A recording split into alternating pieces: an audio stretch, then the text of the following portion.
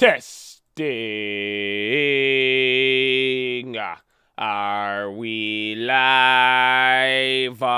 Wait for it. There it is. Good morning, ladies and gentlemen. I hope you're having a wonderful day. Good morning, ladies and gentlemen. I hope. Whoa. Heard the echo, but if you're watching this and it does not say live at the bottom of the screen, unfortunately, you're watching the recap. The good news is we are live Monday through Friday, 30 minutes before open. Drop your thumbs up on the video. Make sure you subscribe. You're on mobile. Press hot chat. X out the chat. Hit the thumbs up button. Second link for the nightly watch list and main channel. First link for the Scream Alerts boot camp and real estate course. But happy 4th of July. It's good to see you back. Oh, yeah. And happy birthday to Boomer, baby. Oh, nah. Happy Boomer birthday day. Oh, yes. God bless you. Oh, yes. That's part of today.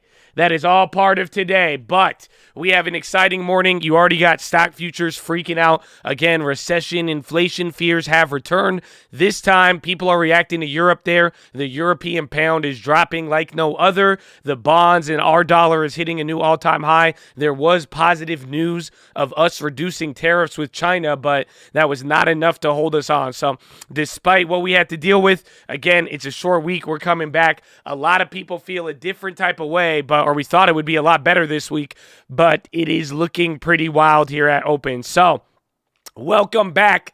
Happy Tuesday, baby. I hope you guys are ready for it. I hope you had a good holiday.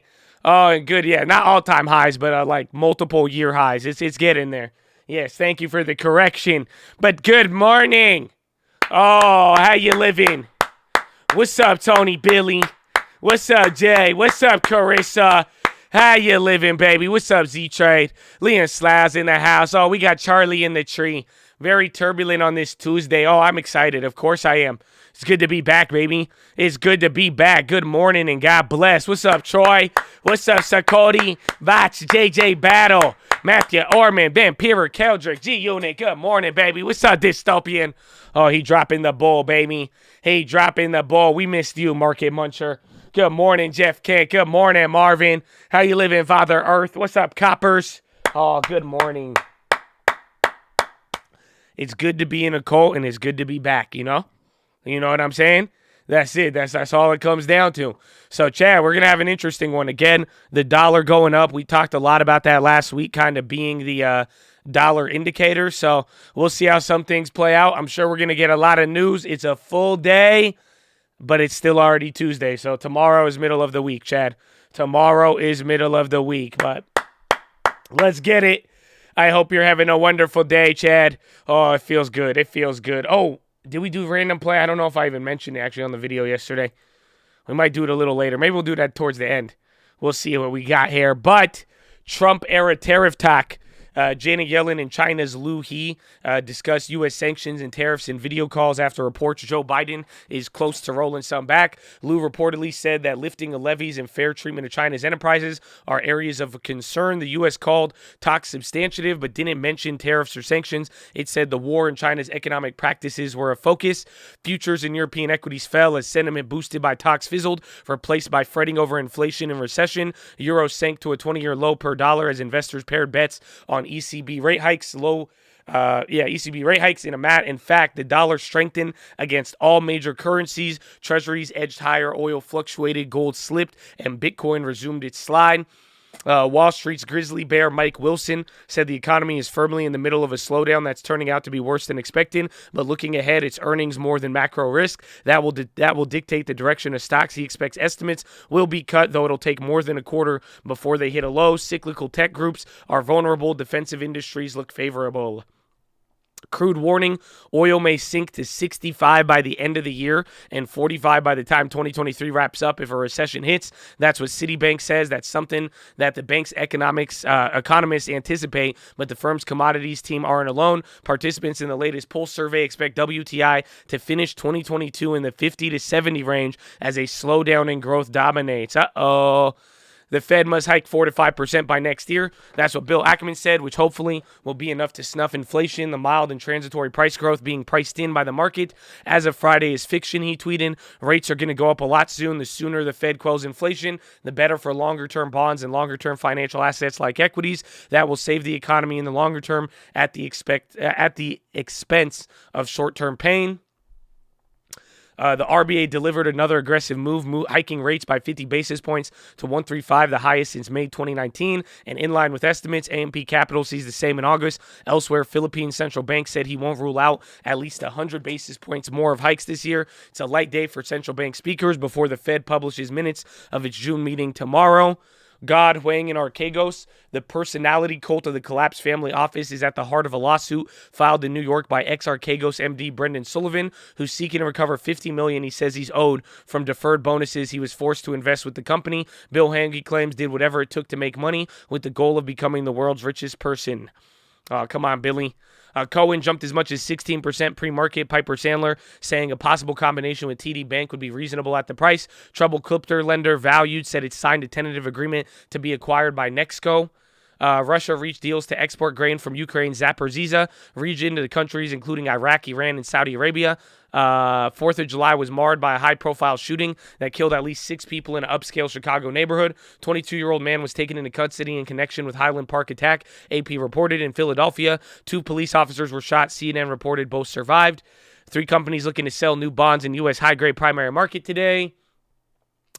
Natural gas is overtaking oil as the hottest commodity in the world, with price gains of some 700% in one key market. It's also rivaling crude as the fuel that shapes geopolitics, as there simply isn't enough to supply to feed everyone's needs. Our big take details how shortages are ripping through global economy and threatening a further wave of inflation. Oh no. Oh no. I know. Imagine you get a bonus and then Bill Huang makes you buy fucking Viacom with it. Oh, dude. I'd be like, damn it. 10 a.m. U.S. factory May orders. That's pretty much about it. 11:30, 13-week and 26-week bond auction. And then 8 p.m. Colombia June CPI. U.S. jobs report on Friday may show hiring slowed to 237 in June from 390, while consensus sees jobless rate at 3.6. Bloomberg predicts an uptick to 3.7. Growth in average hourly earnings is expected to ease to 5% from 5.2. Data on job openings and Fed minutes are also on tap both on Wednesday. The ECB's bid to engineer its first rate hike since 2011 without splintering the euro enters its final stretch, with policymakers gathering midweek to prepare for the July 21st decision.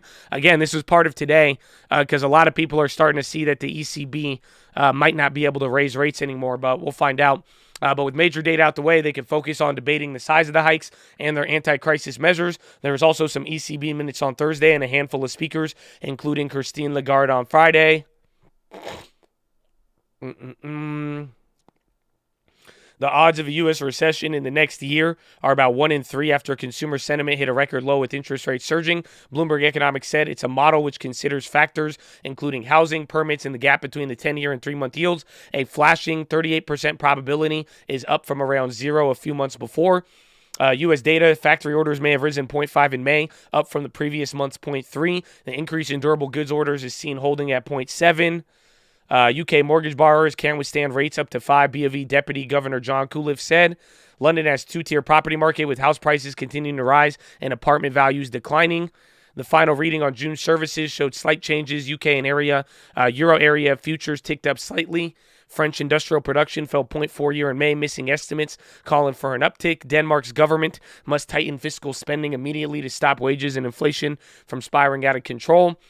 Japan's inflation will be stronger and last longer than BofJ expects now, making an upward revision of its price outlook likely later this month. The bank former chief economist Sasaku Kamita said inflation is going to clearly top 2% this year. South Korean inflation accelerated to 6% in June, the fastest since 1998. Foreign reserves fell by $9.4 billion as the month declines in the most since November 2008, as authorities look to stem the won from sliding to a 13-month low. Saudi Arabia raised oil prices for Asia as underlying demand holds up. The August OSP for Arab Light was up by $2.80 a barrel from July levels, roughly in line with expectations and bringing it near a record high. Equinor initiated a shutdown at the Gudrun, Osberg South, and Osberg East fields in Norway as workers went on strike. Oil advanced, copper fell to the lowest in 17 months. Iron ore snapped its slide after a report that a group of steel mills in southern China are trying to stabilize the market. Gold fell. AstraZeneca will buy U.S. biotech firm Teneo2 for $1.3 billion. FAMSA agreed to buy Valora for $1.2 in cash. Amundi and J.P. Morgan are amid bidders for K-Bank's asset management business. People familiar said a deal may value the Thailand lender about $1.5 billion. eToro said it's abandoning its bid to take itself public via a $10 billion SPAC. Oh, no. A crypto SPAC abandoned. Oh, no. That's crazy. TSM and Infineon suppliers showed Denko warned chip material prices it will suffer as it pairs unprofitable product lines. It doesn't see the situation slightly improving until at least 2023. Three largest U.S. opioid distributors won a rare case alleging they fueled drug abuse. A federal judge rejected claims. McKesson, Cardinal, and Amerisource ignored warnings. Ford reported U.S. June sales later with its electric truck of Focus. Scandinavia's biggest airline, SAS, dropped to a record after it filed Chapter 11. Goldman Boeing says Australian can handle higher interest rates. JP Morgan, Deutsche entry to give Citi a big boost. Walgreens price target cut to 42 from 46 at RBC. And then Disney cut to mixed at Vertical Group. The age of peak TV is ending. A director made $4 million a year is now getting $750. Mid-budget movies are being shelved. Broadcast TV budgets have dropped more than $30,000 after years of spending on big streaming services. Networks are slowing the flow. The days of the drunken sailor spending are gone, one agent said. I've never seen so many shows canceled and returned. Half of Wall Street bankers may still be working from home. Sales at nearby Pret A manager cafes are an indication. Lawyer up, some of the biggest private lenders in Europe, increasingly wary of letting private equity firms appoint and pay for the law firms representing the creditors, are hiding their own lawyers on larger deals. Elon Musk, Tim Cook, and Rupert Murdoch are among guests expected to headline the Sun Valley Conference, which kicks off today. Oh, they're having that? That's the billionaires meeting that nobody really talks about. I forgot about Sun Valley. Oh, that's this week? Well, there you go. The annual confab for tech, media, and business moguls held every July in Idaho has historically been fertile ground for media deals. Supper in Singapore, the Michelin Guide named 9 new eateries in the Bib Gormans, its value for money list. New names include Fool, a wine bar, as well as Kalatin Kwai Chap, pig organ soup in the Burr Safe Food Center. Okay, that's cool.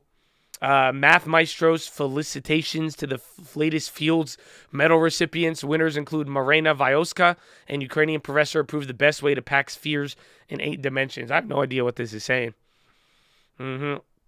On this day in history, Elvis recorded Arthur Crudup's That's All Right Mama at Sun Studio in Memphis in 1954. His debut was released on July 19th and sold about 20,000 copies. Not enough to chart nationally. Several critics said Presley's version is a candidate for the first rock and roll record. Guardian said it's simply one of the first white artists' interpretations of a sound established by black musicians a decade before. Whatever, there was no looking back for Elvis.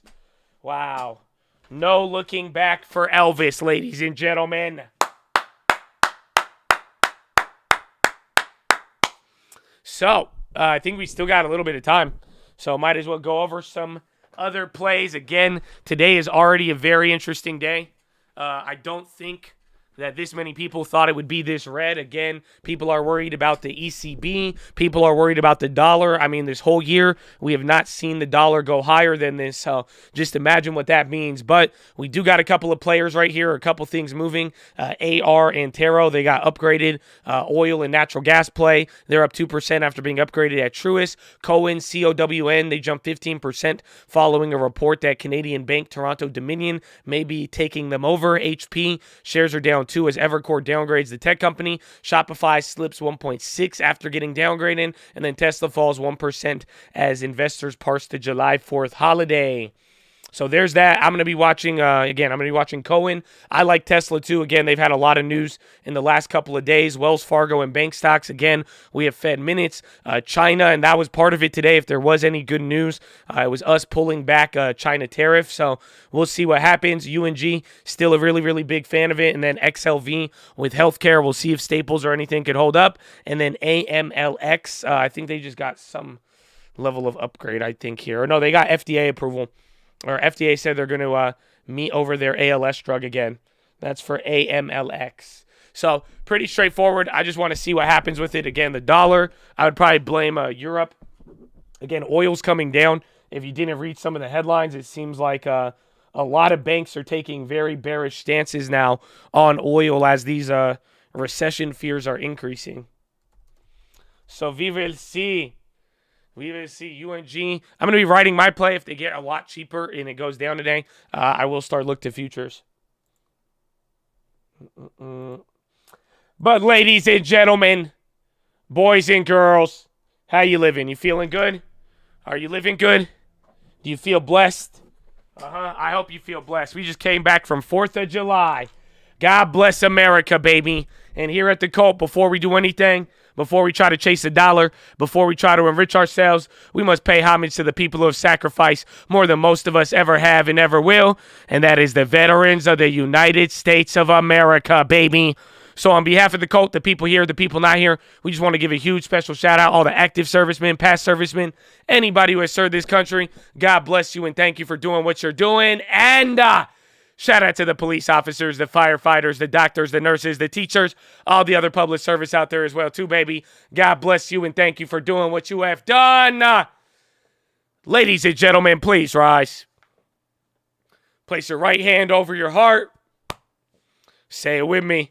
I pledge allegiance to the flag of the United States of America and to the republic for which it stands, one nation, under God, indivisible, with liberty and justice for all, baby. Son of the gods!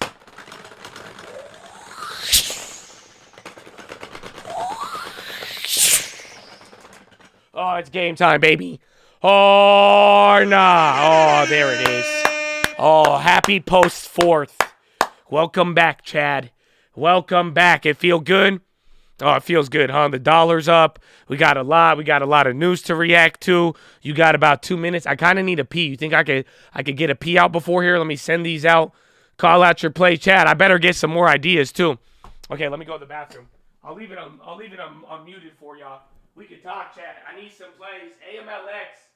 Somebody asked about AMLX. AMLX got like a letter from FDA that they're gonna redo their drug, and then Cohen is the financial buyout, and then everything else is probably gonna get washed. We'll see again. Dollar up a lot is not good, my friend. Dollar up a lot is not good.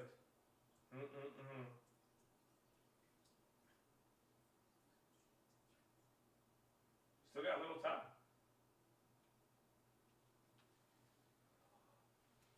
Look at that. Beautiful. Beautiful. Yeah, oil's really bad today. Again, a lot of people are they're worried, but I think the big effect here today is coming from the dollar and what's going on with Europe. You say Smuckers is the play? It could be. Again, we saw a lot of good food stocks the other day, so if those end up holding up, I could be down with it. And again, AMLX, this is a bio. They just got like a temper. This one's kind of a liquid, though. They got like an update there from the FDA this morning, so they jumped on that. And then what else is there? Tesla's going to have a lot to deal with, and then banks, just keeping those in mind for the end of the week in the minutes. Again, minutes are tomorrow, so we will find out. Micron, I forgot about that too, the continuation.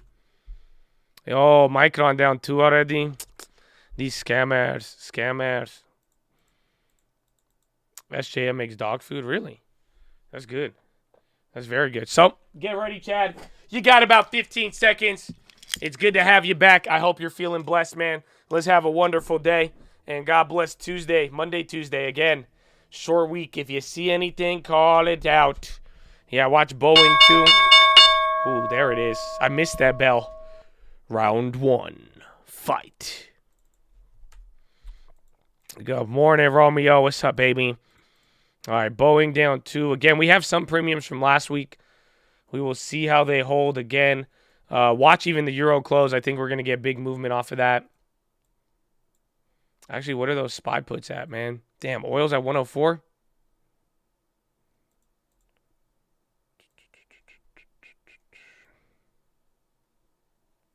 Oh, SPY put very expensive. Bought on the dip. FedEx, MN, PayPal, Airbnb. Yeah, EWG, VGK. They're getting, again, this has to do with the Europe stuff. It sucks, bro. They scammed us on, again, the EWG, our plays. I don't think they might come back to life, but we still got a lot of work to do. So we'll find out. But, again, the last VGK should be in there. Actually, the EWGs came back a little bit. We're just going to have to hope Europe crashes in the next 2 days, and you'll get your money back. Actually, the old EWGs went up good. Hope your 4th of July was good. It was a great 4th of July, man. You mean America, Airbnb. I actually ran into a Chad, bro. That's it. I was talking to a Chad for 15 minutes before he realized it was me. And then our conversation went from a normal random conversation, and he was like, dude, are you Josh? And I was like, yeah, bro. I was like, you got any Fibonacci, dude? And then we were like, and then it was just a vibe, bro. So I got to hang out with the Chad. We encountered a random Chad this weekend. It was a lot of fun. Apple down 1%. Oh, shit. Let's get the VWAP up.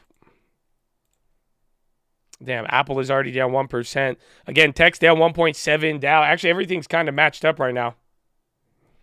Actually, very interesting. Very, very interesting. Airbnb flushing. Apple, HD's even down. Damn. What are all these? Oh, the Neutrala. The EWZs are clapped. It might be a good time to average on those, but again, you're going to deal with some of the pain. The Microns are down actually from yesterday, and then the Boeing still have a wide spread. So premiums are cheaper than last week. The HDs have a little bit more of a higher ask. EWG's coming back. Honestly, it's very weird. So we only have like 2 weeks of time left on the contract, but it did come back up. So if they do come back, then that could be a big, big clapping there. Hood plays are up. Yeah, don't forget about all the crypto news too. Hood might be up, but Hood's getting clapped right now. Apple's on the low. SPY's still going down. We're down 2% on the NASDAQ. Ladies and gentlemen, you're near the lows of Friday, the lows of last week, and the lows of 2 weeks ago, and you're already moving 2% in 4 minutes. Yeah, the dollar's up. The dollar's rocketing. The dollar's absolutely insane today.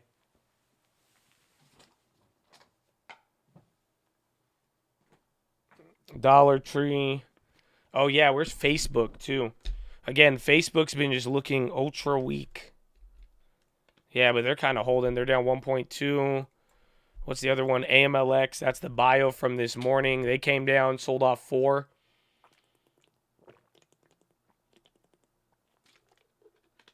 Yeah, currency. Today's one of the very rare days where every currency is down except the dollar. So the dollar strength today is unreal. And again, Europe is even hitting a low. People are freaking out about it. Overall, just whatever they said with the ECB coming back today, and then kind of some of these fears over oil and all of that, it really clapped some things this morning. So, but that, again, we've said the dollar is the VIX more or less. But, dude, these plays are expensive. How are they going to let you do this like that?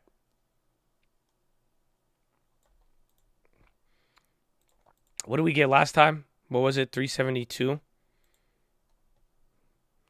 $80, bro.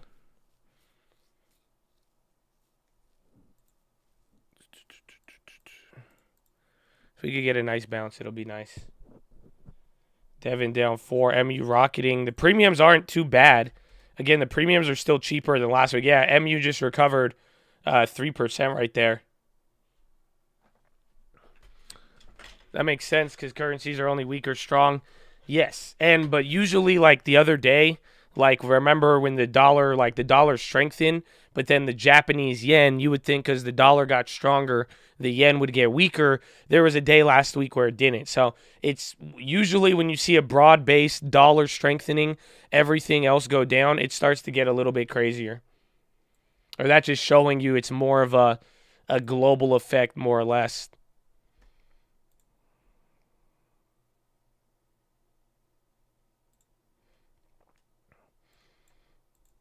All right, we're going to try these. Okay, I bought a daily SPY put for $3.69. Or I got it at 36 cents. And then I'm probably going to buy another one throughout the day again. I like those plays we did on Friday. So we'll see if it moves a lot. Again, just with the dollar up, we're going to find out.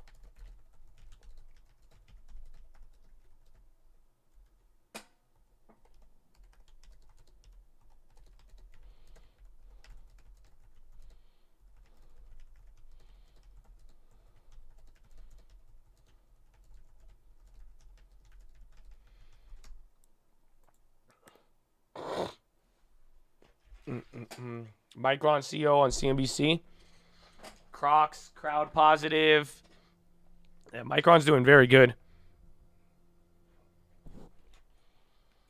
Oil is dropping. Bro, they've literally put out $50 and $70 price targets on oil today, which is very, very surprising. Again, we're going to see if we get that second move up there, but still pretty wild, more or less. Weak clapped. Again, all commodities. If oil keeps coming down, that's it. EPS downgrades should start any day now. Yeah, I mean, even by the end of the week, too. You think we end up green today? Oh, yeah, I forgot. Let's get a poll. Let us get a poll, my friend. So we're going down a little bit. That bounce did not last.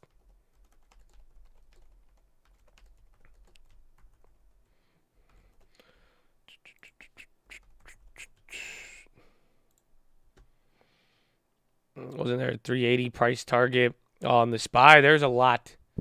There's a lot. And then Michael Wilson, I think Morgan Stanley or Goldman, he had a negative note on the market. But I don't know. People just woke up pretty negative again. And this historically should be one of the more bullish weeks. So we'll see what happens. Again, Tesla had a lot of news from, stuff getting shut down. There's one more thing, too. They had like one plant shut down. Oh, yeah, their growth numbers. And then they're slowing some things down, so we'll see. Negative Nancy. Dollar isn't playing around. It is not. The dollar is up a ton. And again, that is just wrecking everything here today. Even then, TLT's coming up, so recession fears. Seeing it a lot more clearer today. SPY coming down. But not too rough, really. I mean, we haven't had a big flush yet. It's been somewhat steady. JP Morgan said Tesla may fall 40%. UUP 52-week highs, yes, very big deal. That's it. I mean, simply put, there was a lot of different... Again, we had good China news this morning. We had news about America potentially pulling back tariffs. People were very, very bullish on that. But the European stuff and how its impact on the dollar, that's it. That's just what's clapping today. So Tesla's still at the low. Meta. Boeing's coming back. Those puts are still down a little bit from last week. Preem holding on SPY. Micron went positive after being down 3. The crypto news. Which one? I say just be careful of all the brokerages. And then one... eToro, they were going for SPAC. They canceled their SPAC. The dollar being up is bad. Well, we've talked about it, probably the last 3 months nonstop from the watch list to here. But essentially, the dollar going up right now, this is in response. You could kind of view the dollar going up as Fed tightening expectations. And when that starts to happen, it starts to hurt global liquidity and it starts to mess with other currencies. Because as we're getting stronger, it is making the rest of Europe, like right now, is very unique today because every single currency in the world is weakening relative to the dollar. So our dollar is getting stronger, but the only way it's getting stronger is if global inflation just got 2% worse pretty much overnight.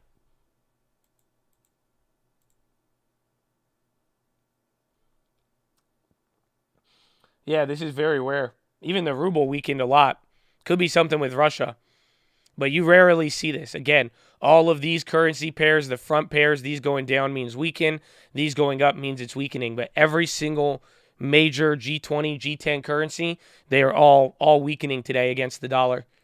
So that's very rare. Again, the last couple days, we would see the dollar go up, but not everything was weakening. So this was just something across the board. It looks like inflation and tightening expectations We woke up to a reality check, more or less. I don't know why, though. Again, I think it was just because the ECB was kind of hinting at they had problems this morning. So we're going to have ECB minutes this week alongside of the Fed. So that could end up being big. But other than that, I couldn't tell you why that's occurring. But that's my hypothesis. Yeah, EWG. I think the VGK should be up even more, too. Remember, we made them free.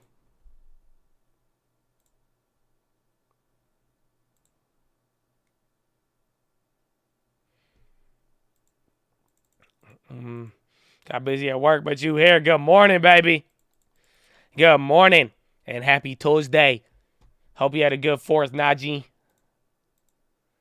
HD, what's the other one? Restoration. Ford. Low ticker go Burke. Reminds me of China's race down a little bit. I mean, it's interesting. Again, we had good China news this morning. That's the part that makes everything a little bit more crazier.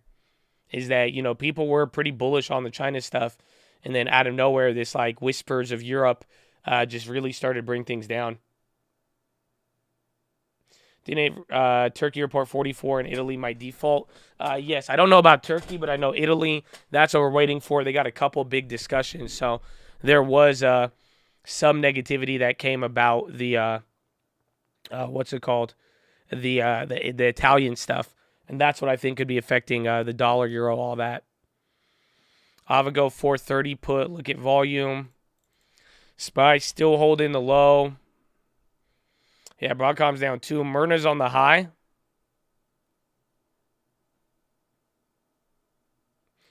Good news that real estate. Oh, yeah, I forgot. Shamal. That was bad, but then us getting rid of tariffs, that could be very, very good, at least for activity. But again, all it shows is that no matter what the news was, this overpowering effect of the dollar is just very true. Again, pretty much dollar don't even give a shit, to say simply.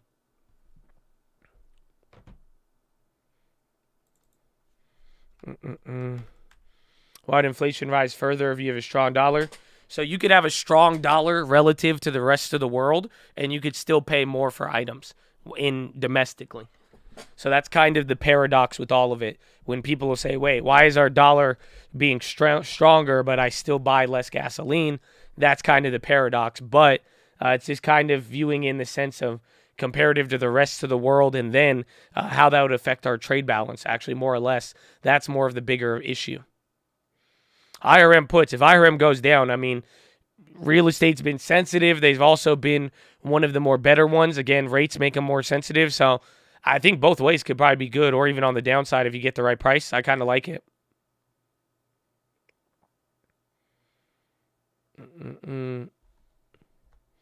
So a little bounce to VWAP. Premiums came right back down.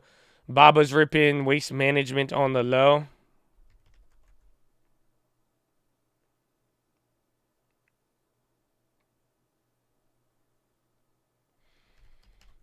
It's going to go up. Apple's still, or Microsoft's at the bottom.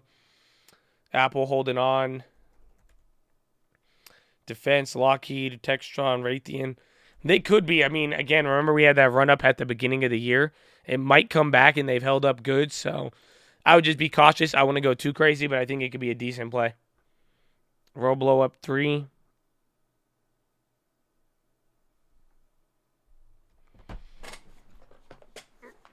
When did stocks start today? 6:30 a.m. Pacific.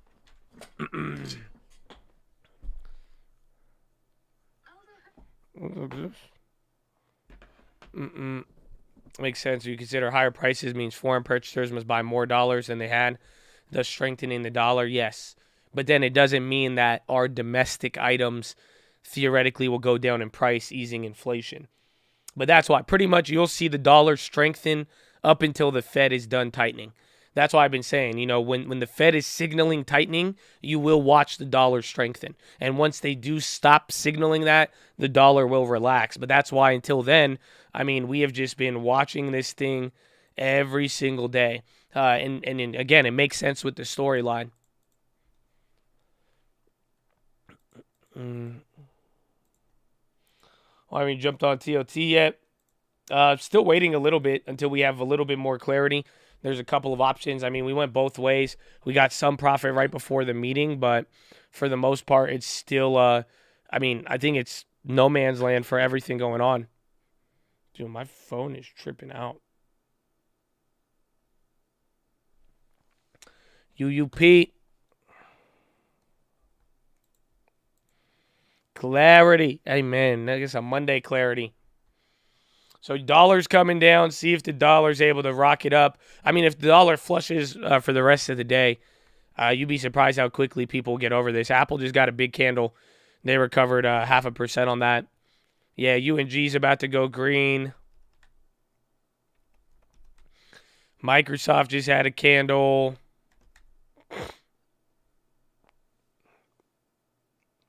Am I in commodities for the long term? I'm not. No. I don't really see them as a long-term type of thing. Again, you could play them with seasons and all that, but it's not. I've never been one to go for like commodities as like a long-term type of move. Just been my personal preference. Factory orders at 8. I don't know if it'll move things too much though. VLO, nice candle. OYT, Labu, what's causing the fear? I think worries about Europe and how they're going to go about tightening and kind of walking back their plan and just more global inflation, recession. Again, that's the whole point, is that people are worried that if Europe's economy gets worse, they won't be able to meet these plans of trying to raise rates to stop it because Europe is slowing down considerably. So there was that. There was good news and bad news out of China. One China big bond payment miss, but then talks of China potentially getting rid of some trade war stuff with the U.S., and then that's pretty much been it. Then the dollar went crazy, and then everybody flipped out. Again, dollar's still up 1.3 even after that move. Pretty wild. UNG still going.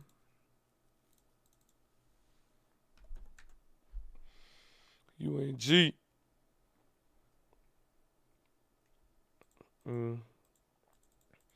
So stagflation is for the EU. Yeah, pretty much. Or that the current situation might just prevent them from actually, they might have a recession before they even have the opportunity to even start raising.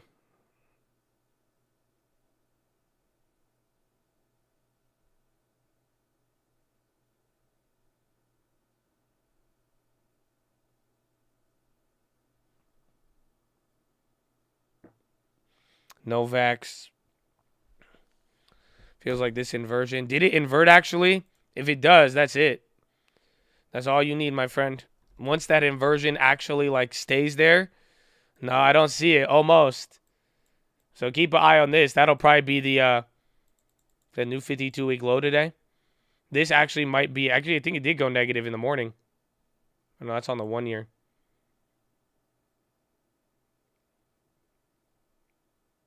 Yeah, if this goes negative again, then I would just keep your eye on that and see how that plays out over the next couple days. That one could be very, very big. Happy to spend another month with the call, baby. God bless you, CG. That's what I'm talking about. Happy 4th. Happy back. Random thanks. You helped me after I thought I was a good trader. God bless you, man. Thank you for your conversations. You brought up some good stuff the last couple days. Thank you for being respectful with the discussions, too. And keep it up, Chad. I mean, get ready. What a great way to return back to. Everyone was like, yeah, it's bullish. It's going to be bullish statistically. Then the dollar's like, nah. So it's good. It's good to be back. We have a lot to deal with. Again, I'm actually even excited. The yield curve is even signaling right now. So let's get ready for that, too, over the next couple of days.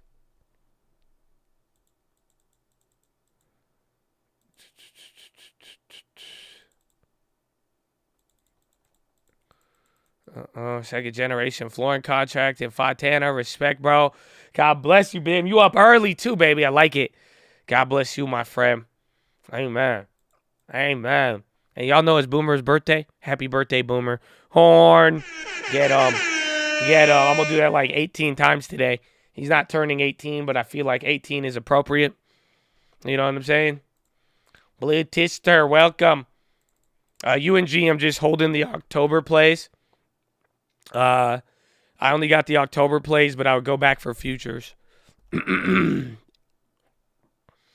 If it comes down.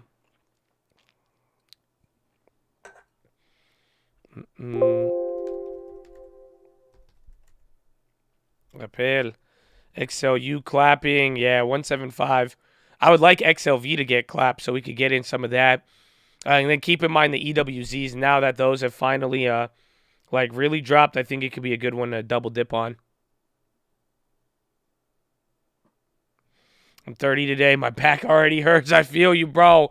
Happy birthday. And get a stretch. I woke up with my back hurting today, too. I was like, 4th of July. I had to stretch. I had to stretch before I could stream. You know, it's good for you. You make sure you stretch before streaming. You don't want to pull something. And the dollar creeping back up. SPY coming down a little bit more. SPY puts came down about 10%. So we'll see. You don't seem to be talking about the Fed's recession news. I don't think there was any. I think we're going to hear from Waller and Bullard, and I think we had a couple people over the weekend. But it didn't seem like people were responding to something of that nature. But what do you got for me?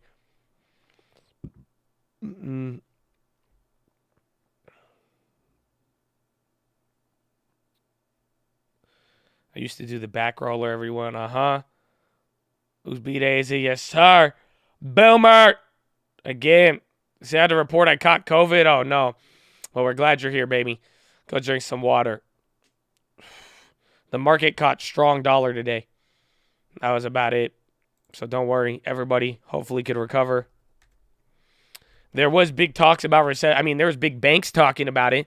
Again, Goldman Stanley and a couple of others brought things up. LNG tanker Al Ahmad due in Zeebrugge on July 13th. That's a shipment. Oh, the Atlanta Fed. Well, some people said it's not even a big deal, I think, from the Fed. But, yeah, that says we're in a recession.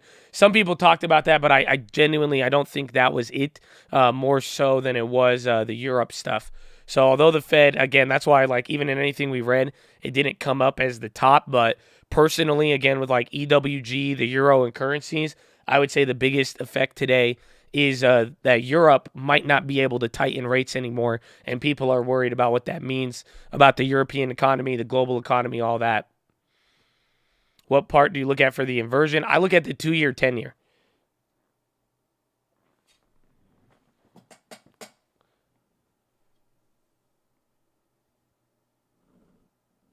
Atlanta Fed is crazy. It is, but I mean, I heard somebody say today, but it's just like, it's not a, like, it's a quote unquote technical recession, but a lot of people haven't used that metric in a very long time. So it's like, I'm not any like GDP data. Again, it just doesn't sway me in the same way, but we'll see it. But that did come out though in the last couple of days. It just seemed like it really wasn't the top story though, especially coming into this morning. Macron says Iran nuclear deal is still worth defending.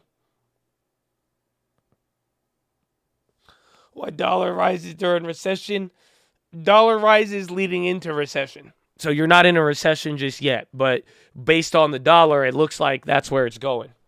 You know what I'm saying?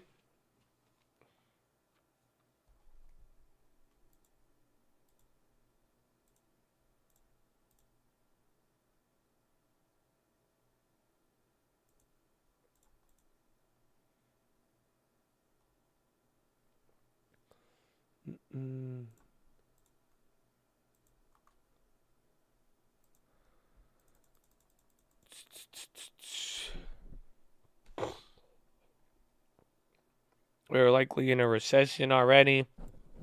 Until, I mean, we could be in a very, very minor one, but again, that's why some people, even the Fed, want to see it until employment comes down. You know, it would have to come down. What makes you say you aren't already? People are still happy. People still have money. All of you came back from the holiday. I would say a good 80% of you went about your life, and although prices were a concern, you still continued your same consumer behavior without any real change that would be a material change to your lifestyle based on the current situation. So the fact that money is still moving, jobs are still there again, and we'll find out what happens with the earnings. That's what's kind of making me say we're not really in a recession just yet. I think we are on a smaller scale, and that's what people were talking about it could kind of right now price in a minor recession, but until we get there, it's just not. I mean, I think everything's kind of still the same. That's it. We're just poorer because of stocks and other things and how much we have to stay. Yeah, I feel worried too, 100%. I think more people feel worried and you're living your life worried, but it's not necessarily, I saw 2008. I've seen a couple of things. Even like 2010, people were a little bit more hesitant. So until things like you need employment to pull back, you need people to freak out, and then we could start talking about, boom, we're in the middle of it.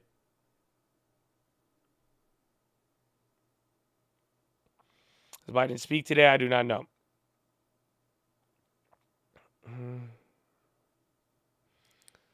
Like the video. Yeah, recessions begin with high employment. And you can still have and that's why people are saying a shallow recession. You could have a recession with low unemployment. But just the question is how does it play out? That we don't know. So SPY, new low. You're back down to 1.9 on the NASDAQ, but SPY is actually down 1.2. NASDAQ's doing the best. Dow and SPY are killing it on the low side.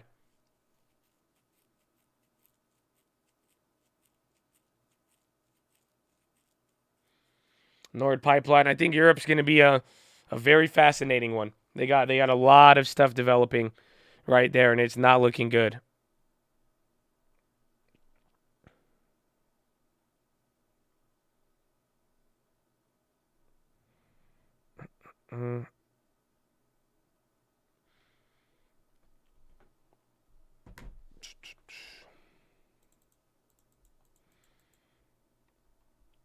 Where is it? S&P extends day 2%. Risk off makes dollar increasingly negative correlated. Dun and Bradstreet tumble the most since February. If you blew $100 bills on fireworks, you're not in a recession. I mean, if you pay $7 a gallon for gas and you still drive, we're not in a recession.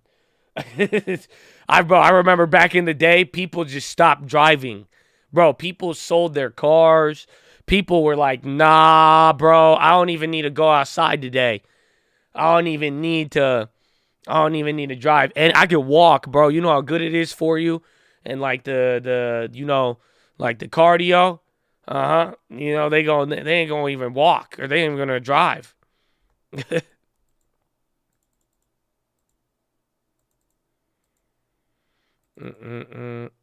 How does increasing rates cause people to lose jobs?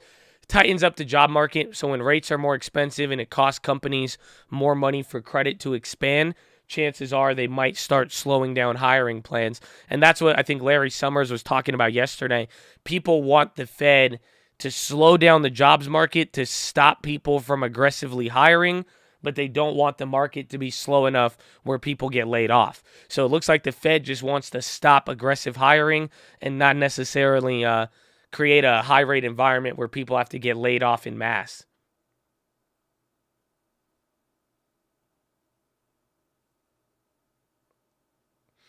Prices for houses keep being reduced anywhere. Oh, yeah. Go look at, you could even switch on Zillow, like price reductions. Well, I used to see 0. Now I'll see like 400 or 500. So prices are definitely coming down. They're still elevating. It's kind of like even the watches too. It's like prices are coming down on a lot of different things. They're still elevated. Probably like the cheapest they've been this year, but still kind of high. But it's, this is just all part of the slow boat ride we're waiting for. And that's going to be part of the whole recession equation and all of that stuff too.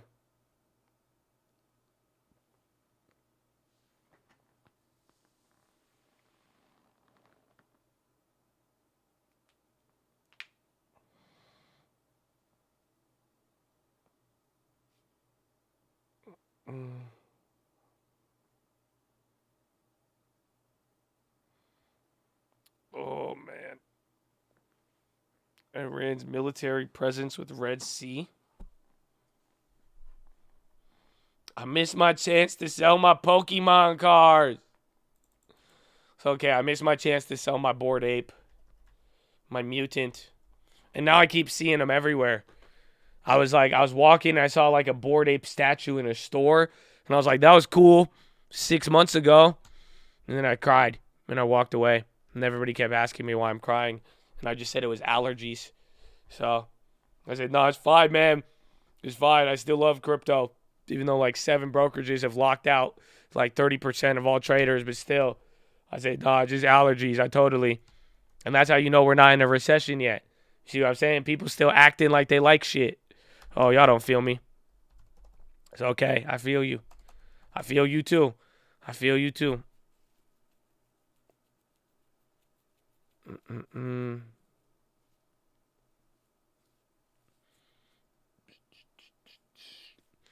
Low ticker. It's getting wild. I mean, premiums up are a little bit. We'll find out. 2s and 5s. I like the 2s and 10s. That's all I've been waiting for. I have the 2 and 10s bookmarked. And I've been telling you guys that from like years on the watch list. But even then, as of late, when it first did it in April, we called this one out. I mean, I just watched the 2 and 10. You can get signals from all of them. I will not be using anything else but the 2 and 10. But once this stays inverted and gives me my signal, that's all I need. And that's it. And that right there will get us another signal here for the next couple months, especially if it stays deep in there. Like I said, once the yield curve stays inverted, I believe that will start the 12-month clock for everything to go crazy. Yeah, tech names are moving up, but indexes are dropping. NASDAQ is doing better all day. Stocks, NASDAQ is doing better. S&P and Dow, they've been the ones selling off, weirdly enough.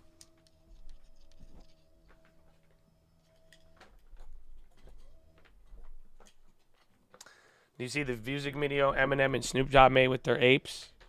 No, I have not gotten to see that.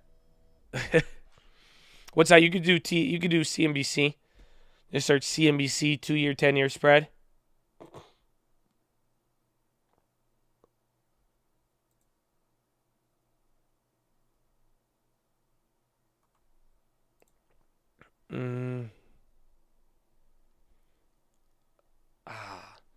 Why is gold following the market? Maybe with the dollar, but we'll have to wait a little bit. UNG's coming back down.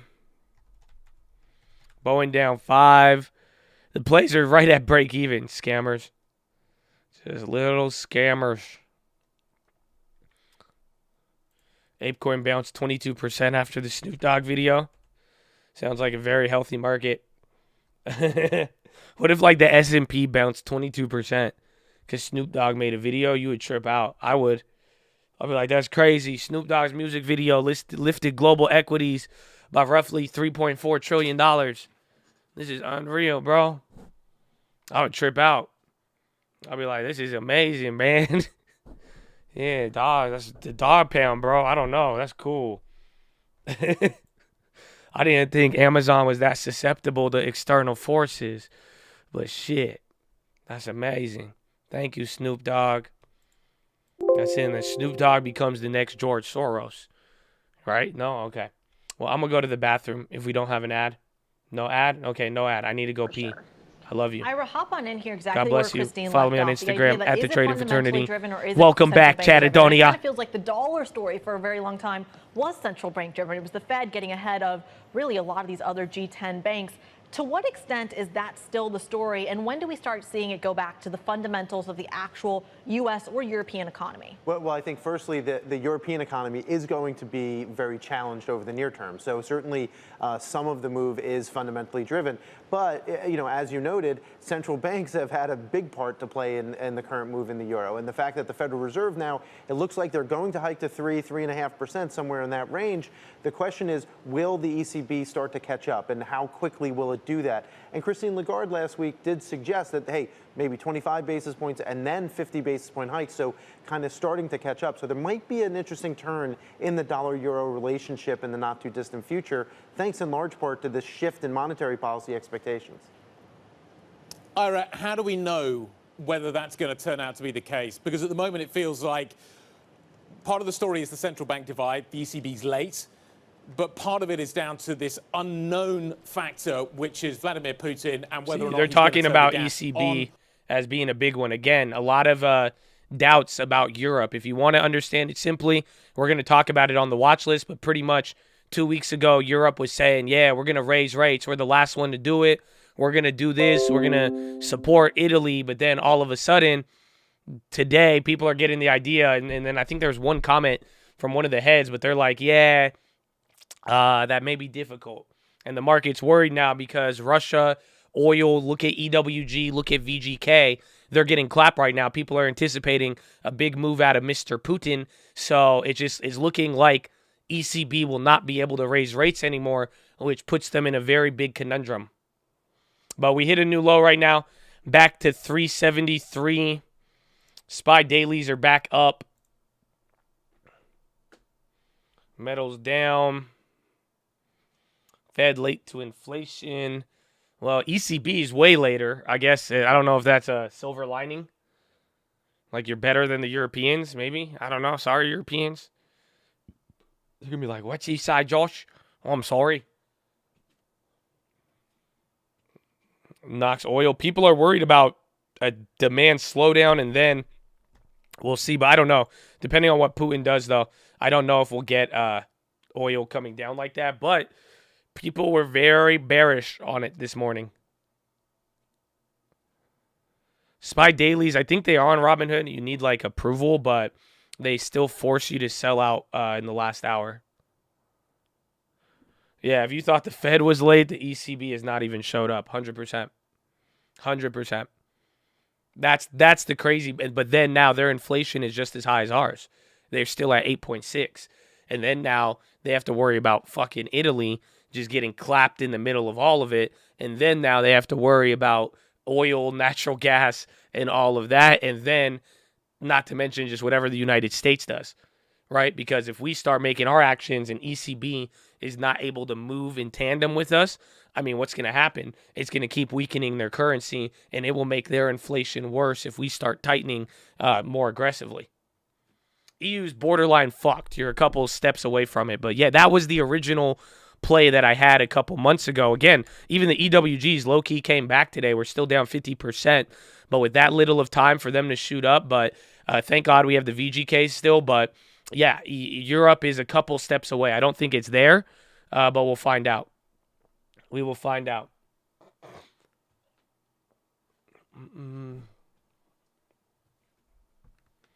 Ford expected 5.1, came in at 1.8.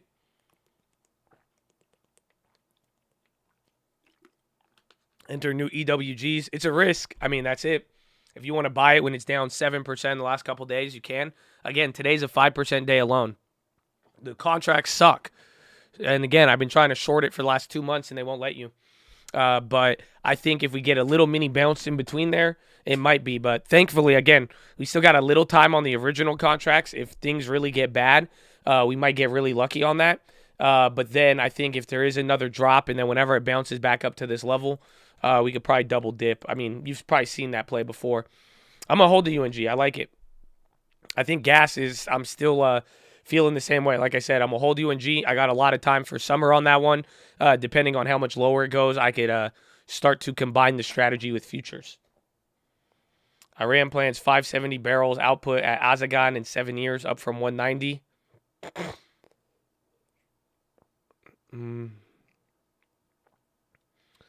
Yeah. Oh, Ira Jersey. Let's listen to my guy. Good guy. Smart bond guy. The exchange rate issue. That doesn't necessarily mean that the U.S. economy has to fall out of bed. And in fact, you know, just the numbers this morning for May suggest that the business sector is still doing reasonably well. Factory orders up pretty healthy. You also had durable goods orders up reasonably well, good as well. So you wind up with maybe a dichotomy between what's going on in Europe because of the significant increase in fuel prices versus the U.S., where yes, prices are higher, but they're also we're also not as reliant on one source. I think they're just talking about the same thing here. They're just talking about stocks not holding gains, the impact of Europe, and I think that's literally the whole discussion all day today. Oil, we'll find out. Again, August, September, that's still been my timeline, and that once we see what happens from there, we will have a lot better of an idea of what's going on. The gold they found in Uganda might affect the dollar. Maybe. I mean, we've seen that. I think it'll affect some gold miners first, but eventually it'll have its effect. But right now, I just think there's so many more broader like policy stuff influencing the dollar. It may not have the biggest effect as of yet. Man, that time for I think the only black swan would be a gray swan. It would be Europe getting ultra clapped from Russia and the oil stuff, and just that's it. If we watch the death blow again, and Russia actually cuts off everything, the clock will just start running, and then it gets crazy. Something to look for, definitely.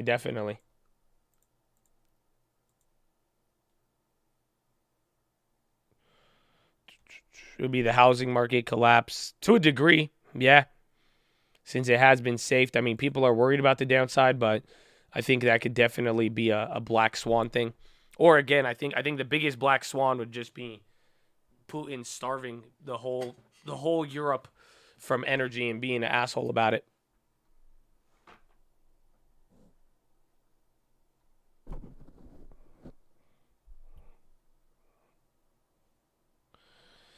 VYGVF turned green. Crypto fear, 19 to 100, extreme fear. Came back. Some people were like, good. The stock market was closed. Helped Bitcoin recover. A lot of things are bouncing here off the bottom. SPYBA, VWAP.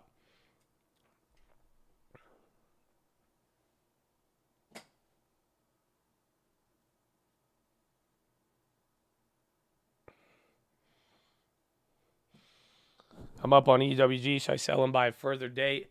Could be a little smarter. Again, if you only have till July 15th, it's going to be very, very risky. AT&T dividend date? I have no idea.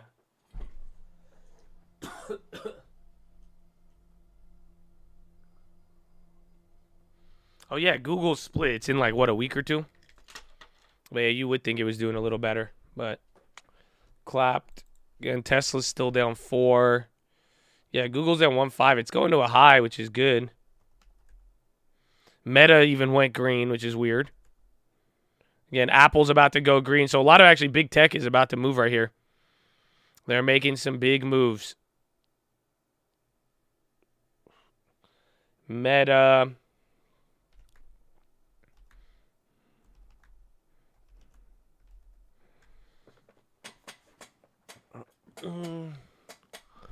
AT&T on 7.8 for the divvy.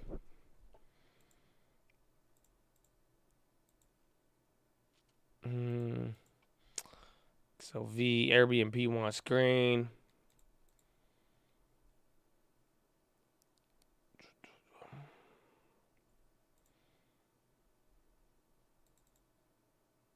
Meta have been around 52-week, way oversold.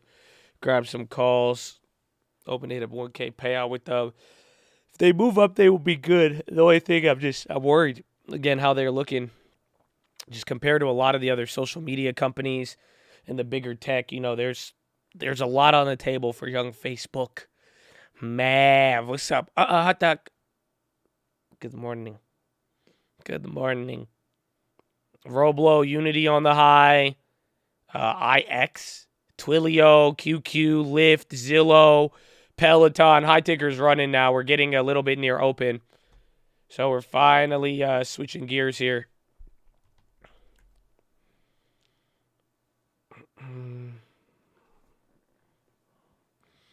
Oracle. Yeah, they're doing great.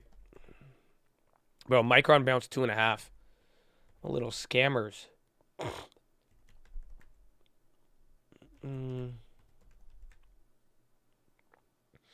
NVIDIA and Qualcomm both in red. Maybe let's go.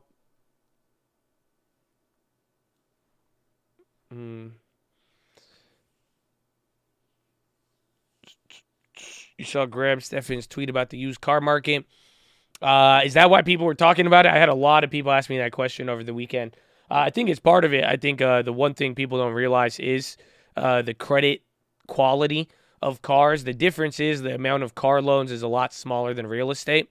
So I do think there is going to be a lot of risk with that one if we actually enter a more deeper recession. But until then, we'll see. But it's definitely a good thing to keep your eye out for. And if you want to make a play, I'd look at Santander. Santander Bank is the one who probably gives the worst auto loans. I think early, like 2018, 2019, when people were worried about auto loans, Santander, they were one with a lot of bad debt. GK, EWG, they bounced. Airbnb green. Water plays AWK. That's a good one. And then SPY literally right below open, bounced above VWAP. Meta's hitting another high. I'm keeping UNG up here all day. Mahalo, my friend. Good morning. Santander's huge. Yeah, Santander just has shitty underwriting. I think they have the most loans in default for auto, and they have like the lowest quality of credit for their auto lenders or for their borrowers. Your shadow ban. Nah, you good, bro.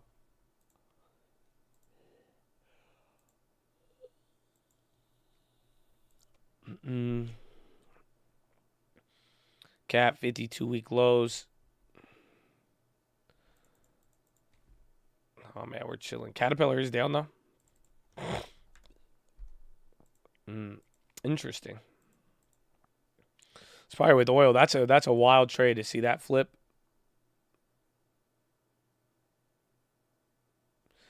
Keywords are being shadow banned. Listen, Anonymous, it's honestly been like a year of you complaining about the same thing. So we love you. God bless you.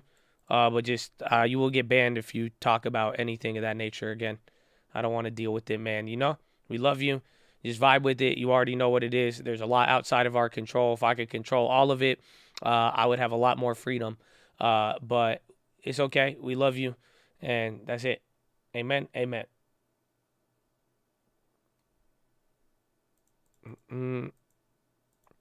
Making any money today? Yeah, a lot of the currency plays went up. And then we had a couple of the VGKs came back to life, but nothing too crazy. UK nat gas came up 17%. Amen. I know that's the whole point I was saying the last couple of days. I was like, dude, ours isn't moving, but that shit is rocketing.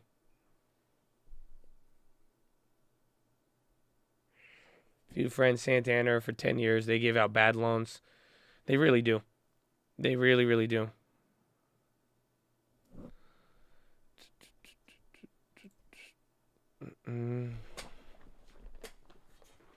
Is Rio Tinto, I don't know about safe, but it's high. Again, that's why I like the Brazil companies, and I mean, they have a lot of upside. If things go good, they will do very, very good. If not, it could be pretty clapped. But just double check. You could always check a company's dividend history, see how long they've paid in a row and everything, and if there's been any other issues. Take Two, Michael Jordan collab. Stock now moving 3 minutes ago.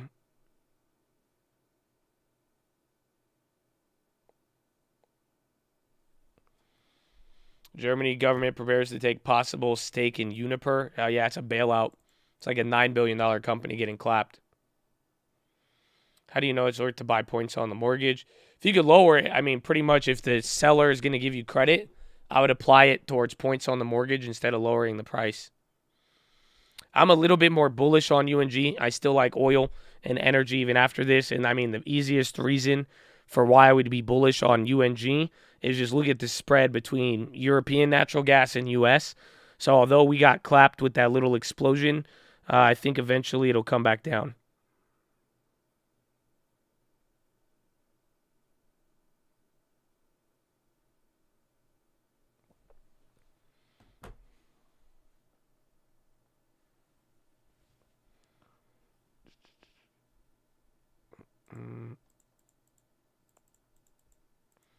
Any Airbnb? Oh, I forgot. We do have our deposit.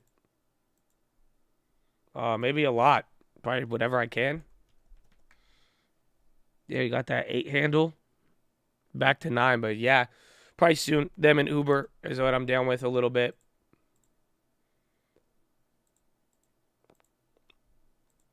It is weird that Uber is up. Presser data. You got Fed minutes tomorrow. And you got a couple more economic data points by the end of the week. And then that'll pretty much be it.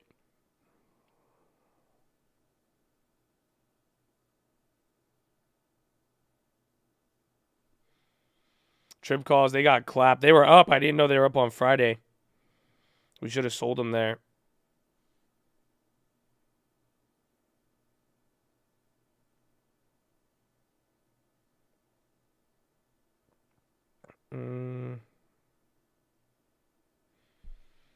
Yeah, Jolts is tomorrow. There's one more data set. And then we're going to have minutes from ECB as well, too. Minutes are going to come around like 2 p.m. tomorrow. So a little later. I think you might be able to do currency on E-Trade. You just got to get approved for futures or currency.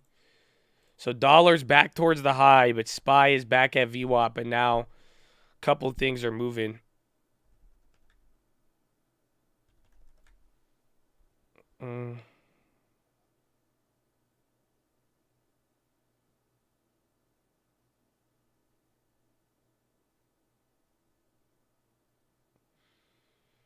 Germany may get 25% stake in Uniper.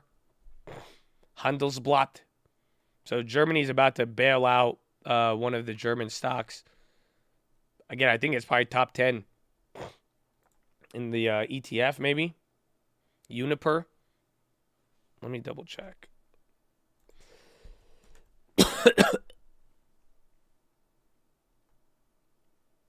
They're also discussing silent partnership.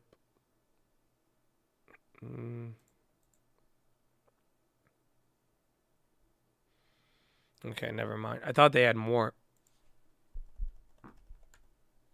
They have 116,000 shares of Uniper.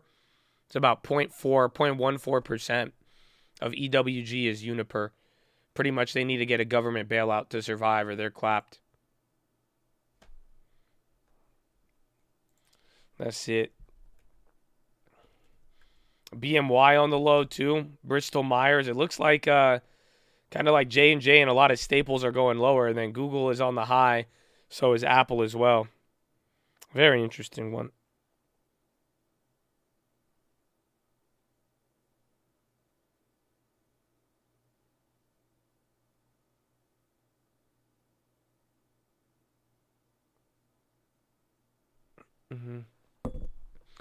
Uniper is not on the DAX 40. Well, it's held. It's 0.14 is in EWG ETF.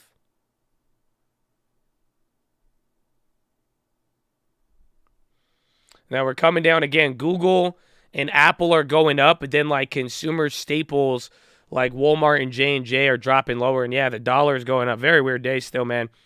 There's still nothing really clear cut, but definitely looking some type of way.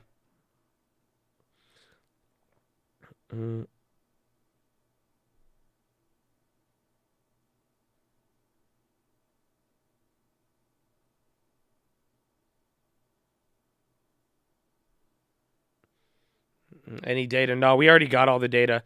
Tomorrow's going to be the big data with the Fed minutes, but actually, I mean, for the rest of the day, we're probably going to be chill.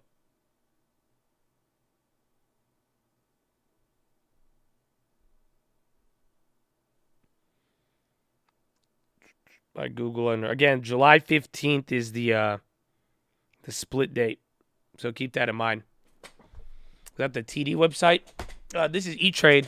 We use TD, and then I just Googled the 2 10-years. I don't know if some people were asking about this today. This is just off CNBC. That Neutrala going crazy. Is it? Oh, is Neutrala finally moving? Hey. Yeah, he's up 10% now. That play was down a lot. The spread is wild, actually. The spread is like really, really wild.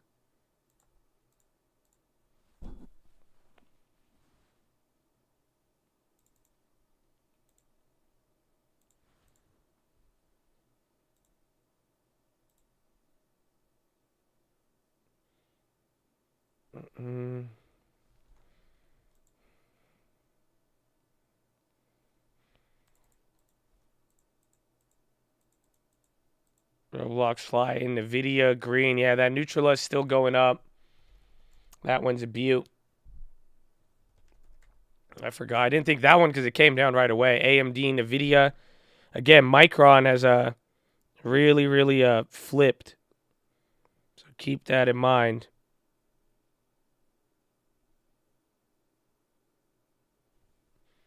AMD Roblox is up 8. Habibi, this is a lot. This is a lot. Roblox 8, very big amount. Very, very big. Labu, Airbnb. Is it? No, we got one more hour for Euro Close. And even then, I mean, Euro Close should free up some stuff, so we'll find out what happens here. Micron CEO is sounding optimistic, which is weird. Again, I thought Micron would have kept going down here a little bit, but that interview really saved them. And that SPY right at VWAP coming down a little lower. Recession news is just weakness in Europe, and that Europe may not have the ability to raise rates as the economy is slowing down a little bit faster than people expected. So that's kind of what added a lot of the confusion here, or the volatility today.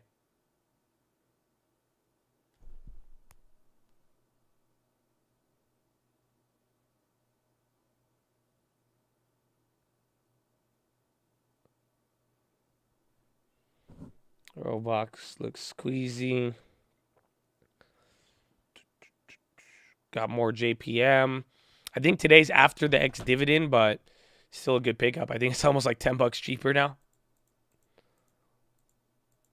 And the day around 379. We're at 374. Again, tech is doing very good. So if there's anything we could tell you about today, that's probably it, is that a lot of tech is holding up nice. Dow is down 2%. So is the NASDAQ almost, or the SPY. But NASDAQ's only down 1.1.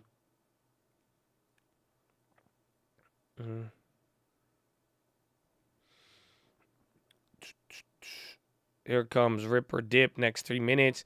I want to set up for earnings, but these big drops, I mean, when we wake up in the morning, it makes a lot of the put plays really, really expensive still. And then even on the upside, we had that little run up on Friday. You actually had a lot of premium coming into it. But I'm down with them eventually. Again, if we could kind of chill out for a little bit, I think it could be good. Zoom Black Swan play. Maybe dollar a weekend someday this month. July, maybe. I think maybe towards the end or coming into August, we'll find out. Roblox 9 about to be 12. Nvidia pop. Amazon again. Tech is killing it. Dollars coming down a little too. Roblo gas. NQ going back 1150. Well, we are still below where we opened, but again, NASDAQ is doing a lot better. It's Dow and S&P that are weak. Very interesting. Again, your XLVs and XLPs are not, they're not giving the weight that they were last week.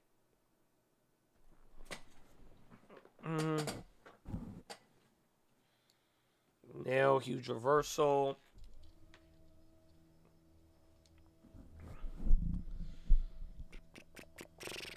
NVIDIA. Oh, NVIDIA is positive. Airbnb 2. Yeah, we still got the shy plays. Those are clapped. Airbnb gas in. DocQ. Micron's still going again. NVIDIA chip makers looking great. Airbnb rotation out of value. A little. It kind of seems like that today. I don't know. It's definitely an interesting one. LMT down 5, still dumping. My 10-year-old niece officially has her long term. Let's go, baby. Damn, 2030. 2030. So still be in college probably. With the long term. Amen. All about that life. I use TD Ameritrade and E-Trade.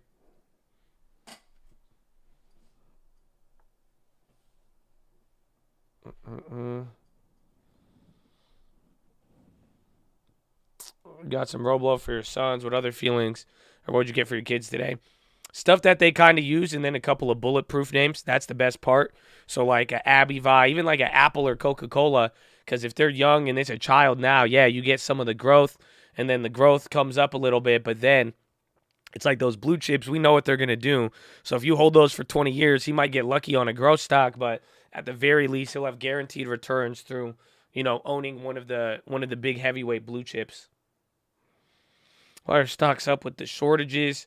Well, stocks are not really up today. Again, everything's red across the board. Even if we were 3% green today, we would still be down a lot on the last month or so.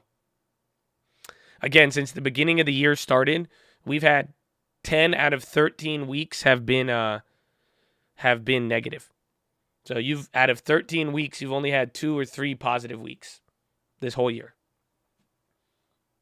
Very bad statistics. Very, very, very bad statistics. And the SPY is just staying pinned right now. Jeez, happy Tuesday. You know what I'm saying? Happy Tuesday.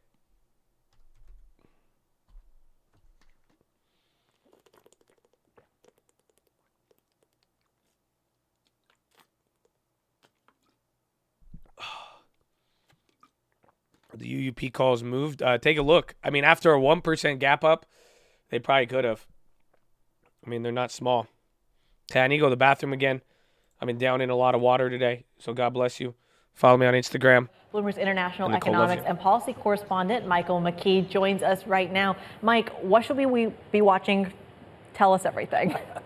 Well, we're going to look for any hint about what the Fed was thinking. Now, remember, this is going to be 3-week-old data, what they were thinking about the possibility of recession at the time they met, and what they thought the possibility of inflation coming down would be, maybe what the mechanics of that are. There's not really much confusion about what the Fed wants to do and thinks it has to do. Jay Powell's been out and about speaking quite a bit. Other members of the Fed have been as well. But given the gloom hanging over Wall Street, there will be a lot of interest in anything they can glean out of what's in the minutes.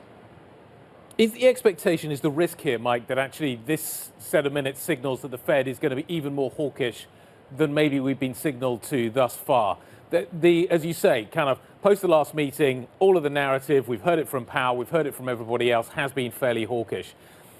Well, is there a danger within these minutes that actually it's even more hawkish? Where does the risk lie, that they're more hawkish or more dovish? I mean, you hate to say that Wall Street can misinterpret things, but they can. Yeah. And I suppose that the risk would be more hawkish, even though these are 3 weeks old and we've had more data since then, and we're going to get the jobs data on Friday.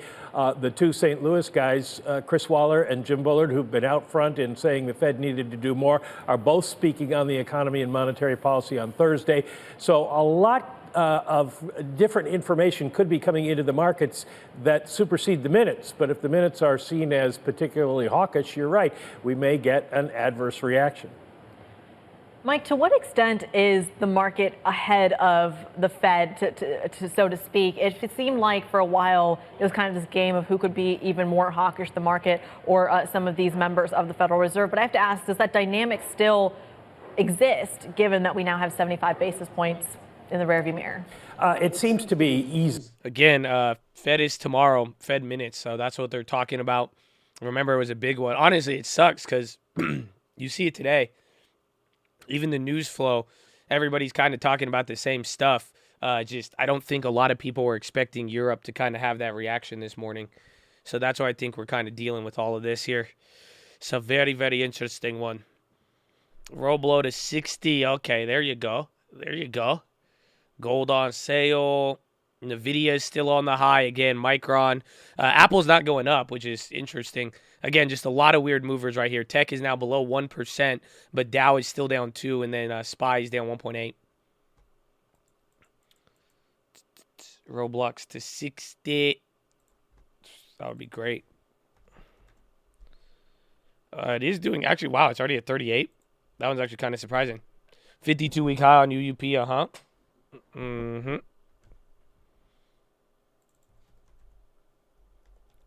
Fargo. Damn, healthcare is still getting clapped, though. So that's hitting a new low while chips are going up. Airbnb still going.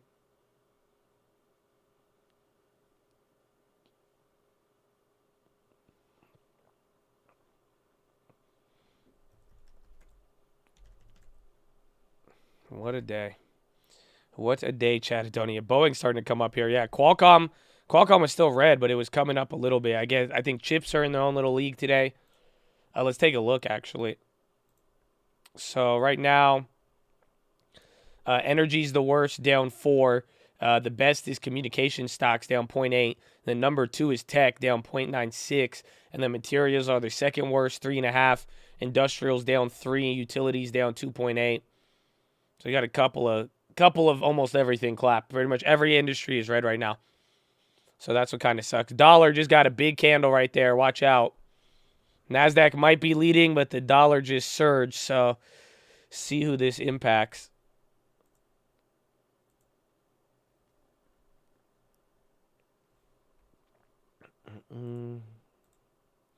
Midterm crashes. Well, usually, I mean, we're going to find out. This should have been historically a bullish week, but usually the midterms have been bullish over the last 50 years. But again, this was supposed to be one of the most bullish weeks, if you didn't know that.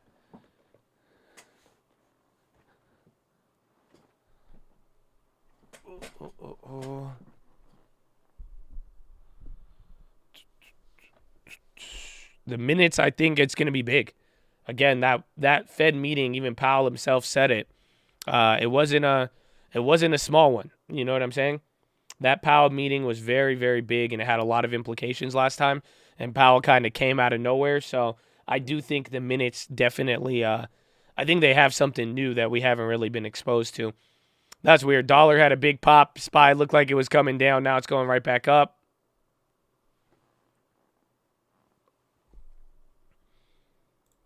QQQ ripping. Low 140. Recall, impeach, and replace Powell. I haven't heard that one. Okay.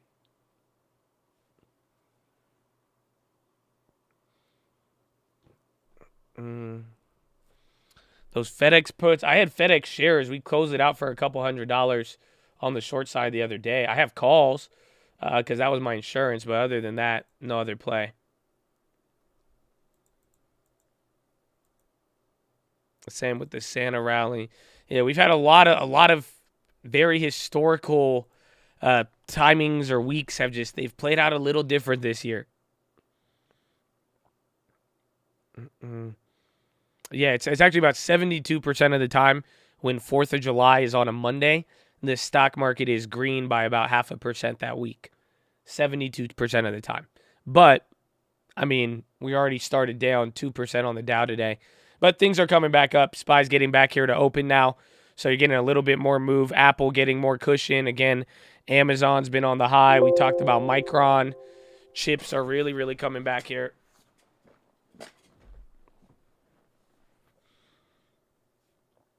Right, ripping. Mm.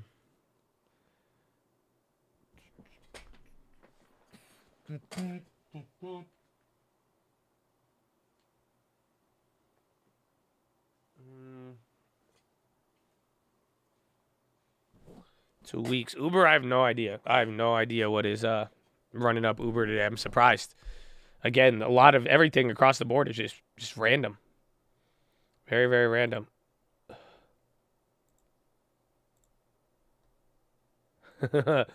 Boomer! Bro, Boomer. Oh, and the Skrelly thing, too. That's funny. A couple people sent me that. I remember that. I was going to bring that one up. That was wild. But damn, bro. Block is silver. That's a good, bro. It's a solid gift. She keeping you safe. Your mom's birthday gift just said impending recession.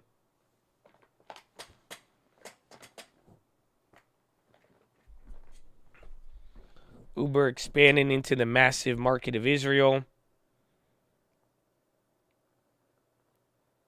Why we are ripping, I could not tell you. The dollar's up. I think it's just a little bit more of recovery and some things able to operate here with the stronger dollar, kind of respond to what we got.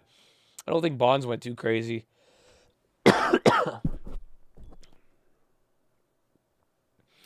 When's the best time to buy gold? Once there's like a real recession in front of you. Pretty much after the market crashes.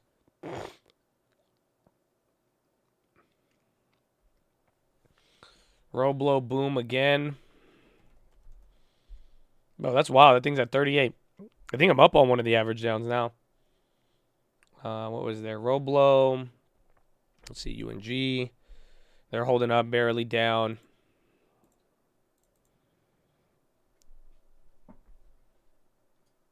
When do you normally sell your stocks? When I have something to buy. So usually once I have the next move set up, that's usually kind of how the exit plans work.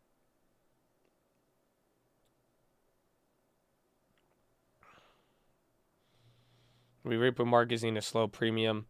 Yeah, that's what I'm saying. This just made coming into earnings. This made all the put premiums jacked up, and then any sort of rally you get will make the calls come up from the bottom and hold up a little bit. So realistically, these last couple of days here, but especially like this, we're kind of doing that slow sell-off, but in the process, it kind of really is clapping the premiums.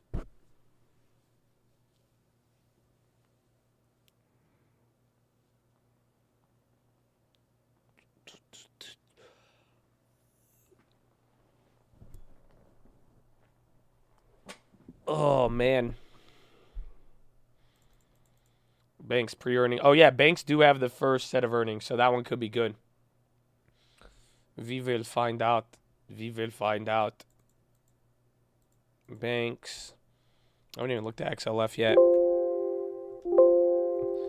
Did Trip come back up? Oh, it did. They were up a lot. On Friday, I didn't realize it.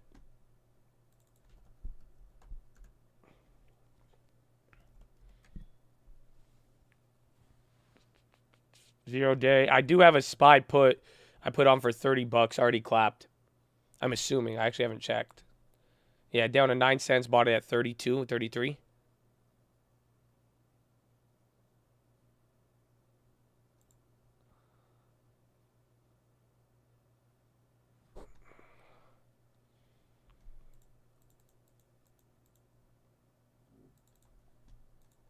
Where's Google?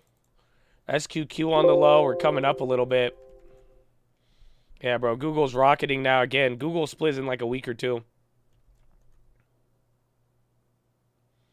Gap fill zone. Is it? Kinda.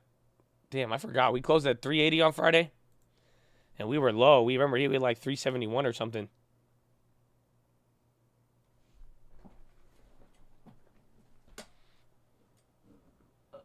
You spoke with Amazon customer support. All Android devices will no longer be able to rent movies or subscribe to content through mobile. I did not hear about that. We'll see. That could be an interesting one. This whole move is weird. I think, dude, the dollar was just a shocker today, but then especially just watching non-dollar reactions, like again with tech kind of being the leader after, I guess maybe because rates aren't up too much, and that could probably be the upside of all of it, is that rates calming down really support tech a little here. But even then, bonds have kind of been selling off. Very interesting one. Very, very interesting one. Last day for Google was 7-1. Was it? But just like Amazon, I think you could just buy it at any time.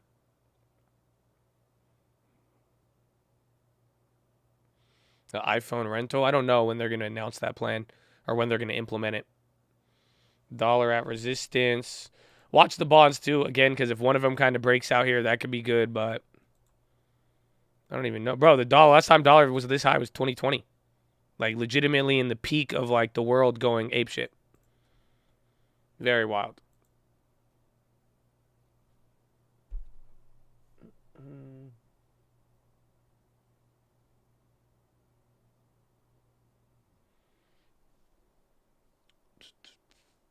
Real bond move will happen after minutes, yeah. And it'll move the dollar.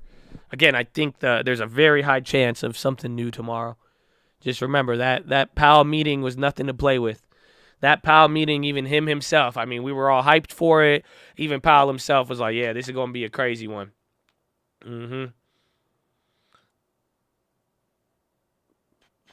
What's up that we see? I think it has to do with Europe. I think Europe is probably on the cusp to getting clapped a lot sooner than we thought. And then hence how that's going to affect any future plans or anything like that. We're going to see.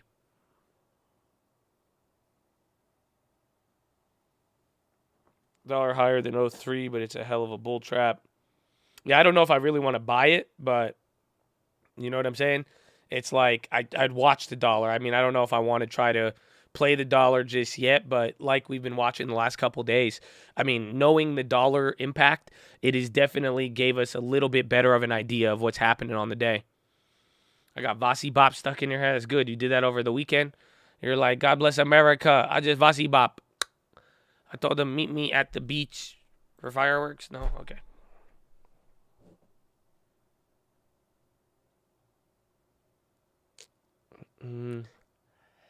Europe, canary in the coal mine. Amen. Amen. SPY back to VWAP. What BS? Again, financials even coming down here a little bit. Gas is staying pinned. Is oil still slumped? Yeah, 102 now. Habibi, le kida. Le kida, Habibi. SA on the low. That's Santander.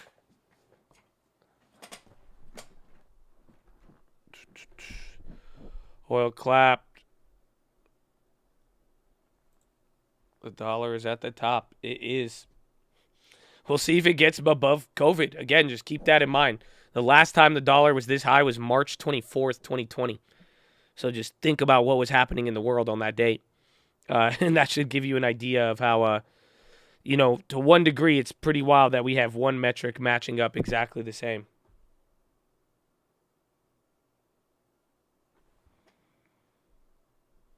Yeah, the yield curve is about to invert. We've had it up here all day. We've been waiting. Again, this is going to be another signal, and if that does stay inverted, well, then there you go.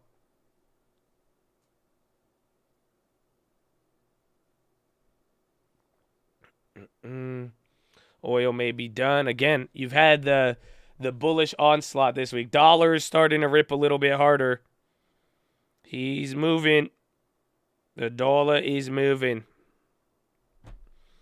That was actually a pretty big move. So dollar's continuing its trend. SPY really where we've held all day, but we are coming lower, and we are now below VWAP. SPY is up or down 1.8. Dow Jones down 2.2, and then NASDAQ only down 0.7. When does it invert? It's about to invert. It inverted once in April, then uninverted. That's when we first started flipping out. Now, 3 months later, it's about to stay inverted again, but that will be a recession signal if it could stay down there. The yield curve is just showing you interest rates. And again, when the short end becomes higher than the long term, that starts to say something about the economy, that there is probably some worries ahead.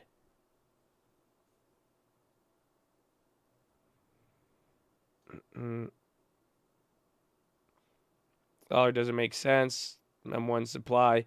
It's Europe right now. That's it. Again, the big portion of the dollar today is that every country in the world is weakened and the dollar is somehow stronger. So that doesn't really always happen, believe it or not. There's a little bit more freak out today than any other day.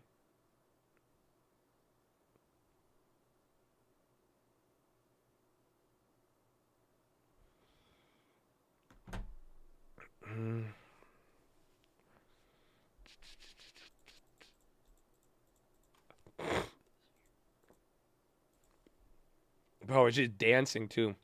Crazy day. A lot of dancing for surprisingly a lot bigger of a move. Market's so scammy. Again, I mean, tomorrow is the real big event with the minutes, so we'll see how that plays out. Netherlands having food shortage. Small tech is doing very good. All tech, really. It's kind of wild.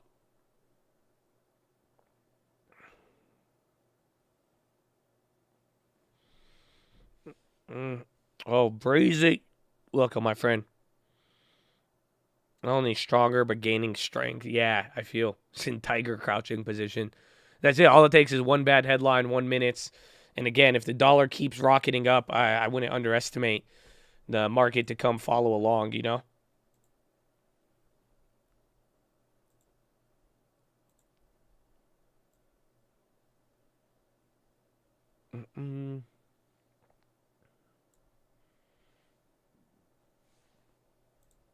So I want to check one of the butterflies.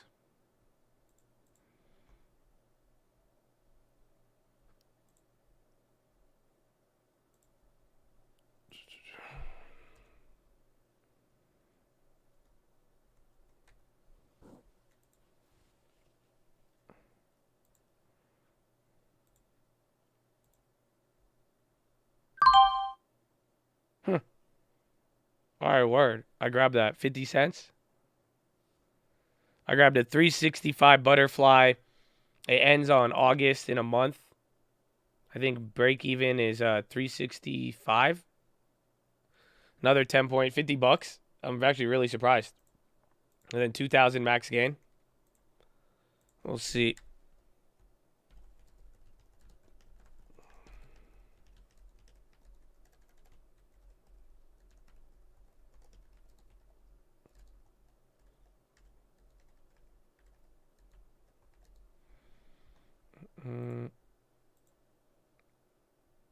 Which one is it? 367, 65, 33.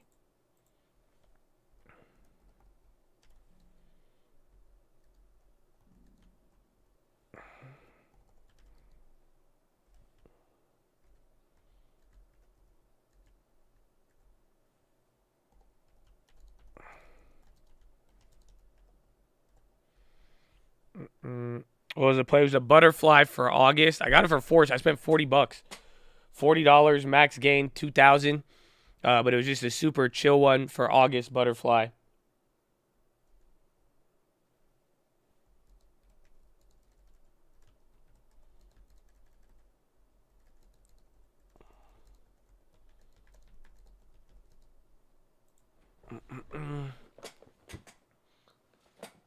That was the last time we went down after Fed minutes? A couple weeks ago. I think a couple months ago. We've done it at least once this year. I think it was in the beginning of the year too. But Fed minutes definitely have that appeal. And dollar is just getting massively stronger right here. Or again, I just don't like how it's looking with the chart like zooming out while it's still moving up there.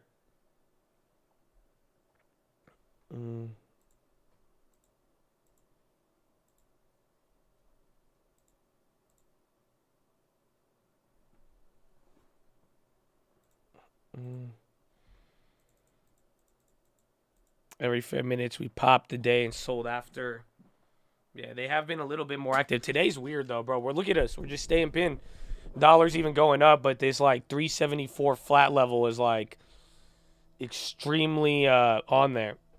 Josh buying the volatility. It's just a butterfly. We've talked about this play. I kind of like it. Again, it was a $40 play with a $2,000 upside. I like the risk reward, a little bit of time, but it's a lower probability butterfly play. So we'll see what happens. Where do I see the dollar peaking? I don't know. I think it's a mix of how things play out and then the Fed ultimately responding to the dollar. But I'm sure they have a breaking point. We'll find out. Again, that's the thing about today. There's a lot of uncertainty. You don't know what Europe's going to do. We don't know what the U.S. is going to do now. We don't know what Russia's going to do. So there's still a lot of uncertainty to be able to have any clarity with all this.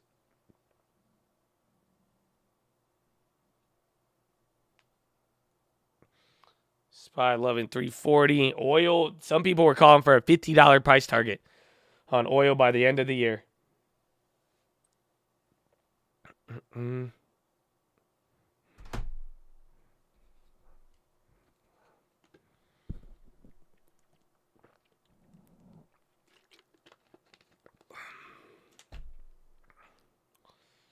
GLD failing that dollar strength. All else fails, you go to war. I mean, it could be. I mean, at this, again, if Russia, Europe, America are the three unknown variables, I mean, God knows what could potentially happen. So we'll see here.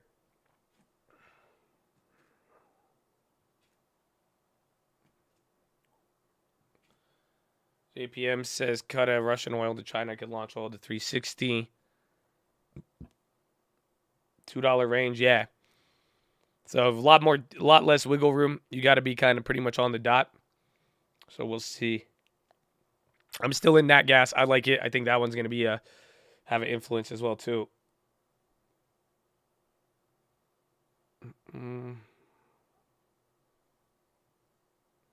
How much does foreign demand for our bonds affect yield with dollar so strong? Some having low rates, they look attractive. It's big, actually. That's usually what happens. That's why you need people to work around the same time, because if we raised rates before everybody else, it could trigger money to go to the higher rate place. And depending on how stable or if the domestic economy needs that money, that's where it could be negative. JPM is right. Oil hits 380. Would that collapse everything? It would be slow, but yeah, it would definitely have a major effect. Dude, the dollar is just gapping up again. What is this? Dude, that's crazy. CO hitting lows. That could be why oil's even coming down big now here too. If the dollar just starts getting so much strength, it even starts bringing down commodities and oil. That's the recession fears people are going to be more worried about. Entry point on MO. I think give it like a couple more percentages, I would see their multi-year support level. And then again, just factor in how their dividend will play into your strategy. See Elon's 4th of July meme. I did not. Elon DXY. You could play like UUP. There's a couple of other futures as well too, but it's pretty much about it. It's a pretty difficult play to play. Again, a lot of people don't play it. There's not a lot of liquidity, and to make money off of such small moves, you need a lot of leverage.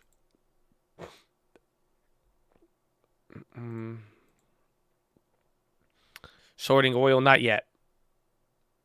I was going to. I mean, if you remember that video we made, it's playing out almost perfectly. So I'm just waiting, riding, and seeing.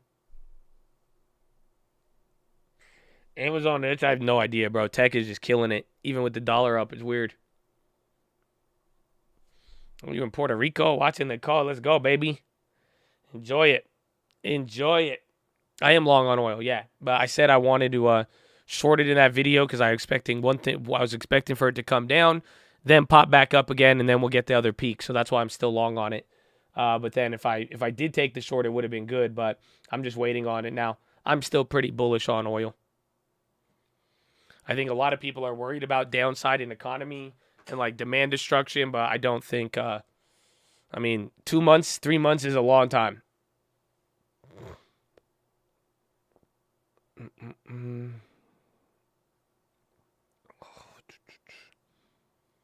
373.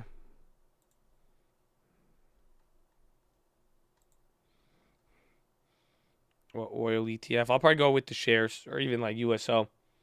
SCO is a good one too if you want to play inverse, but the futures have been nice.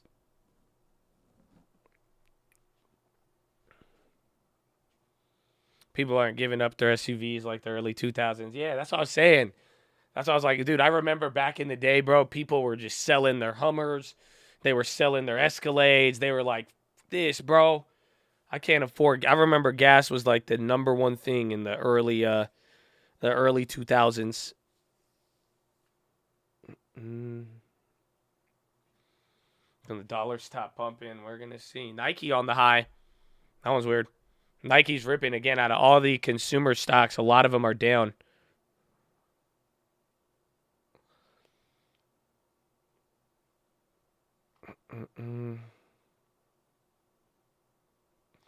Salam alaikum, Habibi. Izayah, Habibi. Good morning. Happy Monday, Tuesday. And welcome back, Chatadonia. Welcome back. Welcome back. Welcome back.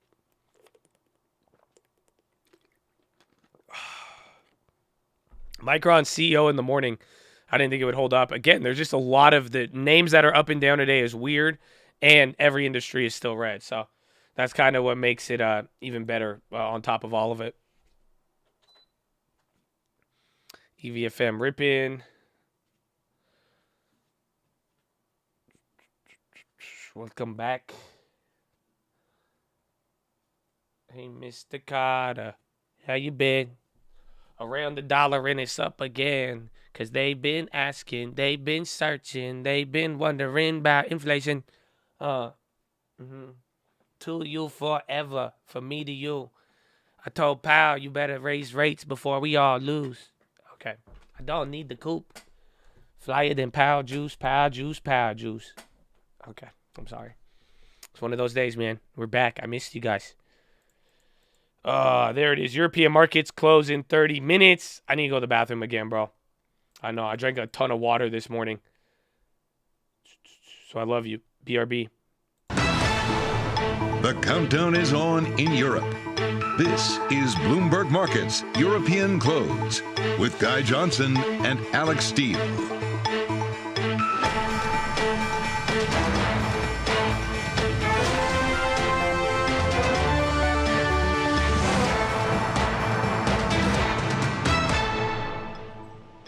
So also a fairly violent Tuesday. After a calm Monday, yes, the US was out. Tuesday is delivering all of the fireworks. You've got a 401 on the stock 600, 400 definitely well within range right now. We're down by 7 points.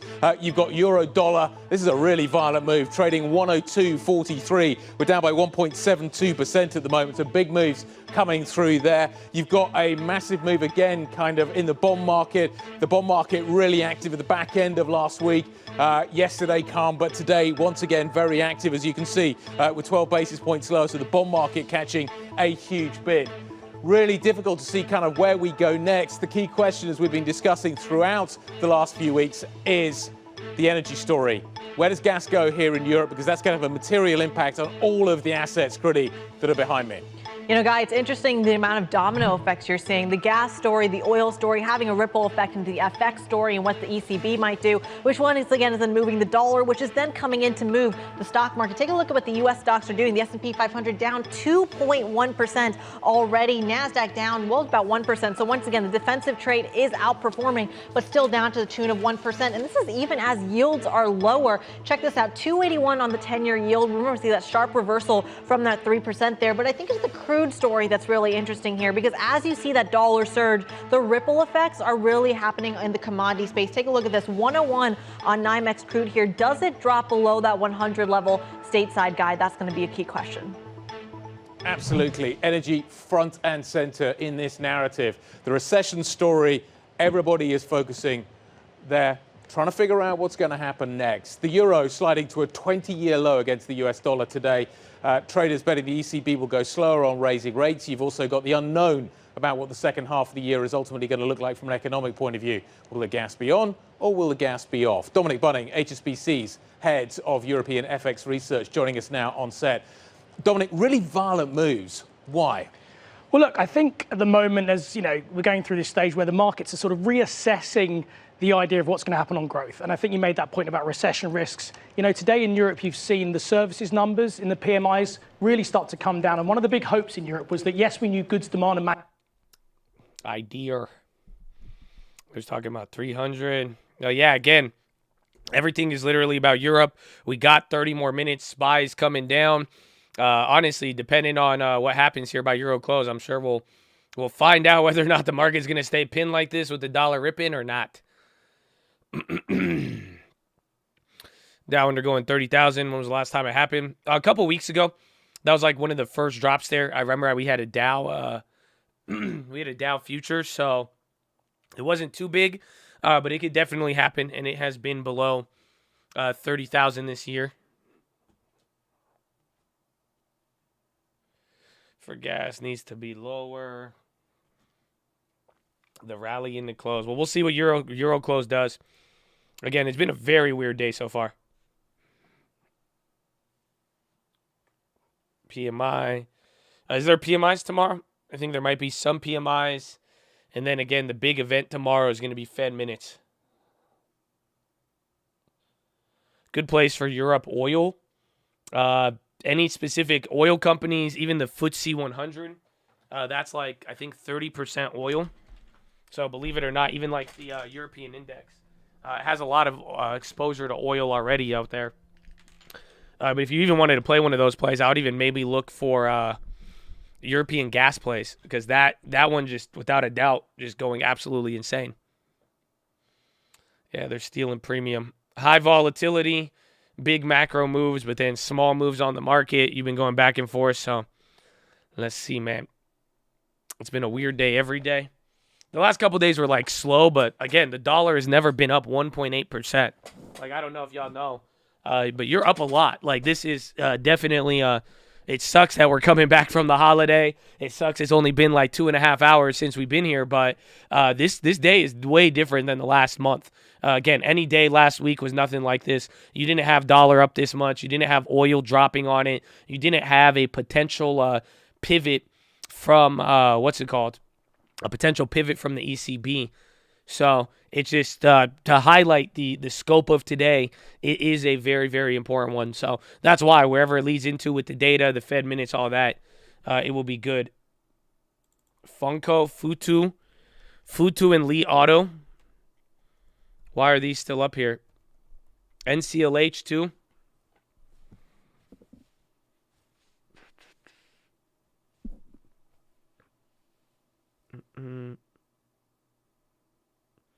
Just checked in, baby. Good morning. I think these market conditions would be better to pay down mortgage or continue buying stocks. It depends what your mortgage rate is at. And then if it, and again, if it actually makes sense. And then also what kind of stocks you're going to buy. I mean, if you're not going to buy something safe with money that can be used for a mortgage, I'll slap you. But if it's going to have a certain degree of safety and you could guarantee yield more than your interest rate, you'll be good to go. But maybe holding a little bit of cash won't hurt, because if you already have good amount of stocks, good amount of real estate, cash is the final thing you need to balance, and then that's it. And then you could respond on any direction.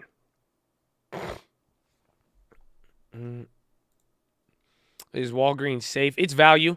I think it has some degree of safety, but it's not as safe as Coca-Cola, I would say.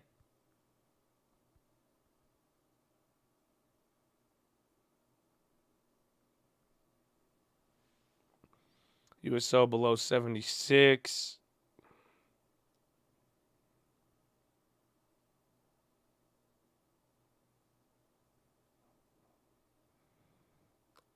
Ba-da-bap, bap, bap.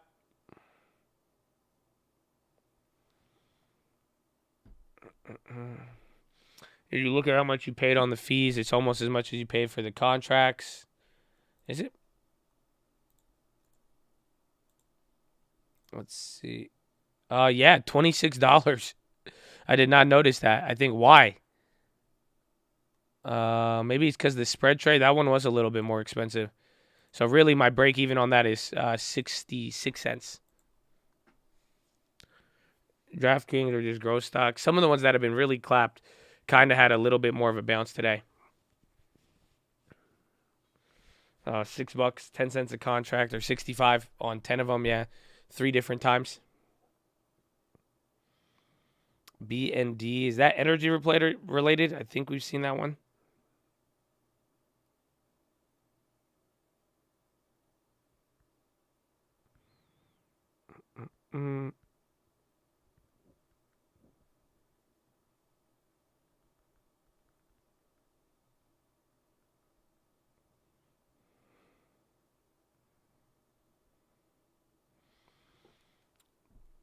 Rhode Island State Senator Tierra Mack wiggles ass. What is this for a campaign ad? Or is this? Are you guys a sex bot? Or are you dropping me news, bro? Hold up. Because I might ban you if it sound the same. You know what I'm saying? If I read that too fast, I'm going to just be like, wait.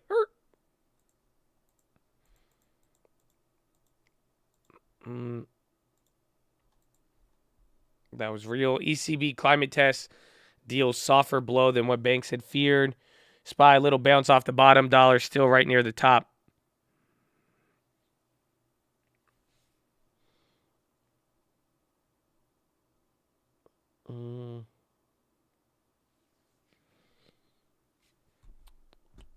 Where's Boeing? Are airlines up after all this? Because I know some travel plays. Damn, airlines still down 3. UNG clapping. Healthcare, no love, bro. It's ugly. Everything safety that did good last week is just clapped. Money from oil to dollar. Kind of looks like it. FFIE. Faraday Future. Oh, they're up 48%. That's an EV company. I don't know if they're SPAC or not, or if they're still in that space.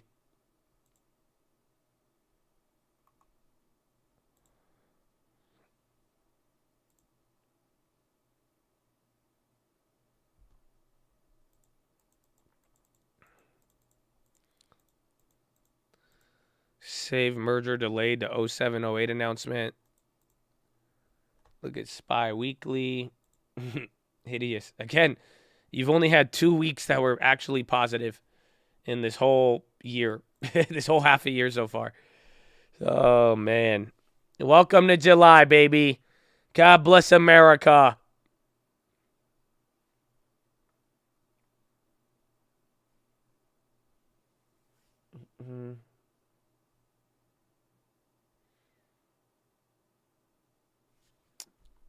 Faraday Future. Yeah, they're a cool company. I mean, I've heard a lot of them for a long time.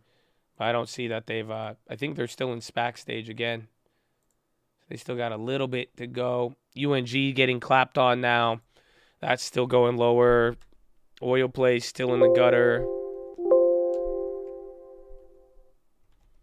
XLV.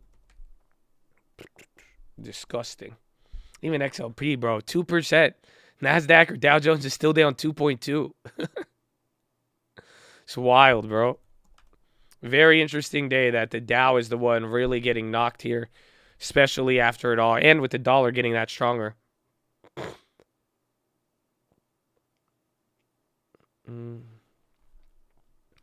LYT Rocket.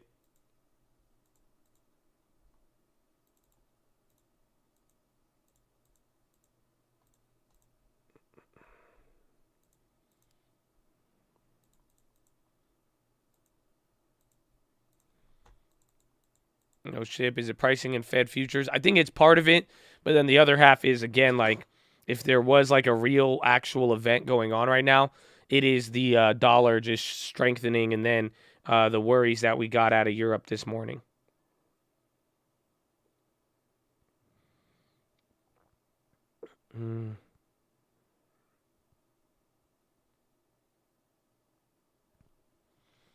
Limit down soon. Nah. Again, NASDAQ is doing good. NASDAQ's only down 1% right now. There's still a couple names that are surprisingly up. Yeah, I still have the Micron option. That was up a little bit in the morning, but then it got clapped after they reversed. But I don't know if we'll get limit down. I mean, maybe we'll see what happens tomorrow. But today is just really welcome back from the holiday. We were still already near the lows. We had some stuff to deal with, but then now it was just the dollar and the worries out of Europe this morning. Just it could be stringing along the storyline. HCM on the high ticker. Hoochie Med. What's up, Hoochie Med? Hoochie Med China, baby. That sounds like a rapper. I feel like it's like China Gucci Man. He's like, yo, I'm Hoochie Man. He said, what's up, baby? He'll be like, I feel like I'm Xi Jinping in 2006. Yeah. 5 terms. Yeah. 5 terms. Hey. You know what I'm saying? That's pretty dope. I would be down with it. Whoa, what was that? Oh, my phone. Yeah, bro. I feel you. I feel like I'm Emperor Mao in 1998. No? Okay. I like it, man. Hoochie Man. Hoochie Man China. What's up, man? I like Hoochie Man China. I don't know. It's a good one. But that's popping. They got a little one. One of very few names that are up right here today.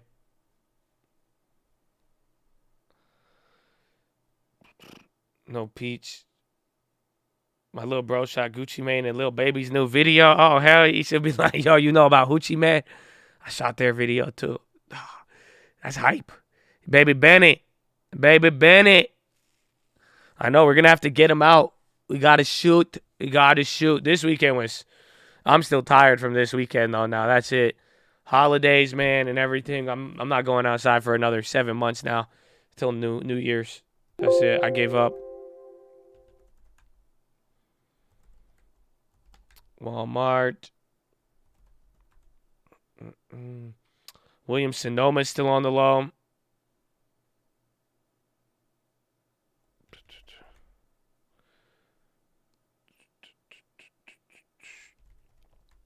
Microsoftian. Apollonia. SPY's at the low. China bounce. Dollar's still at the high. We break 37. We'll go up another 100 points. Maybe. I mean, we were at 376 today. So we're going to really find out what happens from here. And I think that will let us know. But you got 15 more minutes till Euro close, and then we could start getting some ideas here. I think Euro close is going to be big.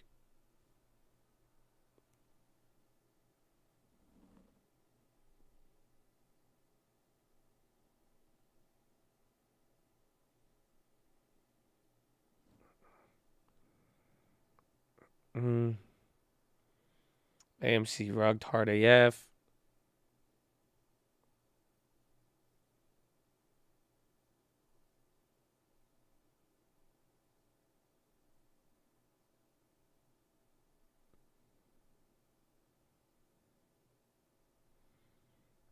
I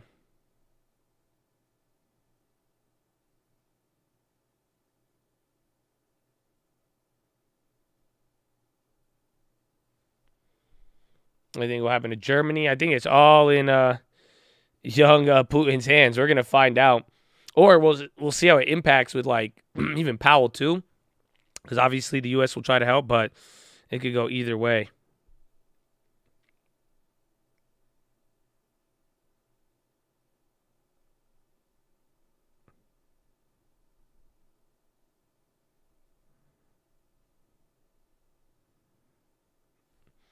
UP toilet paper, dollar can't be this strong. Again, I mean, if you think the UUP and dollar is toilet paper, just go look around the world right now. Every other currency is getting just as knocked.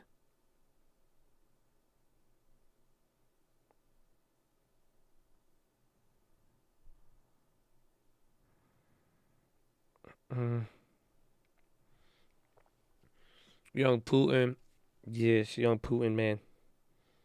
I always thought that was his rap album featuring Hoochie Med technology, but I guess not. I guess not.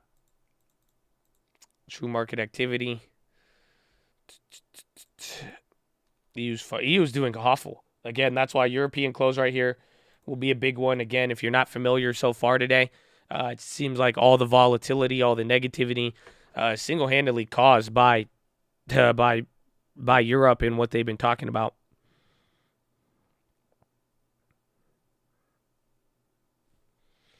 Morning, Chad. Had a little night for clocking in. Good morning, my friend. Good to see you, and welcome back. Happy birthday. Happy Europe is clapping everything day. Amen, amen.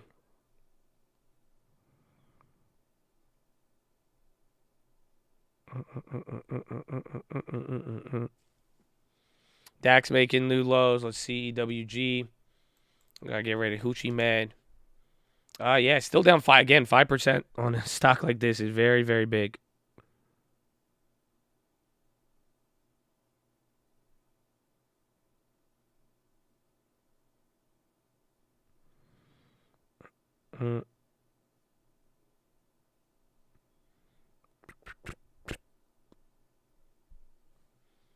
Roblox, big flag.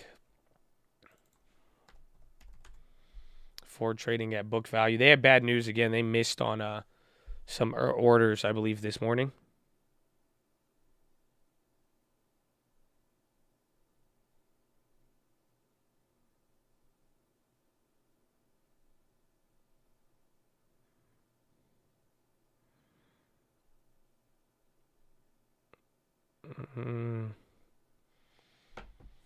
Say why Euro close is relevant, because they're moving around money.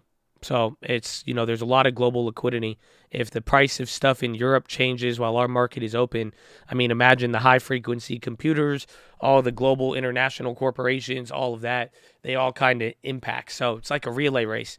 So with all three of the markets open now, again, or China kind of wrapping up, Europe still open, and now us, we're kind of taking turns. But asset prices in one area of the world can have an almost immediate effect of stuff here. And that's kind of the whole point with the whole Euro close, because now we have two stock markets both moving in a weird way. They're both going to play off each other. So once one of them closes now, then you kind of know where a lot of the moves will be concentrated and just less variables dictating values and movement.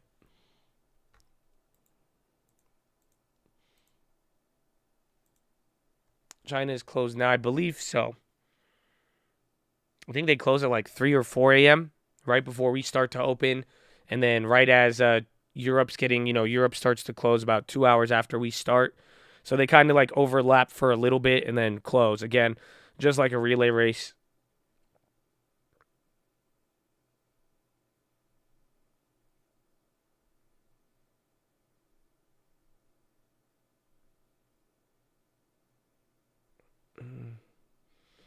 Japanese market matter to a degree.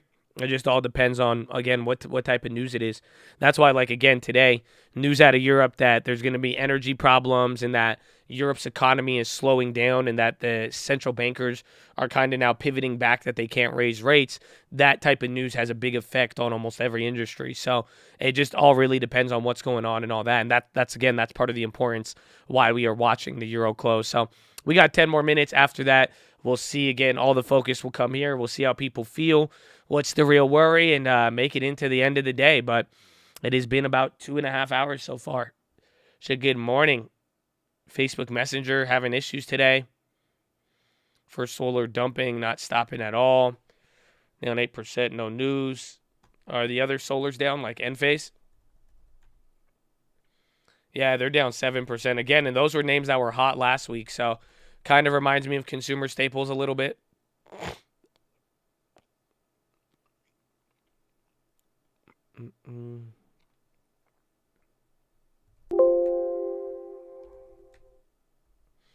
Amazon's still holding. Again, U.S. tech has been just very strong today. That's probably another, today's been very, very weird with what's been moving, how we've been reacting and all that. But again, in the midst of all this, I think big tech kind of holding up here and only being down less than 1% is quite odd, to say the least. You would think it was weaker.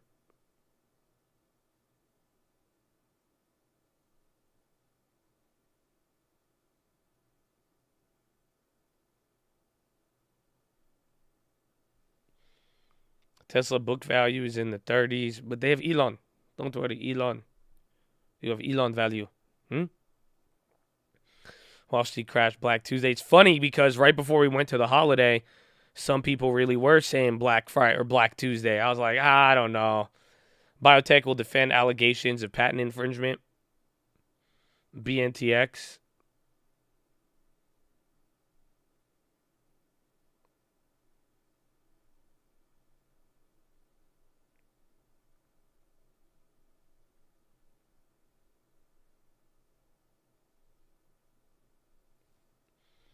Like the way you explain it. Good, man. I like you. I like you, man. I'm glad you get it. Again, sometimes this stuff doesn't, it's not as easy as stocks going down, buy this point, support, pivot.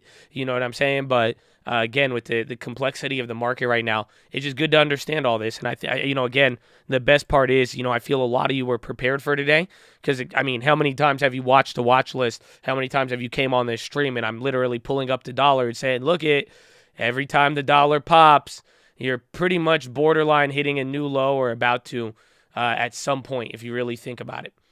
So just keep all this in mind. Again, it's a little bit more complex. That's why Euro close. Even the rest of the week will be very confusing, but thankfully we got a big catalyst tomorrow. So let's see. Keep riding it out. Don't let any complexity don't let it throw you off. Again, most of you really know what's going on, and the big thing we've discussed here is timing. And that's the thing. It's slow, and that's why imagine how long ago we were talking about Europe in the flash crash and Europe getting destroyed. I know you heard me say this months ago. Well, guess what? That's the primary fear of today. That's it. It finally took that 2-3 months for everybody to be like, oh shit, this is it. So like we said, things are slow. We watch how it play out, but that's kind of the next stage. And then we have a lot of stuff we got to deal with this week. Minutes, data, everything else. So let's see, but I'm glad to see y'all in the game, baby. The dollar is the global wrecking ball, 100%. 100%. Appreciate your time. Well, I appreciate the feedback. You know what I'm saying? It's always good to re-answer this. It's always good to remind everybody this, dive deeper in it. A lot of you guys bring up good counter examples, and that's the thing, too. I hope I could solidify anything with the market right now is that nobody knows what's going to happen. So I really just hope you get that at this point. We talked about recession fears. People are talking about deep recession, shallow recession. How come the recession's not here? I genuinely hope everybody is able to watch what's going on, play along with it, and then just understand, though, right now is way too early to tell absolutely anything.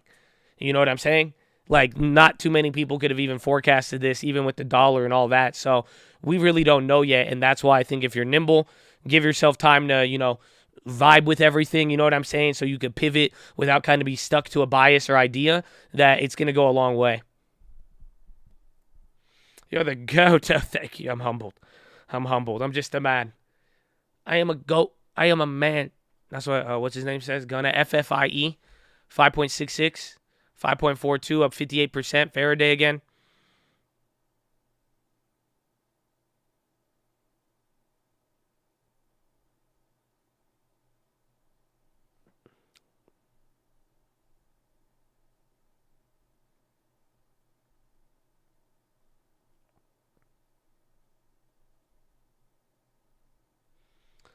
U.S. oil dead count. Watch SCO too.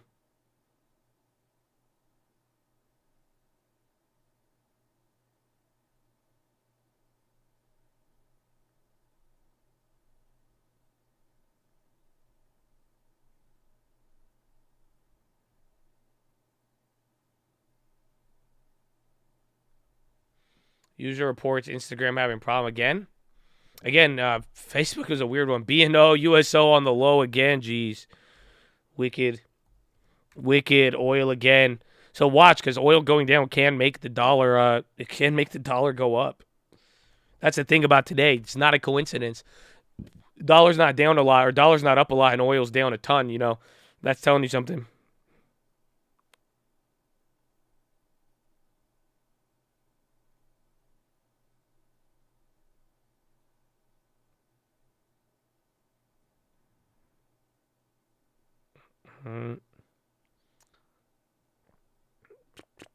TLT, nice balance. Let me see. I haven't looked at TLT all day, really. I looked at it a couple times, but the dollar was commanded. That's good. If TLT goes up, last thing I would have wanted to see was strong dollar and TLT go down. At least this makes sense that people are worried about the recession. But again, chances are that yield curve is about to get clapped, and we're going to see something. U.S. crude futures drop below 100. First time since May 11th. First time below 100 in 2 months. Roblo is just, I think they just woke up and took steroids, and then that's it. So, I mean, you could take steroids at your own risk, but be careful. But that's the only answer I could give for Roblox today, besides a couple of other random hype plays getting a little bit more aggressive. Euro rip. You got 3 minutes till Euro close. So let's see. Roblo on trend. I just finished my cycle, not gonna lie. Brr. It's good.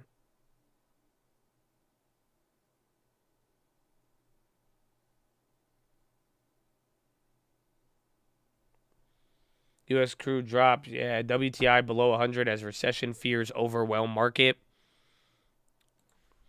And then now we're half a point. We're doing the same dances here, just half a point lower. Yeah, bonds are ripping out a little bit. Again, I would still just keep an eye on the dollar here, see if it does a reversal. But bonds itself, too, bonds at least support the narrative that people are worried about recession fears as opposed to inflation. Again, you still see the dollar getting stronger and the fear coming in.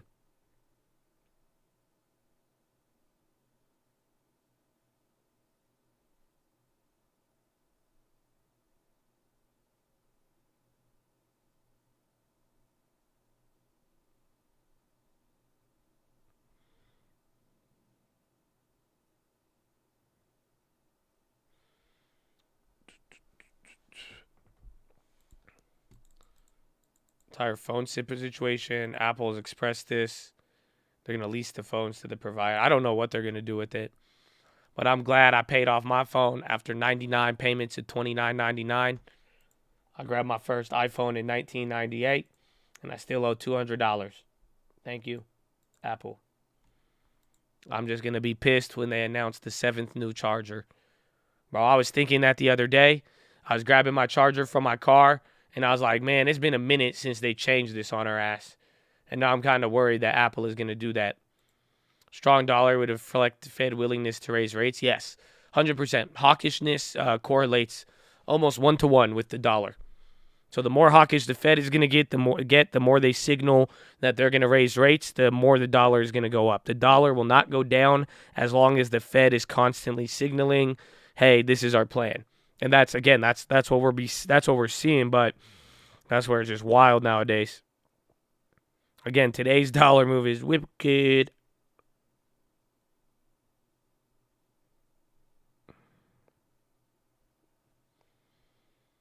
AMD gap. It could be a good one again. AMD and the chip makers. I think they're at a very important spot here. Again, the bad weakness from Micron and everything else, it really just depends how they play out. So that's it. If Micron was just a one-off, then you're going to be good. But if Micron, if AMD and all those are just as bad, and again, everyone's talking about earnings estimates coming down. If those come down in the next week or so, it's going to be Houston. We got a problem,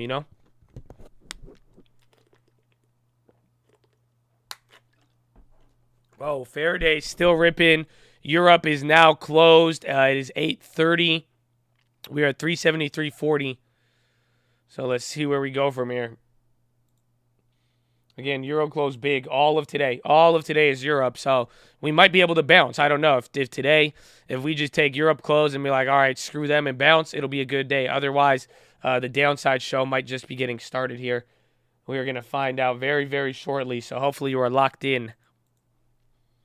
370, 364. Faraday still up. Again, tech is down 1% on the NASDAQ. SPY 1.99. Dow 2%. So Dow and SPY are doing 2 times worse than tech. And tech stocks are the best industry on the day today. Okay, man, what a day. Happy Tuesday. Volume, let's take a check. Check. 29 million in 2 hours. So about 15 million an hour. Actually, not too bad. It's a little bit elevated. It's definitely not on the lower end. It's more lower than not. It's not like people are going crazy, but it is doing a lot better than the last couple days. So if it keeps up at this pace and doesn't slow down, it will be a pretty big volume day.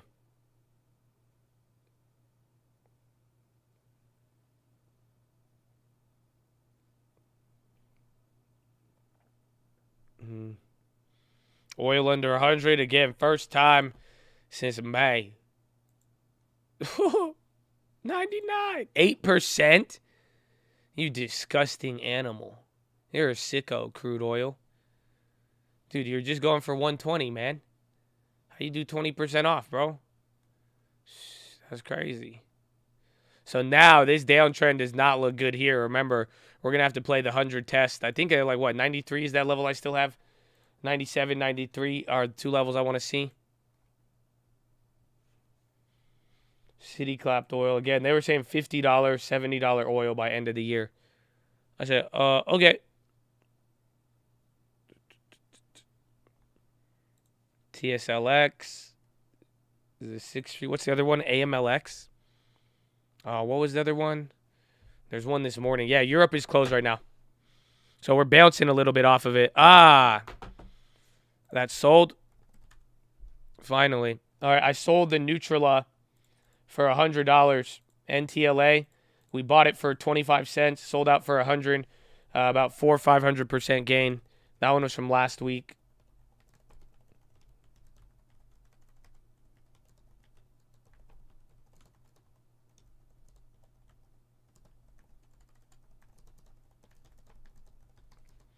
You sold Nutella? Yeah. I think we only have 10 days left on the stock. So I bought it for a quarter. It literally just sold right now for $100. So I'll take it 400%. Cannot complain on that one.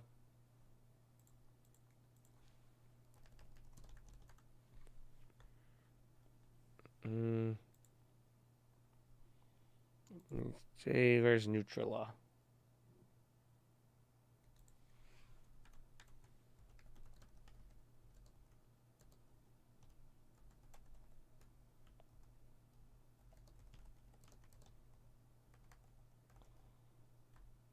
I put out the stream alert, right?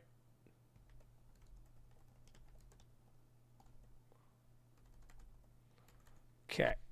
What was the other safe haven? Hershey's is a good one. Again, they've been doing good, but as of the last day or so, a lot of the safe haven staple plays, they're still kind of they ain't really safe right now here today. No TLT plays, not yet. We still got to wait, again, as things... I don't think we're going to get a lack of developments. I'll tell you that much. I think it's going to be an interesting couple of months.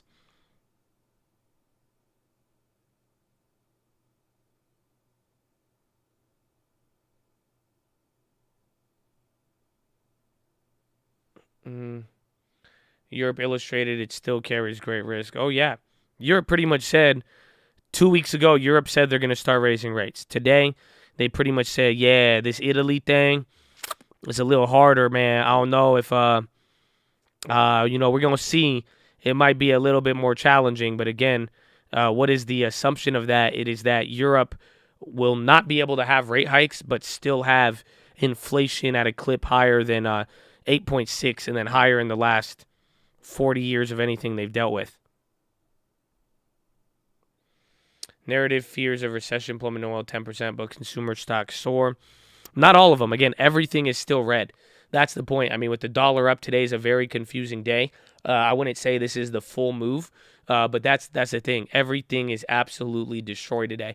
So it's really, again, I don't know why Roblox is up, but a lot of safe havens that did very good last week, healthcare, utilities, every single one of them now just got totally killed. Uh-oh. The duration barometer of truth now signals recession. This morning, 5-year Treasury yields turned lower than 2-year ones for the first time in this cycle. As the spread best captures the Fed heightening in the period thereafter, this should be seen as a clear recession signal. I've labeled this spread the barometer of truth because it should collapse both in recession and in one where inflation pushes monetary tightening. Recession and the concomitant earnings, earnings cuts are now a 2022 question, not one for 2023. So some people are saying the 2s and 5s inverting is the recession. I say the 2 and 10s, which is interesting though. Let's see.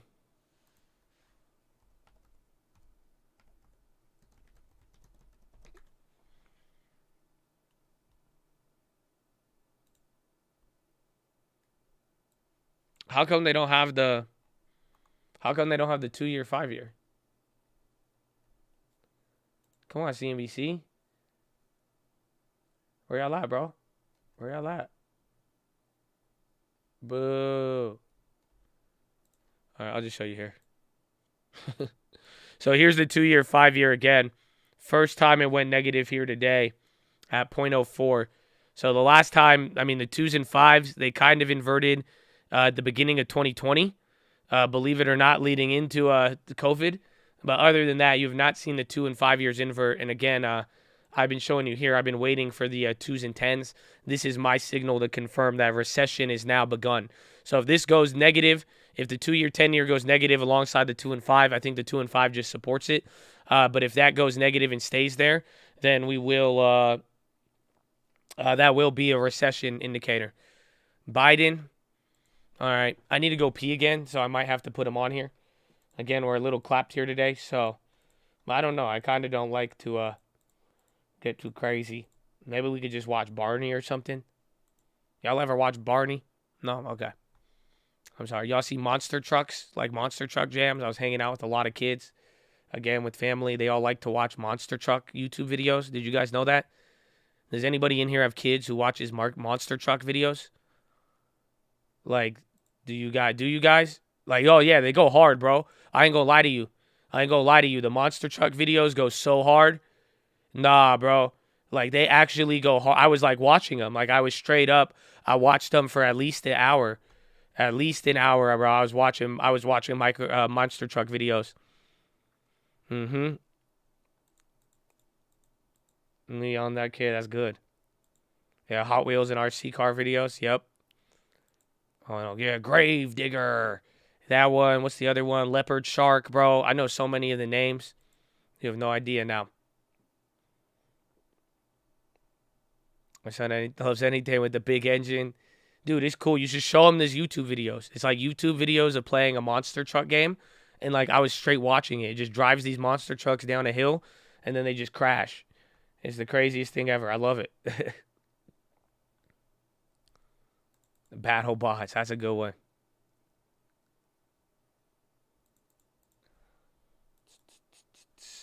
All right. Is Biden... Ground. Oh, whoa. Staff Sergeant Kennesiro hurled his first grenade. Okay, I'm going to go to the bathroom real quick. Sailed directly through the aperture of the bunker, taking out the machine gun. I feel like we haven't heard him in so long. It just sounds... He then jumped into the trench alone. It just sounds even like crazier now. For 35 meters, clearing the enemy as he went. I have no idea what he's saying now. He lost me. Between minutes and meters, there's no comparable. as You he see what I'm yelled, saying? "Grenade!" I just glitched out, bro. No, now Then we're his talking platoon would grenades. lose sight of him and Bro, this hear guy it is like explode. a watch By the list time he target was done, keyword. Like, nah, the two bro. other squads were able to stand I'll be up, right back. collect their dead and injured, and recognize and reorganize the fight, and successfully withdraw from the village. According to the eyewitnesses' account of the battle from Staff Sergeant Haskett, Kenesiro's bravery in single-handedly clearing the trench averted what might have been, quote, a disaster for the whole platoon. Born and raised in Hawaii, the son of Japanese immigrants, a proud husband and father of 4, Staff Sergeant Kenesiro continued his service with his unit in Vietnam until he was killed in action by hostile gunfire on March 6, 1967. Today, his memory lives on in the lives he saved, in the legend of his fearlessness, and in the hearts of the family he left behind. John, Naomi, Tom, thank you for being here today. And thank you, too, for your sister Doris as well, who could not be with us. And John, thank you for your military service. Your family sacrificed so much for our country. I know that no award can ever make up for the loss of your father, for not having him there as you grew up. But I hope today that you take some pride and comfort in knowing his valor is finally receiving the full recognition it has always deserved. January 31, 1968, it was an opening assault that would come to be known as the Tet Offensive, a particularly bloody period of the Vietnam War. North Vietnamese forces launched an attack on a strategically located air base near Saigon. The first American unit called to respond was that of Specialist 5 Dwight Birdwell. Unknown to approximately 100 men and C Troop, they were moving to be taken on a full regiment of Viet Cong, likely to be more than 1,000 strong. They arrived. The troop engaged the Viet Cong forces. Specialist Birdwell's unit took the main brunt of the attack, with many tanks and vehicles disabled. When his tank commander was hit and gravely wounded, Specialist Birdwell got him to a place of safety and then took command. He knew his vehicle was on the first line of defense, so Birdwell stood in his commander's hatch at times, half exposed, at times standing entirely out of the tank, fully exposed, laying down suppressive fire on the enemy. He used the tank's cannon. He used the tank's machine gun. He used his personal rifle. He sustained fire, drove back the attackers, and created a place of relative safety for the injured men behind the tank to take cover. He provided battlefield updates to his commanders until the enemy shot the communication system right off of his helmet. When he ran out of ammunition, he ran to retrieve an M60 machine gun and ammo off the helicopter that had been downed in a flight to keep firing on the enemy. And even when that M60 was hit by enemy fire, causing it to explode and send shrapnel into Birdwell's face, chest, arms, and hands, he remained on the battlefield. When he was ordered to load onto the medevac helicopter, he complied. This I find amazing, only to crawl right back off the other side and to keep on fighting. That's what you call taking orders and causing trouble. God love you. Only after reinforcements arrived and only after he helped treat the evacuees, his fellow wounded, did Specialist Birdwell agree to evacuate himself. At the time, Birdwell received a Silver Star for his outstanding heroism on the battlefield. It took decades for his commanding officer, then General Glenn Otis, to realize Birdwell had not received the full honor he had earned. But in retirement, General Otis made sure to correct the record and fully document Birdwell's actions to make this day possible. A member of the Cherokee Nation, Birdwell credits the Cherokee veterans who came before him and encouraged him to serve when he called. And I might note, Native American communities, a larger percentage, serve in the United States Armed Forces at a higher percentage rate than any other cohort in America. After leaving the Army, Birdwell continued to build a legacy of service in his community in Oklahoma. He started his own law firm, served for 12 years on the Cherokee Nation Supreme Court, and he passed that legacy of service down to his daughter, Stephanie Birdwell, who's with him today, and who serves as the director of the Office of Tribal Relations at the Department of Veterans Affairs. Specialist 5 Birdwell, thank you. Thank you, thank you. And to your wife, Virginia, who I know wishes she could be here with you today, give her our love as well. I'm grateful for all that you've given to our country, and that at long last, your story is being honored as it should have been always. February 18, 1971, Specialist 5 Dennis Fuji, who was serving as a second tour in Vietnam as a crew chief on a helicopter ambulance, conducting a rescue operation in Laos. They were there to evacuate wounded Allied Vietnamese military personnel. But as their chopper attempted to land, it became the target, sustaining heavy damage that caused them to crash land in the middle of the conflict. When a second American helicopter managed to land nearby minutes later, it was able to evacuate all the downed crewmen except the Specialist Fuji. Rather than risk the lives of his crewmates, Specialist Fuji waved off the helicopter, told them to depart, remaining behind as the only American on the battlefield. Several attempts were made to rescue him before Specialist Fuji could find a radio and call off further attempts. It was too dangerous, he said. He stayed behind, ignoring his own wounds, while helping tend the wounded Vietnamese allies on the field. The next night, the enemy force renewed their assault on the Allied lines with heavy artillery. For more than 17 consecutive hours, Specialist Fuji called in American gunships to help repel the attack. He repeatedly exposed himself to hostile fire in order to better observe enemy positions and direct airstrikes against them.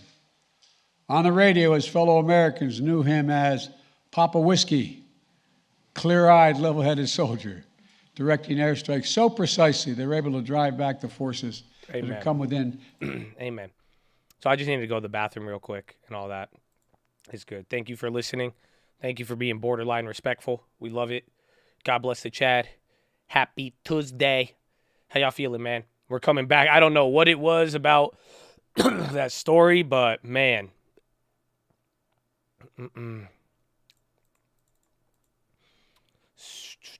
Sounds like honestly, that story was like, bro, that story did seem intense, man. God bless the vets, bro. Shout out the vets. Shout out the vets, Chad Adonia.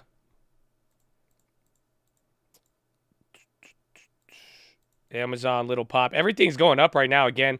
I would assume this was tech. I'd be really looking to see if Staples and the defensive names go up. I think the only reason why tech is going up is the bonds are chilling out.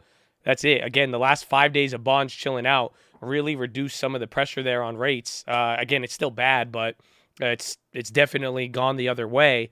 But now the dollar being strong, it's interesting. But the dollar did calm down off of that little rally. So we're kind of back to the level on the dollar we've been at all day. Still up 1.5.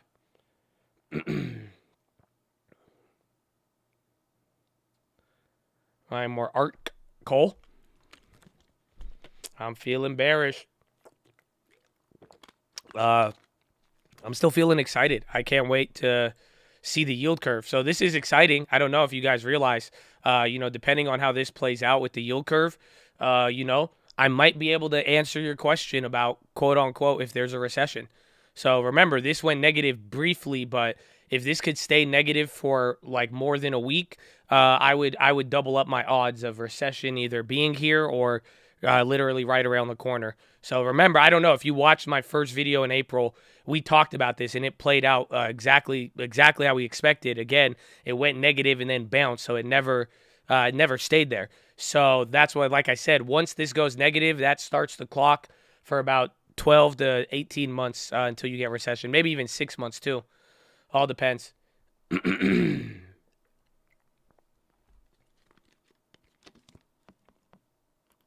No more data tomorrow. You got a lot of data. You got the Fed minutes, factory orders, durable goods, and no, that was today. You get mortgage applications, services PMI, composite PMI, job openings, ISM service index, and then minutes at 2 p.m. And the minutes tomorrow are going to be huge. Again, I thought today was going to be chill, but maybe we were leading into it, and that dollar and the Europe news didn't help. And again, if you're not familiar, today was a lot about Europe freakout. So again, Euro close. It's been 20 minutes ago. We're coming back up. So you guys could kind of take a look right there. But the minutes tomorrow will be a big catalyst. I was not expecting, again, given the lack of news we had, even the data today.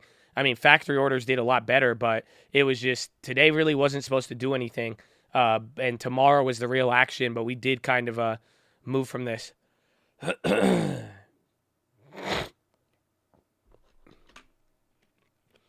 What's good, Colt? Is level until they watch it. We pop it like opposites, you know? It's really real, like Level Untold time. What's up, baby? I hope you had a great weekend, Level. We love you. God bless you.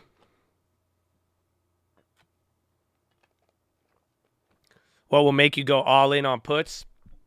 That 210 inverting and then coming back to normal after it stays inverted for an extended amount of time. So this doesn't count. Like you see how it went inverted and went back up? Nah, G, that's not it. It's when this goes negative, stays negative, and then a couple months later, it goes positive again. Once this goes back to normal, from going negative to positive, you will have a collapse. Pretty much, I mean, take a look at 2007. Very, very similar. It went negative, went positive. This was absolute hell. Again, even 2013, or that's 2007. Here's 2002, 2000. Started going up, it collapsed. Again, 1989, 1987, same exact thing. Again, I have many videos on this. I have videos literally 4 years ago talking about this. We've brought it up in real time. That's something I'm making sure I'm focusing on because I do love this signal. It's great. I know how to read it. Again, there is going to be a lot of uncertainty still, but it's a very good one to watch. So you could check out the old videos, but just make sure you're following along because as this goes negative, we're going to talk about it. However, it's a slow indicator. Again, it could go negative for 3, 6, 12 months without ever producing any sort of effect in the market, okay? Are you guys understanding that? Everybody on the same page? Because that's the only thing. The thing about the yield curve, it's very hard to time. It's very hard to read. A lot of people know about the correlation with the yield curve, but it is one of the most difficult things to time. Again, and I wouldn't put it past me in this market that it could actually even fool me as well. So just make sure you're patient with it. But this is a really big deal. And again, today, even over last week, it was moving. But today, you definitely saw a new break. So with recession fears up, that about to go negative, it might really add a new page to the story here, especially with Mr. Powell tomorrow. Yes, negative is the same as the yield curve inverting. Exactly. That means the two, if it goes negative 0.1, that means the 2 year is 0.01 higher than the 10-year, which is inverted. June 29th SPY only has 22% of option interest in calls. Fed raising July 27th. Q2 GDP July 8th. Large caps around then that's the flush out. And everybody's on the put side. It's just going to suck with the timing. Again, you've seen it. Just whether it's EWG or whatever it is. I mean, we could hit very good plays, but if the premium was too much, we got to be careful for that.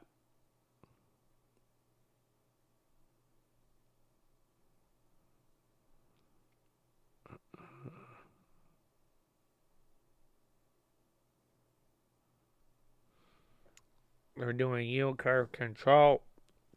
They're trying to, but again, we'll see. They have never really announced a plan to it. So that's what we're going to find out. That's the crazy part.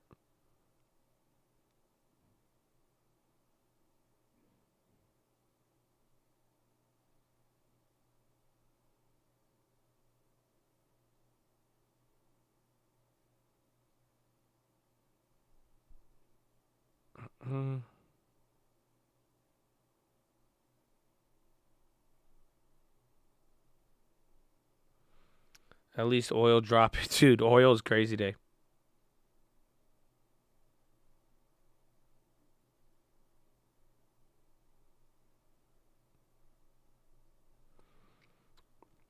Oil dry. Well, gas futures have drove. I mean, I don't know how it was here for 4th of July. Seemed a little bit more expensive, but gas futures have been declining with all this.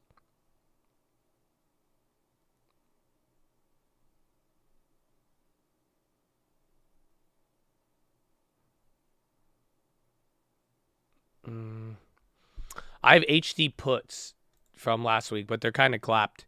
They held on a little bit this morning, but any of those plays got...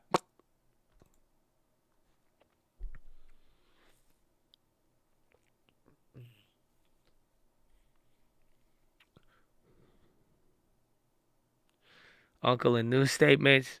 Once you understand every word, nothing left to say. It's a good song. It's a good song. We might need to listen to it. The strikes on the butterfly, I think 367, 365, 363 for August 19th, and then 0.04 net debit. But there's 0.02 cost and commissions if you do it on TD Ameritrade. That's the part that sucks about it. So if you do it on Robinhood, it'll be a lot cheaper. Again, it might be a little weirder, but 367, 365, 363. So $2 difference. August 19 was a very cheap price, so hopefully they get hits. Again, max gain is pretty much August 19th. If it goes to 365, we will make $2,000 off a $50 trade.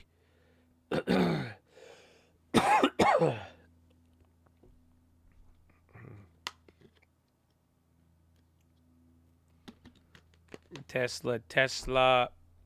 Is Tesla still underperforming? They've been bad. More verbs, less words, sound perfect. Play the game every day, then rehearse it. Like, what's the next move? Hit chat for stock news. Don't care about next, dude. I'm in my own lane. They said there's no way. I know comprende. But do your thing, man. Some say I'm sensei. Oh, I'm sorry. A lot of music over the weekend. I get hyped, you know. You know what I'm saying? Were you guys listening to American songs? It's crazy. I found out my Arab-ass nephew, this dude loves fucking Ozzy Osbourne. This little kid loves Ozzy Osbourne rock, and he is full Arab. That's it. He been watching too much of the monster trucks, bro.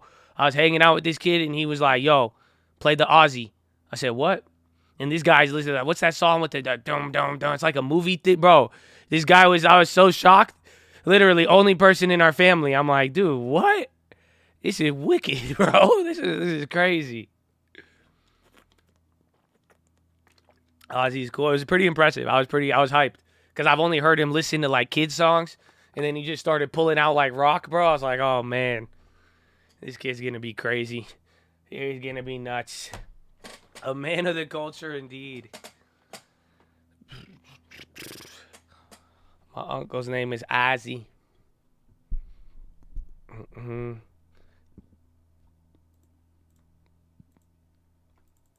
It was a reality show. That was a long time ago. I think he was actually one of the bigger reality shows in the beginning. They made a lot of money on that.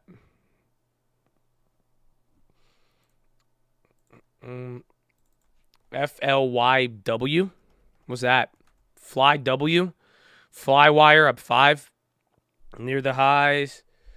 Trip is about to go positive again, but I think our plays are down. You might be able to, you could get break even for the trips if you really want to try to force it, but still a little weird. Scared about the next 2 years. I wouldn't be.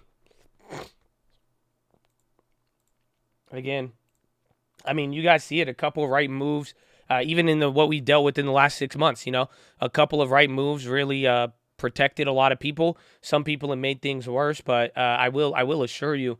I mean, everything is just slow. That's it. That's the only way I could that's the only way I could describe it. Is that it's not really. You know, we've dealt with a lot of negative stuff already, and you've already gone through most of it. It doesn't mean that there's not a lot on the horizon. Again, a lot of people, we still haven't discussed it. You know, the intensity of a recession and whether it's deep, shallow, quick, fast. You know, there could be a lot of different factors to it, but it doesn't matter. It's just this is all going to be about the slow movement. So I could encourage you, if you could just lower the pace and stay alive. Just remember the hard part about getting the hard part about getting rich, more or less, is being able to sit and wait. You know what I'm saying? So it's like I wouldn't be worried. I would just be patient and just understand, you know, you've dealt with a lot more of it, but the real way you're going to mess up is by making the wrong moves. Does that make sense? I personally think if you sat there and did nothing for the next 6 months, 9 months, you're not going to get clapped too hard. But if you go and in anticipation, you make 3 wrong moves leading up into whatever's happening, that's going to hurt you more. You see what I'm saying? All it takes is one false downside, one false rally, whatever it may be. If you get clapped right before that, that's where you're going to be a little bit more bothered, just because, again, people just think it's going to happen fast. It's just not, the timing. We need to just you need to slow the court down right now. You don't need to call a timeout, but this is kind of like run out the clock vibes more or less. So it's like if you have an opportunity to play the clock and you go out there and start just chucking up 3 3-pointers in a row within 3 seconds, you're going to put the game in jeopardy. Otherwise, if you kind of wait and play this one possession at a time, I'm speaking to the basketball coaches out there, all my players, you know what I'm saying? You'll be able to just play the game one possession at a time. You see what I'm saying? One big drop, one new low, play the bounce. One new low, play the bounce. But you have to just find the balance and just don't get too crazy with it. But if you could burn enough time where you're able to watch this narrative develop, again, imagine how long ago I was telling you about Europe in EWG, right? Obviously, it's great that the plays came back up a little today. We should have made a lot more. Options were scamming, whoopity-doo, doesn't matter, but just understand that took you about 3.5 months for that to materialize, right? And that's what we were freaking out about today. That's why the dollar's down. So it's going to be the same thing. It's like, what's going to be the next signal? Is it going to be Powell, rates, whatever happens in Europe, yield curve, once we get employment, next set of data, again, and then getting into 2023, before you know it, again, we are going to be in the new year, and people are going to be pricing that. Pretty much, you're closer to November right now than you are to when we started the year. Pretty much what I'm trying to tell you is you're about 3-4 months away from the same exact month when all of this shit started 7 months ago, which is kind of wild to me. That's why I'm like, dude, a lot of you have already, I don't know if you realize it, but you are into the thick of it. You know what I'm saying? So it's like, that's just what you got to keep in mind. I mean, you're 3 months away, 4 months away before you know it. Everybody's going to start pricing in the new year, 2023, getting set up, end of the year, tax loss harvesting. All of that is about to come back, believe it or not. Into the thick of it. Into the thick of it. Boom, boom, boom, boom, boom. New Mexico. I like it. I actually know a lot of people out there, but I've never bought anything. I think it's just a little bit slower of a market.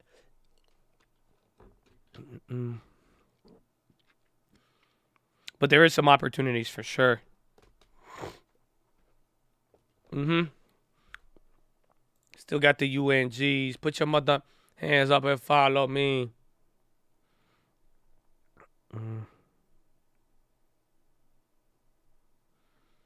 Let's see, running.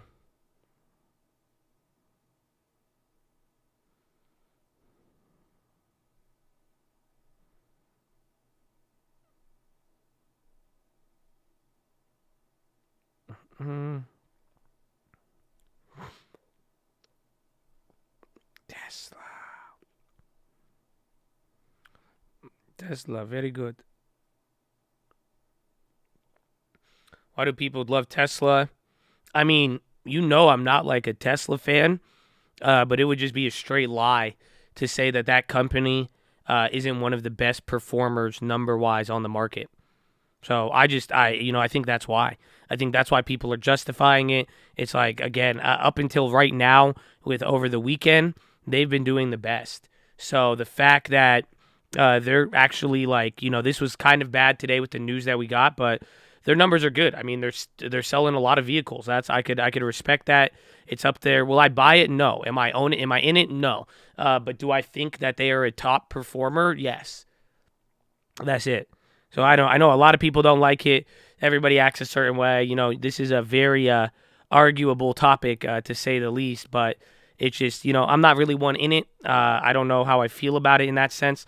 I said I'll get it once, if we get a real big recession, everybody sells off everything in their mom, I'm down. You know what I'm saying? But if not, I'll wait. But it's, fundamentally, they got some good performance, but it doesn't change the fact that it is priced well above value, book, so on and so forth.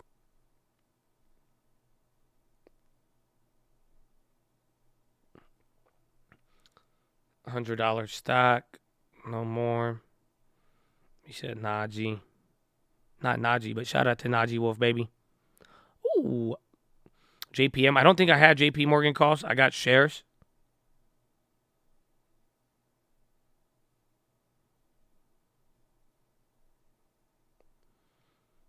Good morning, Josh and Chaz. Good morning. Do do do do do do do.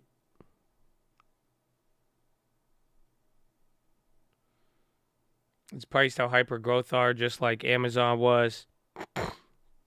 Well, yeah, it's trading at a future multiple, but it's the reason. I mean, again, they're still selling a lot of cars, and that's what I mean by it's actually good. Again, it was just like when I bought Amazon. A lot of people, they said I was an idiot for buying Amazon, but I was looking at cloud and how they went from money loser to one of their biggest segments, and that was the key. So it's like with Tesla, I kind of see the same thing. I mean, I see them performing in an area where, yes, you're paying a future gain on it, but I mean, bro, Teslas are everywhere.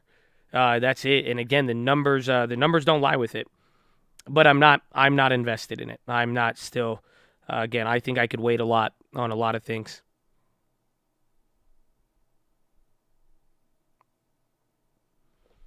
Ukraine war bond auction flops. Ministry doesn't raise enough.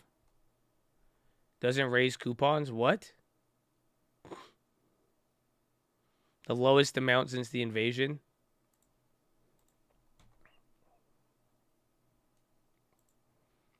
A margin call, yeah, one of the greats.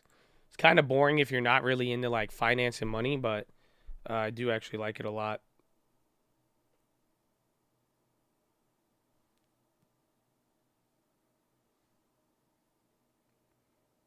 Najee Wolf, he was just here in the morning. Good guy. Good guy.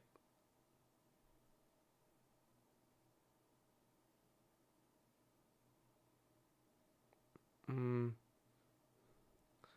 you see as many Teslas as Volkswagen Beetles, yeah. But even then, I mean, just go look at the numbers of the stock. Again, their last delivery numbers, that's in the last day or so or the weekend. That's what came out. That one wasn't good, but I mean, if those delivery numbers come, I mean, if they stay where they're at, it's actually very, very good.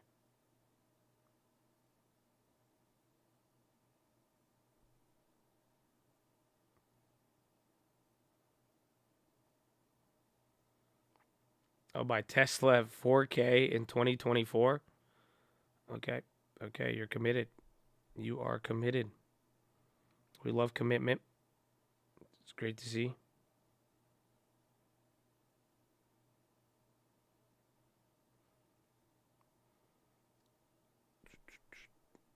Why EWJ instead of EWZ? Much better yield. We're not trying. EWG is for the downside. EWZ is a play if we get a upside on the what's it called? If we get upside on the on oil, that's what EWZ is for. But EWG is playing European flash crash, European negativity from oil cutoff, all of that type of stuff.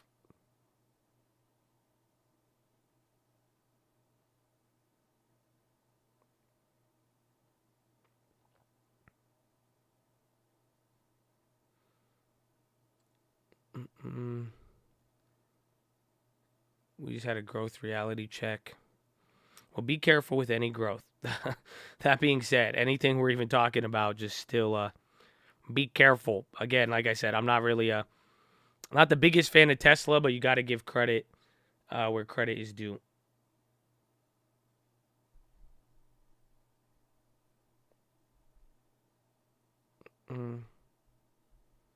You buy Oxy? I did not. We saw it the other day with Mr. Buffett. We had a couple of other oil plays, but we did not go after Oxy. I wanted to, but thank God we didn't. I mean, oil looks nuts right now. J-Pal break checked everyone, low key.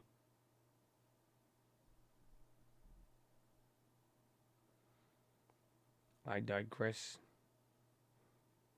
Is it an economic imperative to live in this country? Depends on what you want to do. That's what it always depends on. Always depends.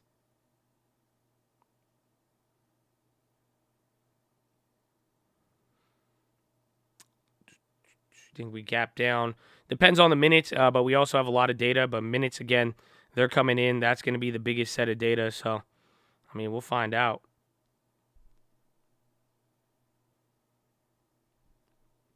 Tesla almost verde.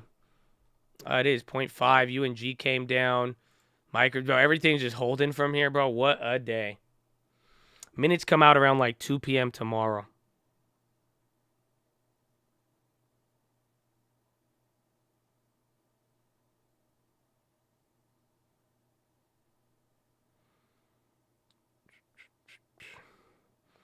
Bro, Tesla is just everywhere. There's no way to describe it, bro. Everywhere. Every single one of you sees a Tesla every day now in the United States of America. You can't get around them.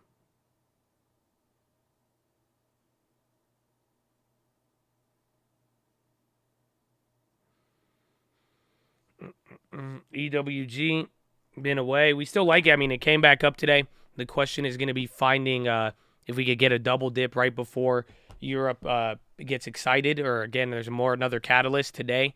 There was a little bit of a catalyst. That's what brought it down, and the place came back up, but we're still waiting. Again, it's still a very difficult one up until we actually see Russia clap them. And then SPY's coming back up. What time is it? It's 12:11. It's only 9:13. You literally can't get around. Bro, honestly, though, that's my tinfoil. Do you know how much time Teslas waste for everybody? I didn't realize it, bro. I was laughing. I was driving from traffic yesterday, and I see a Tesla with the little gap, and I'm like, watch, this motherfucker's on autopilot. I'm just going to cut him off, and then he's going to brake and slow everybody down, and then boom, I'm going to get this lane. I'm sick of these autopilot drivers in the fast lane at 75 just not moving, bro. And then if one person goes in front of them, it stops all of the traffic. Don't get me started. Okay, don't get me started. Nah, bro, it's wild. Like, that's why I was like, dude, has anybody done like a freakonomics of how much time Elon's autopilot has wasted around the world just because it takes one Tesla to be on autopilot, and then that's it. That's it. All it takes is one autopilot, and that thing will add another 15 minutes to your drive. Oh, yeah, if they're on watch, you could cut off any Tesla on autopilot, and he's just going to brake. And then all the cars behind him are going to slow. And then even if he has moved to, like, room to move up, they always stay in the weirdest spots so you can't pass them. Try and cut in front of me, I'll put your ass in the wall. Okay, Mr. Autopilot, you're not driving, okay? So, maybe tap the brake if you want to take control. But until then, I'm going to cut you off. Okay? Simple as that. Simple as that.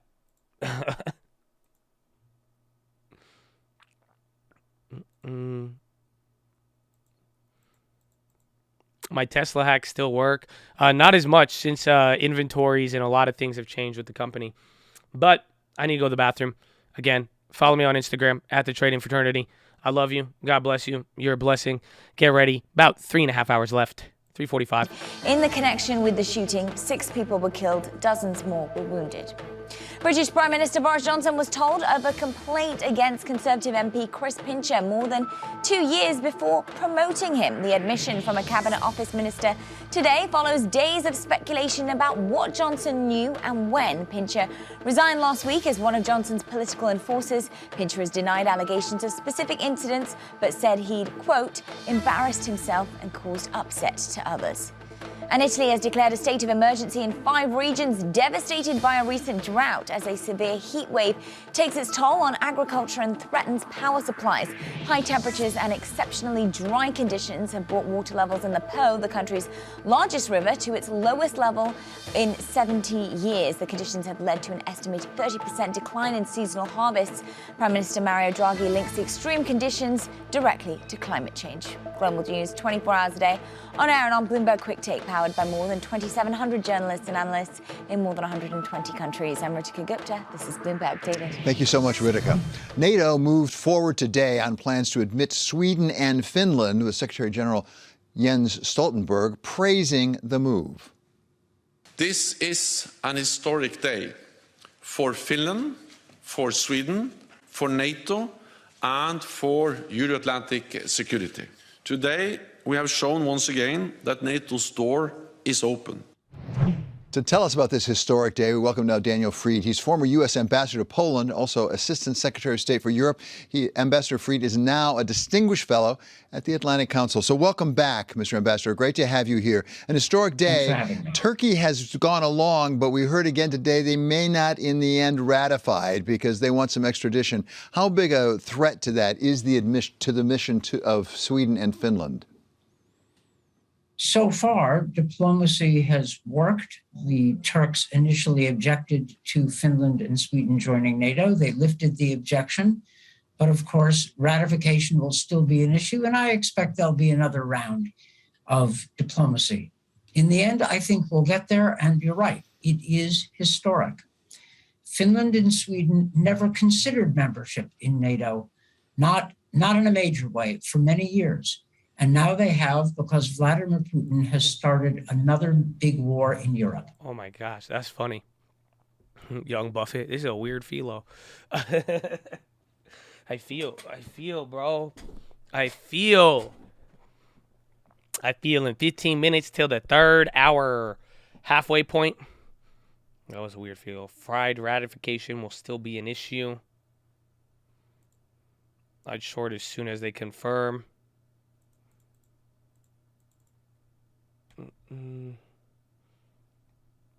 Biden starting the war. Well, I mean, in a weird way, again, I mean, we talked about it today. If all else fails, depending on Russia, Europe, all of that, I don't know. A more extensive war might distract from whatever happens here with the Fed and everything else. We're going to see.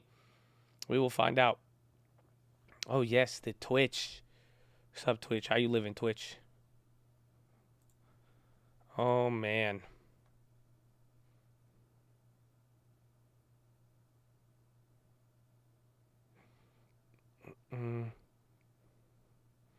UU plays. They would have hit in this environment. They definitely would have. Again, UUP, though, it's a very hard one to play, though, here and there. But, yeah, again, this dollar move was just – I'm kind of, like, speechless that the dollar is the same level as freaking March 28th, dude. Like, that's so insane. In March 28th, 2020, like, that's big. Again, and I don't know if it kind of sets off people the same way, but, I mean, it does have a meaning. But, yeah, those plays would have been good.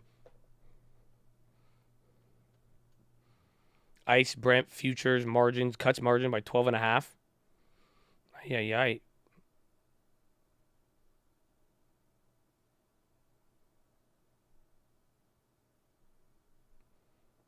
The dollar is going to wreck the third world. It kind of already is. And again, you got to think about it. Somebody brought this up today, and that's part of the equation. When the dollar gets stronger and then, people are worried about recession and then our yields start coming up, the point is this could start to attract capital from some of these places. So Europe is having some problems, right? And Europe is like, oh, we actually might have to, we might not be able to raise rates, but now their currency starts weakening, and then U.S. becomes a lot more attractive to invest in. What are people going to do in Europe? They're going to exit funds and come over there. And then in the riskier third world country places, this could destabilize them because a lot of people will just start dumping whatever it is and then go buying the dollar. Again, if you think the dollar is going to be that wrecking ball, Fed isn't going to get a hawk or dovish anytime soon, then why would you hold a foreign currency in bond or a foreign bond when you could just sell out right now, go get a dollar and go buy everything in dollars and get a way better yield and safety? So that's the problem, because this could destabilize a lot of these places that kind of need money and stability. And then now, boom, you got capital flight and people are chasing the yield and the strong dollar in the United States. So that's a big part of the equation. We talked about that with my East Asian crisis video, because that's what happened in the East Asian crisis as we started to raise rates like late 1998. And again, this was around the times the yen was this weak. People started leaving the hot money in Asia and then just jumping right back into the United States to catch that yield. And then that caused a lot of liquidity problems and everything else.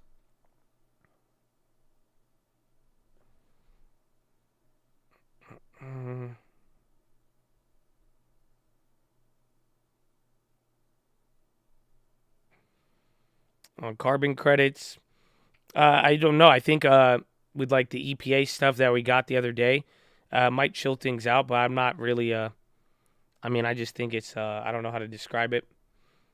I just think it's something potential that we might see, and depending on how they implement it within like financial requirements and all that, it'll outline the scope of what it is and how important it's going to be. But it could have a potentially big effect. But thank God, again, they decided not to change it right now. Again, a couple days ago, you had that big EPA ruling from the Supreme Court, but they said the EPA can't do that. And it's good, though, because last thing we want right now is while we're getting volatility, awaiting earnings guide downs, dollar hitting, 3-4 year high right now, last thing we want to do is change the underlying metrics of how the market works. So that's good. But whenever carbon credits, and if they do implement that, it could have very big effects on the market.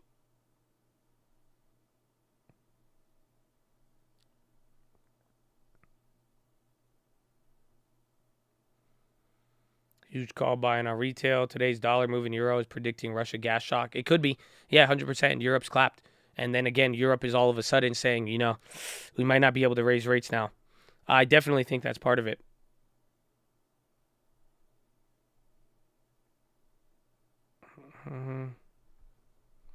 CPI will come in negative. That will be bullish, but again, the minutes tomorrow, till we get CPI, those minutes are probably going to be the kicker.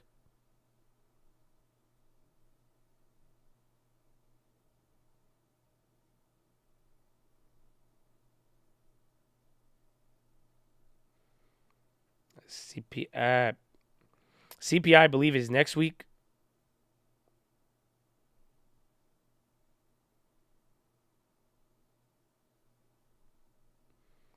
Trip green. That's good. We need to get out of this one. Market goofy. No reason for retail. Weird day, I'm telling you. What went up and what didn't. Very, very interesting. Gotta stay locked and loaded.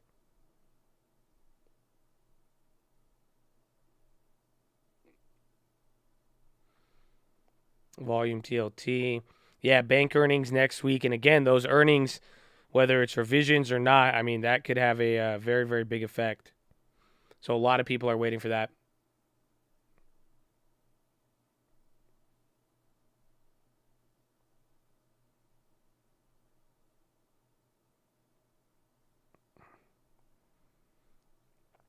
It's going up like Friday. A little bit. Remember, Friday was kind of weird. But it does actually look like it, and we have a little bit more time. I think we didn't start rallying till like 2. Which is like another hour. It's still pretty early right now. Roblo, XLU clapped. Trip is going up. SPY might hit a high. Roblo, volume 30. Dude, it's about to go back to 40. That's great. It's very good, bro. Very, very good.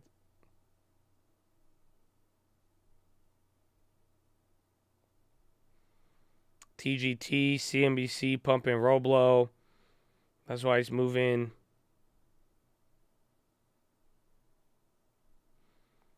Are we hitting highs? Well, we're still red. I mean, the NASDAQ went green now. So, again, tech has been a very, very big leader. You are still down about 1.5 on the SPY. So, I mean, it's not really the best. It's not really the worst. But we are definitely changing a little bit of the trajectory today. New high on the day. Wow, who saw that one coming? What's the poll? Damn, we're 64% red. Wheat back at 8. We look so bearish. This is kind of wild. It's still bad. I mean, I think tech all day. We knew tech was green, but this time around it just seems like, again, SPY and everything's clapped, and then tech was just able to do its thing all day.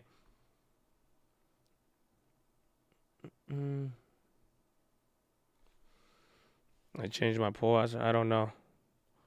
I don't know. 379. Where is this relative to yesterday? A Friday. We're just kind of right where we opened on Friday.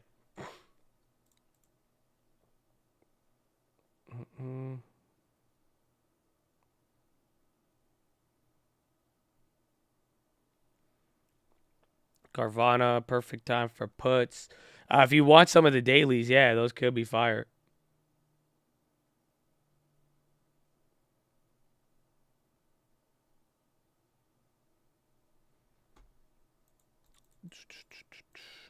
The ETF moat? Nah, is it companies with, I'm assuming, a strong moat?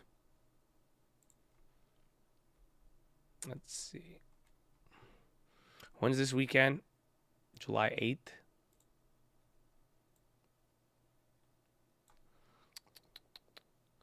Still expense. If these could come down a little bit, I'd be down to grab a weekly.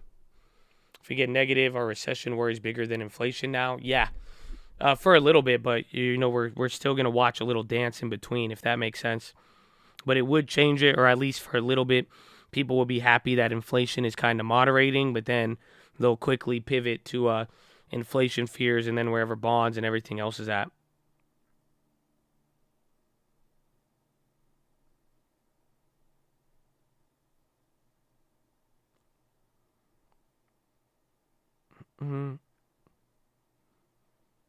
What Disney, Kohl's popping. Next rate hike, I think July, probably in 2 weeks. 2 or 3 weeks, give or take.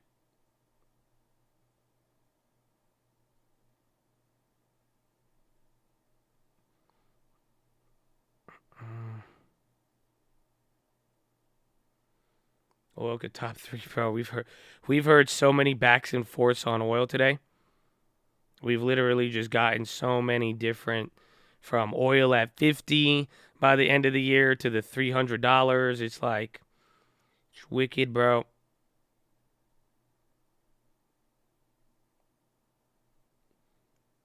Where's Bradley Frizzle in the peach? He's working, man. He's working, getting ready. Don't doubt the peach. Trust me. It's 9:30. It will always come in at the right time. Same with Kohl's. Again, Kohl's had a lot of bad news last week with the deal stuff. NASDAQ moves to session highs. Yeah, Kohl's is moving up. Even Walmart, too. Again, some of those consumer staples were clapped earlier.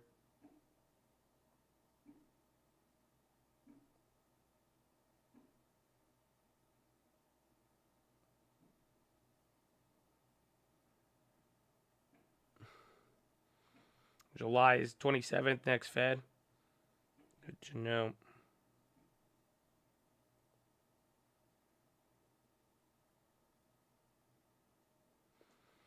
This whole QQQs. We're at 377.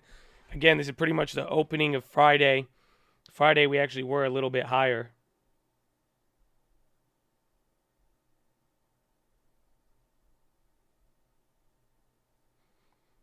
Run it all green. All before the news. We'll find out. Tesla is verde. I think that means green. I'll go out on a limb.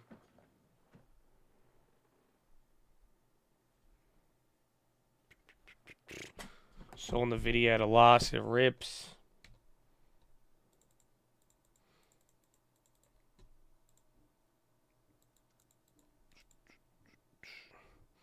Dollar, I don't do. Dollar is just spazzing out. But that's been the big thing all day. I think up until the minutes or any updates out of China or Europe tomorrow, we'll find out. I mean, we already got the Europe move. We were able to kind of do a little bit bad or do a little bit better off it. Thankfully, we didn't do too bad. So we will see. But, ladies and gentlemen, boys and girls, we are live Monday through Friday, 30 minutes before open. Drop your thumbs up on the video. Make sure you're subscribed. You're on mobile. Press hide chat. X out the chat. Hit the thumbs up button. Second link, Nightly Watch is the main channel. First link for the Scream Alerts Bootcamp and Real Estate course. But, ladies and gentlemen, we've been here for 3.5 hours. We've been watching very, very close. So make sure you get beside your desk. We have 3.5 hours left to go. Sitting is the new smoking. I need you to get beside your desk and do 10 push-ups. Can't do 10, you do 5. Can't do 5, you do 4. Can't do 4, you do 2. Can't do 2, you do 1. Can't do 1, get on your knees, do a push-up, plank the worm, anything. But get the body moving. Then, optometrist recommendation. Stare at object 10, 20, 30 feet away. Blink a few times. Relax those pretty little eyeballs. Blink, blink, blink, blink, blink, blink, blink, blink, blink, blink, blink, blink. Blink, blink, blink, blink, blink, blink, blink, blink, blink, blink, blink, blink, blink, blink, blink, blink. Oh, I needed that one, bro. That was good. Wow, relax those eyeballs, bro. Wow. Then drop the shoulders, okay? Relax the shoulders. Fix that nerd neck. Nobody is attacking you. You're safe. So chest to the sun. Flex the core. Tuck the hips in. And boom, baby. You look amazing. I ain't gonna lie to you. You look amazing. You look better right now than the dollar. You know what I'm saying? You look stronger than the dollar, bro. I ain't even gonna lie to you, man. Like, you just look hella strong today. I don't know what it was with the fireworks, with America Day, with the dollar, Europe, but I'm just saying you look real strong right now, man. I'm proud of you. Yeah, you look hella strong, bro. You look like 2850 strong. You know what I'm saying? Like, you look like 3-year, 52-week high on the dollar strong, you know? I'm sorry. I don't want to distract you, but okay, so just chest to the sun, legs in front of you, not wrapped behind your computer chair, okay? And then finally relax the jaw. Breathe in really deep. Breathe out with your tongue out through the dragon breath. Go. Oh. Bro. I'm clapped still, man. I'm clapped. Long weekend. It's good. It's good. That was good. I need my resistances now. This is that first resistance. Get it popping. What's that? VMC? I think VMC's on the high. VGM? Or is that score is bad, though? Or is that VMC? Something's up there. Getting two for these long weekends. I just had to see so many people this weekend. There was a lot of driving. Bro, on one of these days, do you know how many steps I got on my pedometer? Bro, I had 25,000 steps in one day. I think it was on Friday or Saturday, and the day before that, I had 18,000 steps. Bro, I was getting clapped. I was like, oh my gosh, I don't walk like that, bro. 25,000 steps. I did not go to Disneyland. That's the crazy part. Just walking around back and forth.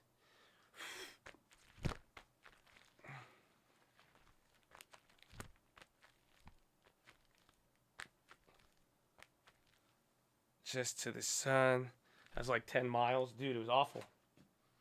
Absolutely awful. Oh. I closed all the iWatch circles. I feel. Oh, they're talking about crude. All right. I'm going to go to the bathroom real quick. And it's always me on a sad Instagram ending. at the Trading It's Fraternity. always with recession and demand declines. The oil market on the supply side is very inelastic, as President Biden and many have learned since last fall. You just can't crank on new oil supply or new refining capacity overnight. So when you get in these situations where you have strong demand exceeding a tapped out supply system, throw in the largest disruption risk since the 70s, it's only going to end one way. And we're getting a taste of that with prices collapsing as we hit demand destruction. Now, it's not clear we're there yet. It's not clear. So the demand is holding up pretty well. We have big disruption risks, so can't rule out a rally even into the third quarter. But this is a foretaste of how this boom is going to end. I think that's what we're seeing today. So apart from a crash or a recession, a global recession that takes down the demand side, on the supply side, how much can be done as a practical matter to ramp up production? And by the way, it's not just production, but refining as well in the United States, or to get other producers online, such as Saudi Arabia? Not much. You know, the only spare capacity, the only quickly producible oil that exists at any time in the oil market is what OPEC or OPEC Plus is holding in spare. Currently, we estimate that to be about 1.7 million barrels a day, most of it in Saudi Arabia. But in a 100 million barrel a day market, that's not a lot, especially when you consider the disruption risks. Just last week, we lost half of Libya's supply, and the other half is at high odds of going off in the coming weeks. So unfortunately, the only option, the only good option is spare capacity is too low for the problem to solve this type of problem. That leaves refining capacity.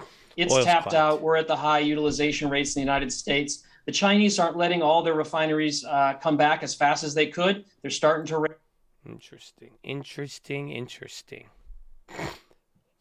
Why does dude sound like Ted Cruz? Your handyman is working. He said, this is what you do. Listen to some guy go on random rants. My response life is good. We are randomly ranting about the future of the United States economy. But I feel you. Honest, I feel bad. You remember a couple years ago or a year ago, and I told you every single person who came and worked at my house, they all were like in crypto and shit, and then like stocks and like, bro, I remember I had people like putting fixtures up in my house, like just basic installations. And this guy was like, yeah, I made 15,000 day trading today. And I was like, what? That's crazy. And then they would always ask me, they're like, what do you think about Bitcoin? Coughing up bones. I remember that. What meeting was that? I'm 100% sure. I don't know, bro. I remember like all of them. Every person I met doing any real estate work in 2021, they all were just like, boom. You know, at 1.2, I was sending proof of funds with Coinbase on one of them. Or I had like 4 of them, I think. I had 4 listings, and they were like, can you send proof of funds?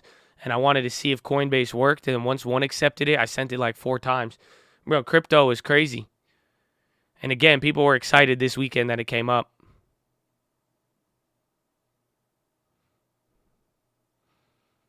Oh, Big Ute. The Big Ute. What's going on at CERN? Some people brought that up, but I'm not too familiar with it. I know it's like a it's like a deadly loophole or something. What Bible should I read? I like the New Living Translation, NLT. Pretty fire.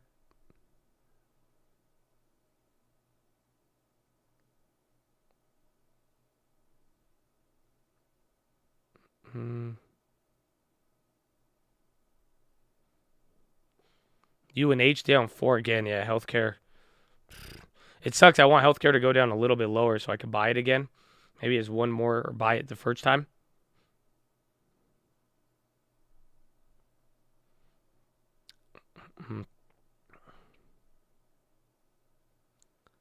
You said if Fed minutes were negative. Well, it's not negative, the CPI. That's what somebody brought up. They said, what if we see a pullback?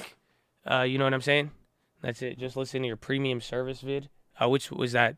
Are you talking stream alerts, or hopefully you're not? No one's not sending you something else. But everything is free 99. We love you. God bless you. NEE on the low.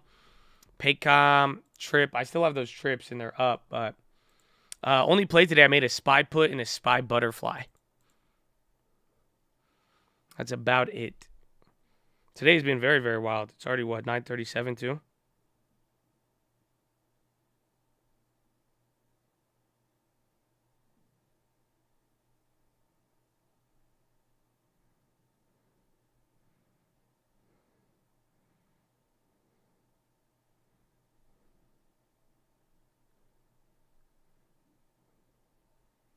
Nigerian buying Micron.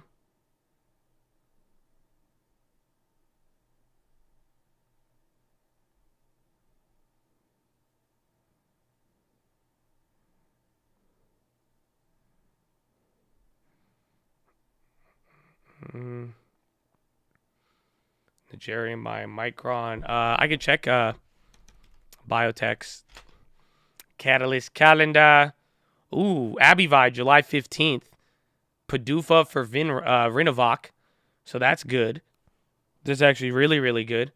Rinvoq, Abivi, July 15th. July 10th, that's over the weekend or Monday. Hemophilia. It's a PDUFA, I think, or data release for ALNY. Then Novartis, they have a PDUFA July 12th. Bristol Myers, PDUFA July 13th. Analam, ALNY, again, they have another PDUFA after a data release on the 10th. Their PDUFA is the 14th. Then Abivi the 15th. Then Eton Pharma, 18th. So we still got a couple weeks for any of them.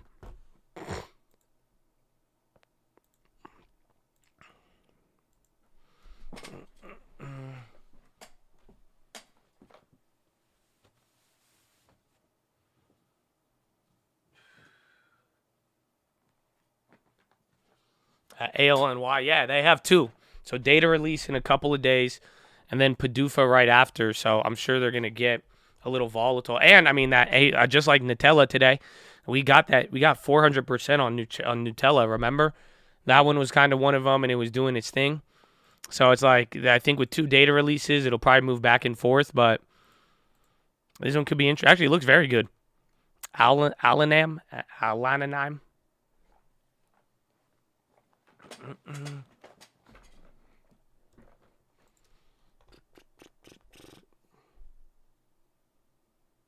about futures day trade. You could do it. You could pull it off. I mean, again, right now it's either going to be a break to the highs, move towards yesterday, or coming back down to like the 370 level. U.S. pushes for ASML to stop selling key chip making gear for China. Oh, ASML getting clapped. Again, I feel like we played this big cheek lay on ASLM, bro.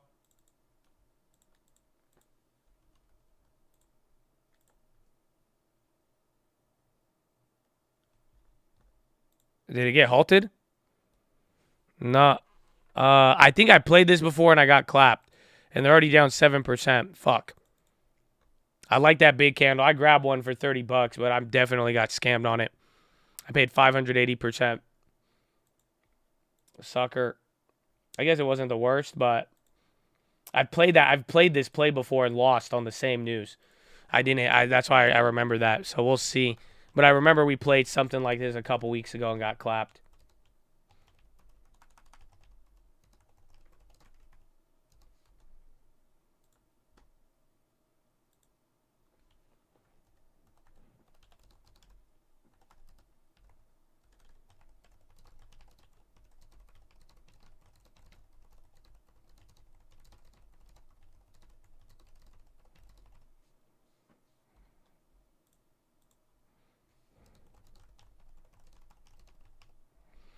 Why is my thing in all caps?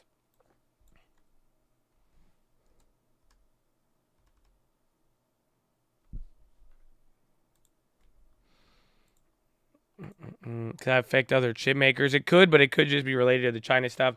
So I grabbed a weekly. I spent $30. I mean, they're kind of coming up, but again, I've lost on this play before. Just be very careful. We'll see. It might be a good one. I like it because it was $30, and then that was a big candle, and then we'll have till the rest of the week, but still kind of risky.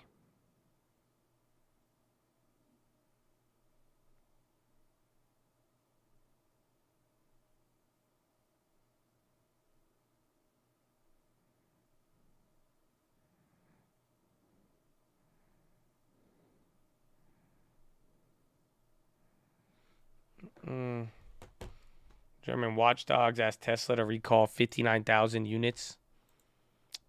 No, it's no good. No good. I'm welding parts for ASML now. I got an ASML July 8th put for $34. And again, they're already down 7%. That candle brought them down $10. So that was like another 2%. But then it bounced up there, so we'll see. But it gives us till the end of the week. Only downside is we're still up here. Like we still have it's a short week. Fed is speaking, not like you're not going to get a talk, but you will be getting the Fed minutes, and that will be a big deal.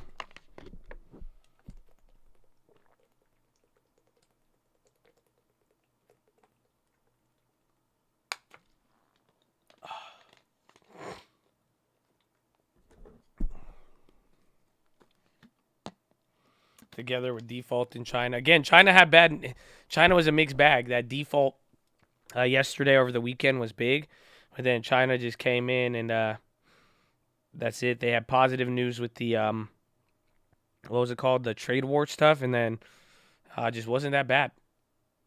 So we will see.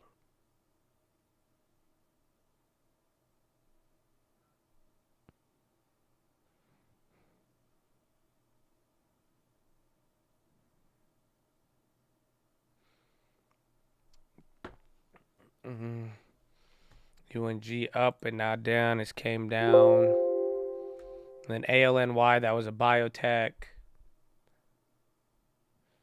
China doing QE.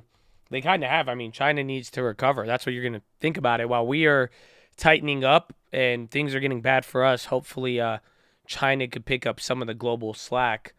Again, that's kind of part of the problem here with not doing too hot. Europe. Again, because now Europe is going to be in a very, very weird position while everybody across the world is kind of pulling apart in terms of central bank policy. TSM Fat G-Clay. They're coming down. They're already down 3-2. Kind of looks exactly the same as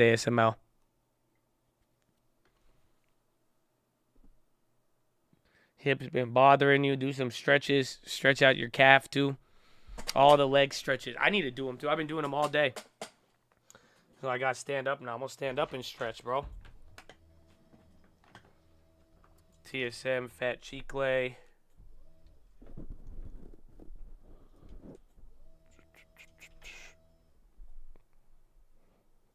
Shop intraday. I think they got upgraded or downgraded?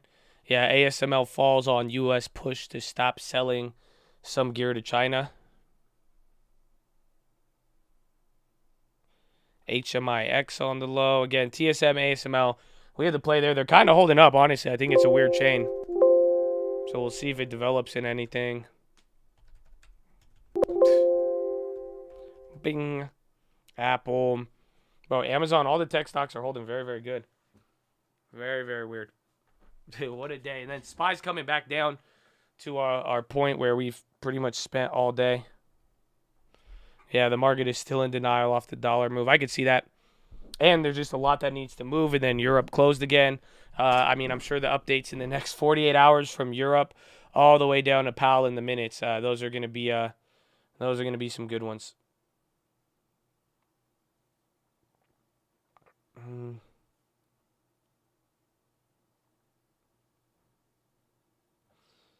Yeah, lay on your back with your feet up on a wall. That's actually the best. If you do that for like 3 minutes, literally just go on a wall, put your butt on the wall, and put your legs on top of it, just straight up. I need to go do that. Honestly, I don't think I can while talking on the mic. It'll probably sound a little weird, but, you know, I'm definitely putting that on the schedule today. Look at shop, easy levels, JPMX div. I thought it was July 5th. Yeah. I think it's today. But I think if you buy today, you don't qualify for it. You post to hit 29. That will be worrisome. Again, 29 will literally be higher than March 2020. New regulations and options will affect us. Well, as of now, there's nothing yet. I mean, the only thing that, again, the big thing people were talking about would be like ESG and kind of new ways to grade companies and like add environment requirements to their financials. That could make things a little bit more volatile. But other than that, they haven't really had restrictions. You know, my expectation is always, I think eventually you're probably going to watch options get limited in terms of you'll probably need like a credit check to have options approval or like a minimum 25K like the PDT rule. But we'll see. Some people get mad when I say that. But we'll find out. Ray Dalio Insider. Oh? What's that mean? There's a new multi-billion-dollar short against ASML. US is telling ASML to stop dropping them down. Interesting. So Dalio built up a big position against ASML, apparently. There's just a tweet off something else. There's a news that shows expected rate hikes. Investing.com. Oh, shit. Uh-oh. There it is. The yield curve is inverted, ladies and gentlemen. The 2 and 10 is inverted. Again, 2 and 5s are already inverted as well here too today, but now that's kind of the one I've been watching this whole time here. If this stays inverted, your recession talks, I think they start to hold a little bit more rate.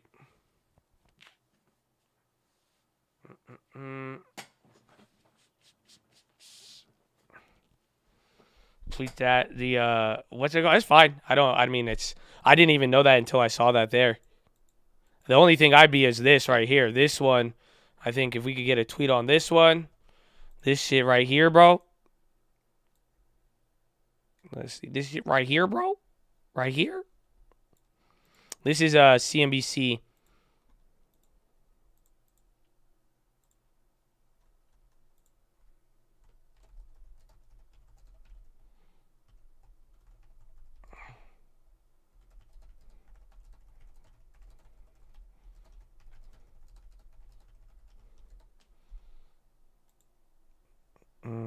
If the 2 years higher than 10, that's bad. Yeah, that means the actual yield curve is inverted. Again, you got to ask yourself, why would Why would they be? I mean, why would a 2-year bond pay you more money than a 10-year bond?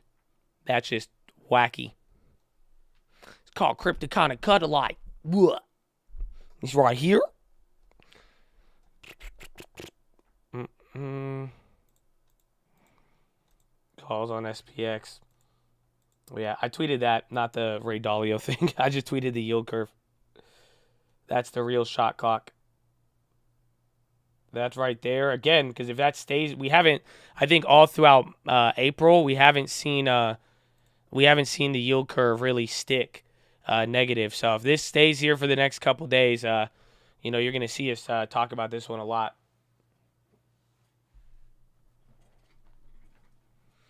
What do you think about other people who ignore that? It's totally acceptable. I mean, it's an indicator you should ignore for a long time. It's very, very hard. March 7th, 2019, the date for the video on the yield curve. That one, we have a couple of them. Not death, death.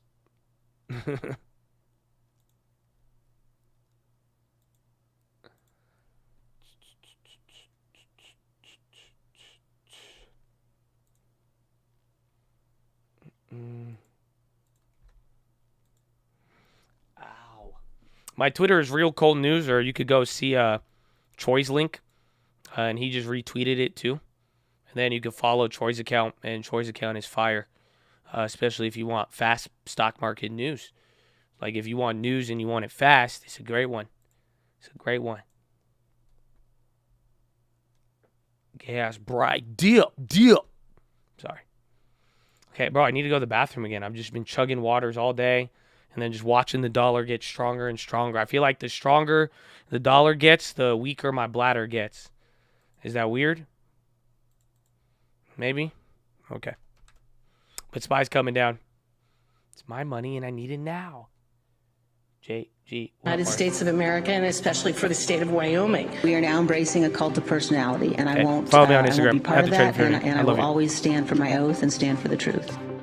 And there you saw it, a stark contrast as Liz Cheney tries to defend her position in the House of Representatives against several oncomers out in Wyoming, and she appears to be perhaps in some difficulty. Still with us are Rick Davis of Stone Court Capital and Jeannie Shanzano of Iona College. So Rick, first of all, how much trouble is she in? Yeah, well, she's in deep trouble.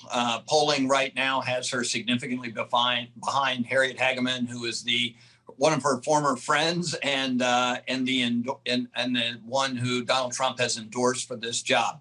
And so that's the real fight to focus on. And I would say some of the exchanges in that debate between Hageman and Cheney were really interesting, especially when Hageman said that the rioters on January 6th were just expressing their First Amendment rights, and Cheney pounced on it. Of course, a core issue of her chairing the January 6th committee, and said, no way, these are not the way people express themselves in a peaceful environment. Well, it's pretty extraordinary, Jeannie, if we're really talking about an assault on the Capitol where lives were lost, incredible damage was done during the counting of the Electoral College votes, if we're going to call that a peaceful demonstration as a practical matter. But do you think that maybe the January 6th hearings may change some minds even in Wyoming? I don't know. Brought to you by Tesla. What? Oh, excuse me. We back, baby. We back. Cheney down 30. I know we're gonna have a lot of the midterm stuff. I don't even know, man. Again, we talked about it earlier today. Like, dude, the midterms are usually bullish, but now with like everything, everything kind of is just like anytime we're supposed to deal with something bullish, it's like something changes. Again, this week should have been very bullish, but no. Again, the Santa rally. I mean, we could go down the list, but so I really wonder how the midterms are going to play out.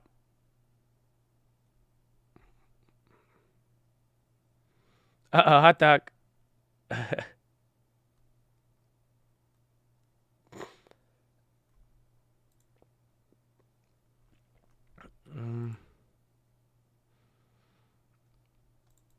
Explain, elaborate on the yield curve inversion. We have a bunch of videos on it, and I mean, I will probably, if that yield curve stays, you're probably not going to hear me shut up about it. So is it too early to discuss it right now? A little bit.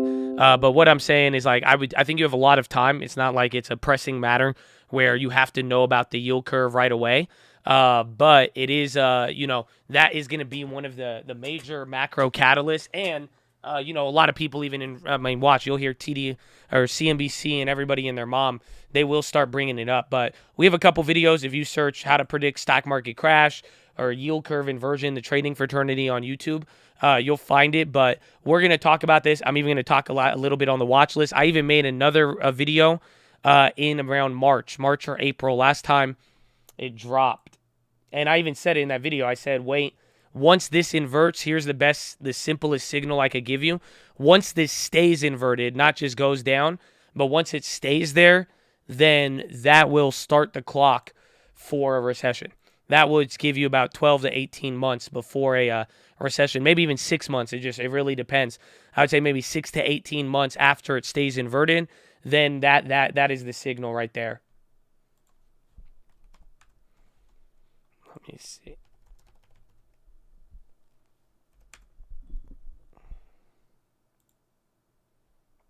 Let me see if I can find it.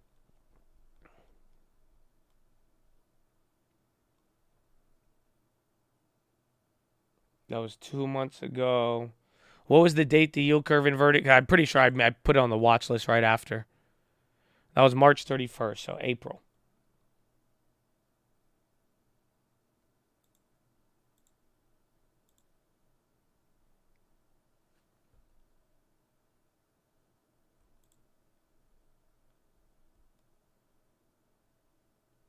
Okay, that's March 21st. Please hold.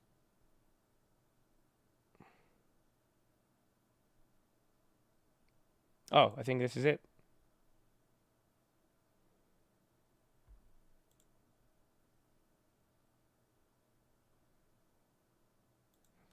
So yeah, here is the video. So this is the one most recently. So again, where is it? Oh, shit.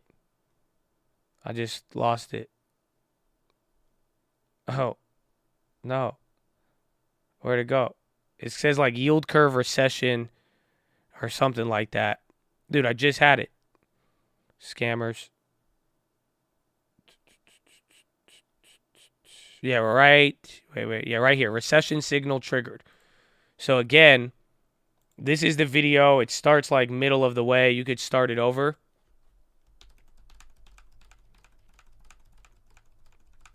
Okay, but here's the description. Again, even in the description, again, the 2 and 10, this is one of the age-old predictions of recession.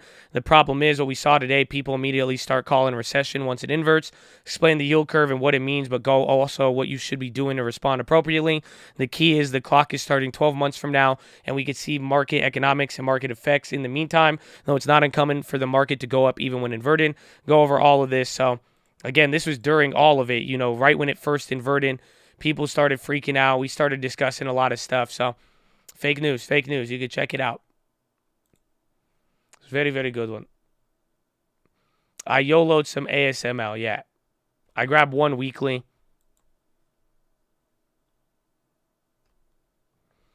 Where is it? It's still, it's up on the ask, but same price on the bid.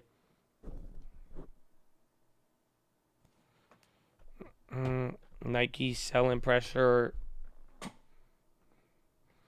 But yeah, that's what I was saying. Because a lot, again, right when it inverted the first time, people were really calling about it. But again, even back then, I hope this gives you a little bit more confidence that it's the same logic even when it happened back then. So we saw it briefly happen, it uninverted, recession fears, tripped out. But now we might actually see it flip around this time. And then if we start getting more, the yield curve stays inverted, and then people start getting worried, then there you go. The 5 and year. I could look at the 5 and 10s. That's another one, but usually I think the 210, that's just the easiest way to spot it. Vancouver home sales down 35% June from a year ago.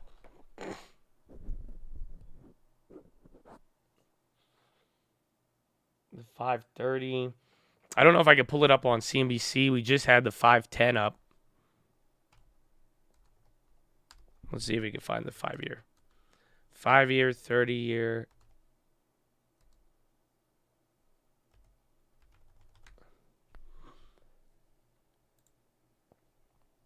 Oh, I think they have it on CNBC. No shit. But this is the 30-year, 5-year, so you got to flip this around. I don't know why they have 5-year, 30-year.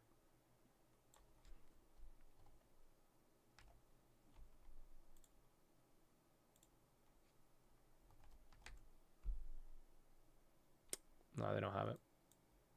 They only have the 30-year, 5-year. Deflationary spike. Roblo again. SCO. Oh my gosh. Oil's getting clobbered here. Yeah, CPI next week. And you have minutes tomorrow. So those minutes tomorrow are going to be very, very important.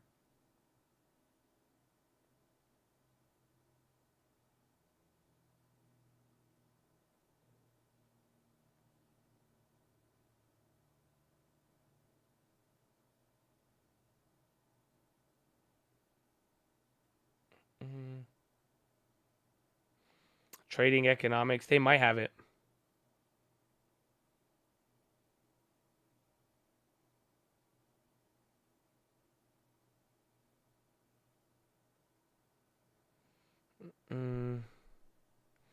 Why Roblo? Roblo's just been killing it all day today. I don't know what it is. Meta filed actions versus Octopus and defended Ekram 8s. Ekram.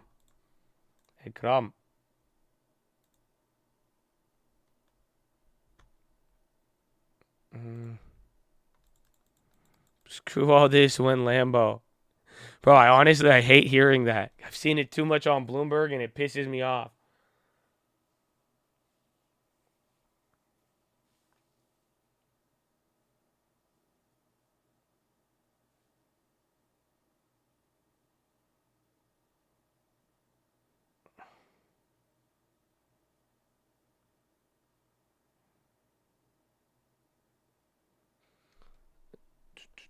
Using parents' cars to cop up the Robux. Good.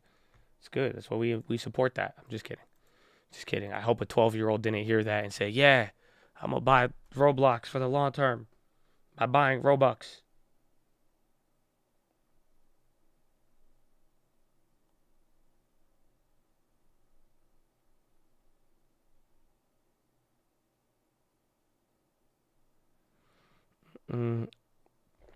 They drive Lambos for free on Forza. That's good.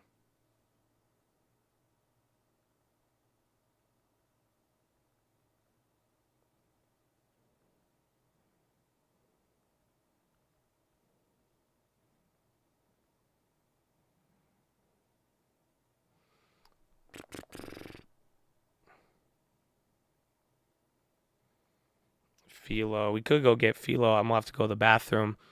Get a carb. I got a couple different PHILOs, actually. I got a couple different ones. I'm a little klepto today, so I don't know how we're going to go about it, but maybe we could. They finally mentioned the 210 on CNBC. It's big. We'll just see if it sticks. That's really the next key. Which one's the pump fake, the dollar, the tech stocks? It doesn't matter. I mean, dude, the dollar is at a level that is as high as 2020. You know what I'm saying? So it's like I don't think there's any pump fake hitting that level of a high. You know what I'm saying? It's like the tech stocks are going up, but they're not hitting a very crazy level.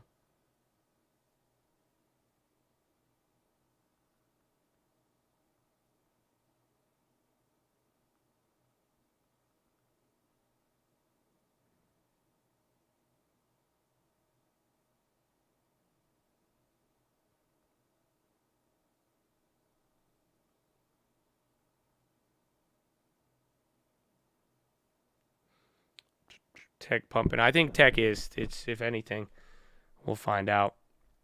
We will find out.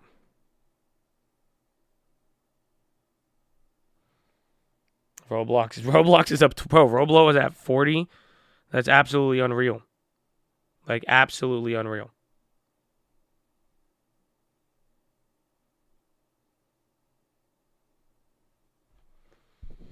MU's the biggest letdown. Yeah, they went straight up. Again, that interview right off the morning helped them a lot. Meta alleges 8 scrap data from 350,000 Instagram users. Abby Vi is holding it up. Amen. Abby Vi's a good one. All the kids playing Roblox. It's good for the like small tech, but again, all the tech did. And I mean, if we want to answer, you know, why things are playing out like they are, I definitely, you know, I think it's the interest rates calming down, which is helping some of those growth stats.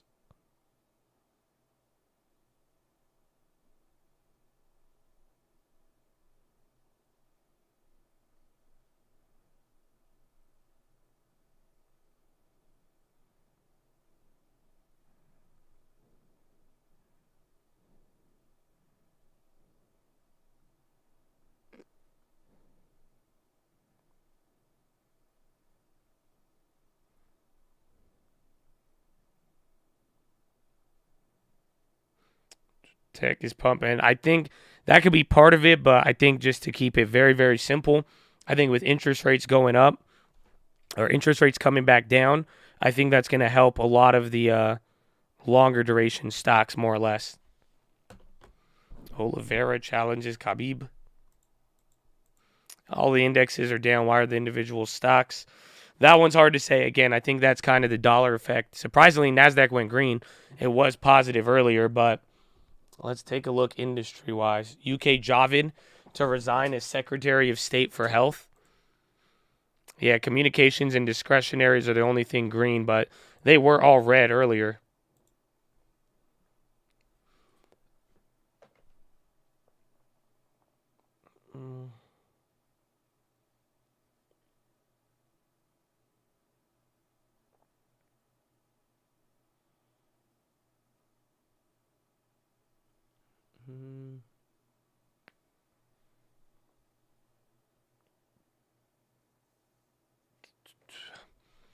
Interest rate move confirming recession. It could be.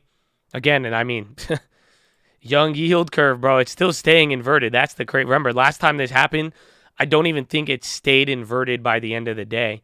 So depending on what happens there, but if that keeps playing out, I mean, our work is going to be cut out for us, to say the least. To say the least.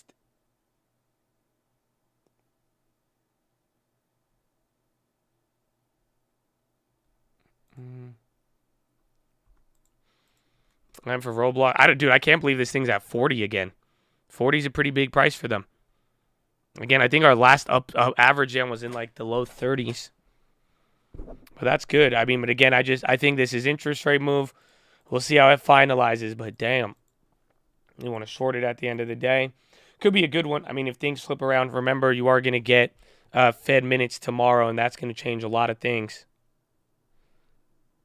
Yeah, Roblox is gassing 112 or no, excuse me, 13%. I don't know why I said 112.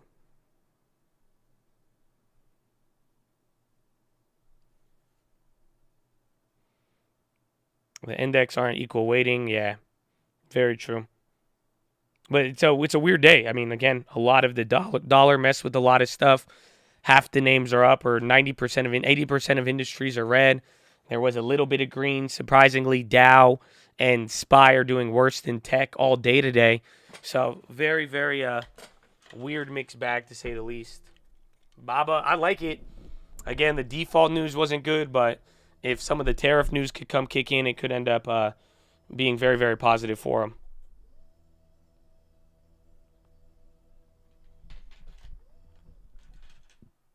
Oil down 10. I think Brent dropped more than that. It's crazy. It's crazy, buddy.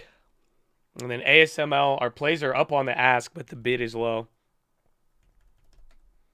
Airbnb ticked up. So did Uber. Easy Go Green. Even UWMC. Nah. And then SPY chilling, 375.91. 375.91.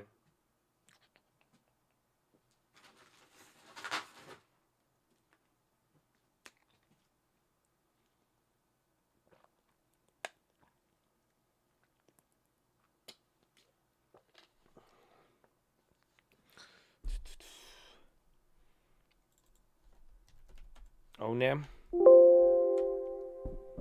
One Life Healthcare Science said to consider options after takeover interest. That one could move it. It's already up 14. So I don't know if we're kind of lagging on that, but that could be an interesting one. Yeah, One Medical said to consider takeover. Is that halted? I don't know. I can't tell if it's trading or not. It doesn't look like it's moving. Roblo at 40 now. That one, again, on fire all day. Just one of the random growth names moving up 13%.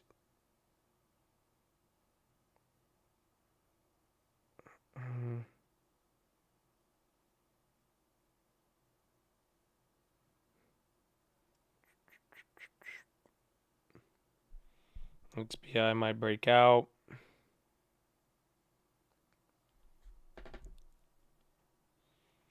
CPI is at 8.4. It'll be a little bit bullish, but again, go just like the PCI. If it's still near a higher number, that's still going to cause a little bit of worry. I mean, pretty much if it could come down to 7 and like drop by a full 1%, that would be very bullish. But again, if recession fears and odds actually end up staying up, then, you know, inflation could come down, but then people just might instantly start responding. Dude, Roblox is getting a lot of numbers right now, man. I don't know. The volume's high, everything. It's actually very interesting. Is there numbers on it? There might be. And then ONEM, I think it's halted.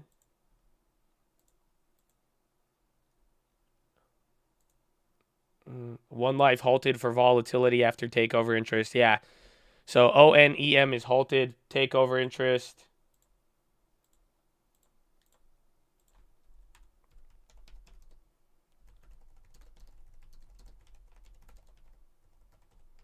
Damn, they're already at 15% on that too.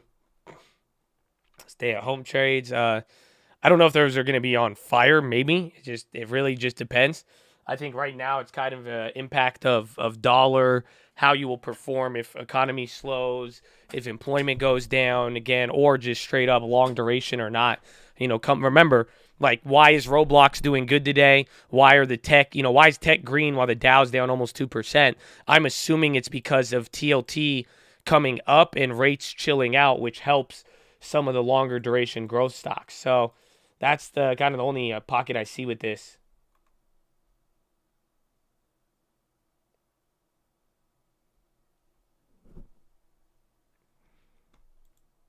Doesn't make sense. Should have popped 2 months ago. I just think it's interest rates. That's it. We're now recovering up here. We're getting up. Just don't remember that was the thing in the beginning of the year. When interest rates were started to go higher, long duration, growth stock, people get worried. So that's just kind of the only positive I'm seeing in this one, more or less.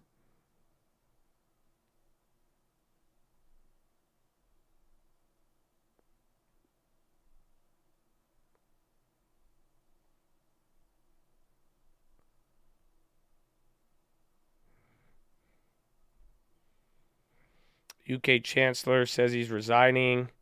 Wasn't there another one who just said that too?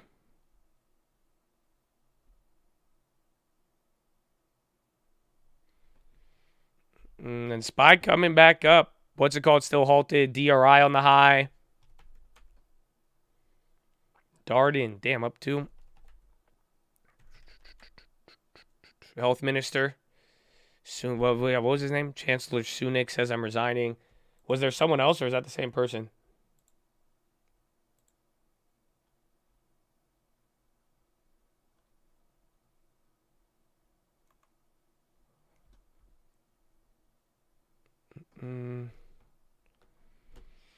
Yeah, Sunak says to resign as chancellor. It was Javid to resign. Yeah, what's going on here? Hold on. I don't know if this is good or bad. The UK Sunak said to resign. Who is Sunak? Hold on. So, yeah, 2 people resigned. But is he health too? He's chancellor of the Exchequer. As chief for the treasury. Dude, so 2 people in the UK have just resigned from government. That's not good. Prime Minister Boris. That could be bad for Boris. And then again, everything else. Yeah, they're taking the fall for Boris. I think the other guy is their Fauci. Javid. I think Javid is their Fauci. I have no idea who Sunak is. Oh, ONEM. That gapped up now, $1. You're up 50. Damn, it's holding the same price. Holding the same price. Again, I need to go to the bathroom again, Chad. I love you. I'll be right back. God bless you. Follow me on Instagram at The Trading Fraternity. God bless America. Amen. Value over the last 12 months, not just NFTs or crypto. You look at tech stocks, you look at even housing's already weakening a little bit. So I think a lot of that loss in value comes from just general macro factors. When it comes to NFTs and the tokens that everybody is excited about, you have two components. One being the crypto itself, and second, the fact that these tokens are 24/7 tradable across the world obviously react very, very differently than traditional assets. And so, yeah, they're high beta plays. I just want to break in here with some news that's completely unrelated, although somebody may want to sell the NFT of Rishi Sunak's resignation. We are seeing that Rishi Sunak, the chancellor in the UK, is going to resign. He's stepping down as chancellor. This is not the only resignation from Boris Johnson's government, because just minutes ago we saw that Sajid Javid is going to resign as Secretary of State for Health as well. So a couple of key members, certainly one incredibly important member to Boris Johnson's government, and one who has been an important member of Boris Johnson's government, are resigning, and we'll continue to follow this story for you. But it brings up an interesting point surrounding NFTs, Sergio, that I have never really been clear on. Who has the rights to sell these kind of things? And, when I see an NFT of LeBron's dunk, or an NFT of the Pulp Fiction script, or if I make an NFT of Rishi Sunak's resignation as chancellor, how do I have the right to sell that? I think that's actually the beauty of NFTs, in that given the blockchain's characteristics, that it's public, you can see the provenance of the tokens. And so if you own the IP, or if you create an IP for NFTs, then you can sell it, right? And as we go through time in 200 years, whoever has that token then can trace it back on the blockchain to its genesis, to when it was minted. How do you and own see, LeBron? okay, well, is this something where the creator So had it's the a lot IP like rights? first come, first serve, though, right? Not really, because would you value something like a picture of LeBron that somebody not just answer mints the on the question. blockchain? It really doesn't come from him. He's like, it's mad or his valuable, team. bro. It's not licensed. Would you value that? Not really. But if it's something where LeBron sells it himself, and on top of that, and really what's happening with NFTs today is that you're able to build communities and deliver value through those tokens. So if instead LeBron sells you an NFT and that gives you access to his Discord, to communications, to discounted tickets and merch, LeBron then that's Discord. really where the NFT unlock But comes go win a about. championship. All right, LeBron. Sergio, it's been great having you on the program. Stop Thanks this. so much for joining us. We've got... Yeah, the top is in for the NFTs. After hearing that one, bro, that one was a wicked answer, man. I don't know. He was like, yeah, LeBron could just sell his own NFT, and then that you could join like LeBron's Discord, bro. Bro, LeBron have kids and shit, and he's in the NBA still. LeBron have to take care of his children. Gotta take a Bron, and all. I don't think you have time for Discord, man. I don't think I've ever seen LeBron in a Discord. That'd be insane. I'd make fun of his hairline. Just kidding. I know. Oh, the Chad I met over the weekend, he got to see my hairline.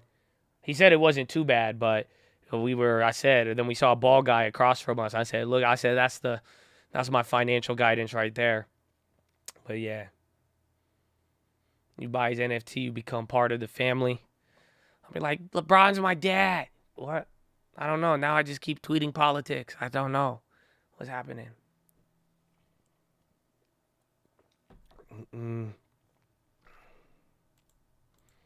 Yeah, Sunak says to resign as chancellor. Let me hear this. Those allegations of groping, and it's the way the Prime Minister has handled that allegation has angered so many. Allegations of groping? So, yeah, So they're not leaving related to finances. So that's resignations coming through. That's now, kind of good. And it's a case of who's next. Joe, put this into some context for us, because we know that this is coming in the context of the UK dealing with a lot of economic pressures, a cost of living crisis on their own at a time when the government has been. Roblox saving the long term. Roblox is honestly on fire. I hope interest rates allow for growth to come back up. That will be nice, but let's just see again if the dollar has anything to say. But dollar's still kind of staying pinned, though. Again, I do not like it. Yeah, Airbnb recovered big today. But let's see. Again, their earnings is, I think, towards the end of the month. So we'll find out. Yeah, the Sunak will resign, and then Javid quit the Johnson government.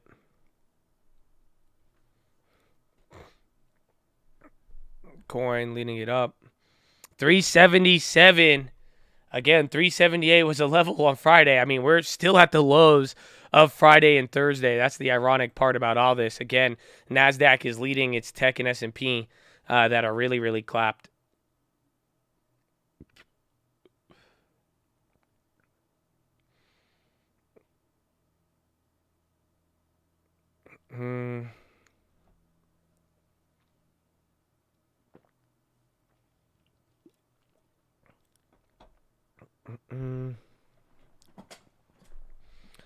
UK up fat, but stocks green, which is wrong. I think stocks, not all stocks are green. I mean, it's just a couple of names. Anything related to interest rates seems to be going up. Anything defensive is seemingly staying down. So we're gonna really see. Yeah, ONEM is killing it. Again, that takeover interest, they were halted. Now they're up 22%. SPY's hitting a high right now. Oh, let's see. Good day, good day. Wild day, honestly. But the dollar, I mean, just what you saw today with the dollar was not pretty. And I don't think it's over. Voyager in the 20-cent range.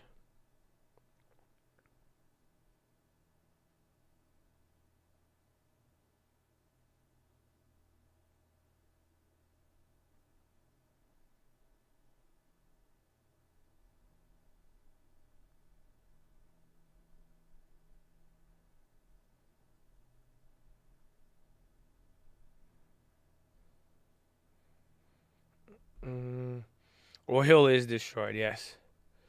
I have SEO's calls for next year up 50%, about 5K. What should I do with it? You can always, you got such a big move, you could trim a little bit and then make it free and then just ride out a big position. That's what I've done with a lot of my commodity plays.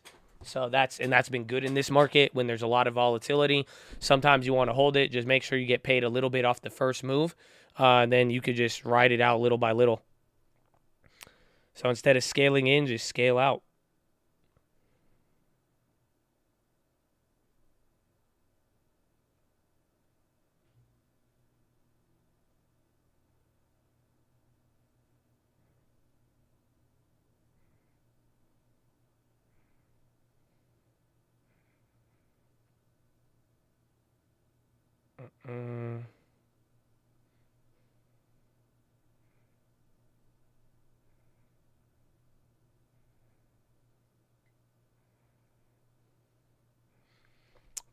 O&M pop, got to consolidate. We'll see. 377 volume coming in. What time is it? 10:30? 10:30 on 42 million. Volume's kind of slowed down a little bit. Still 10 minutes an hour, or 10 million an hour. And then tech went positive again. NASDAQ is up 0.45. Communications up 1.1. And discretionary is up 1.3.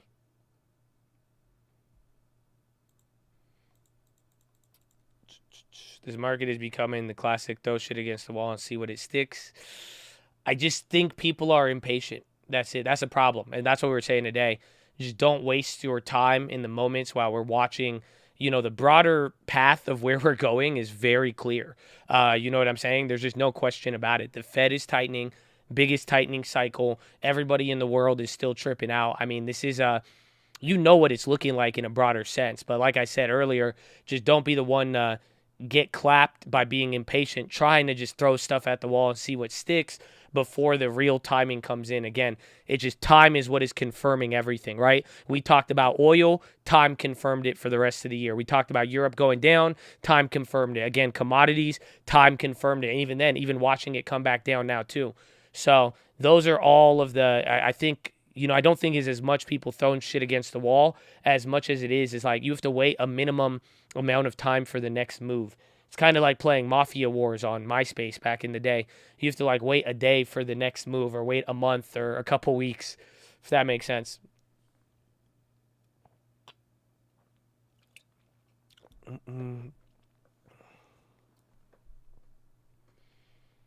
Why are there only 4K votes but only 1,000 likes? I mean, honestly, I think you got to just take that up with your peers. You know what I'm saying? because you guys are all here, but that's a question for you and all your peers, man. You know what I'm saying? That is a question for you and all of your peers.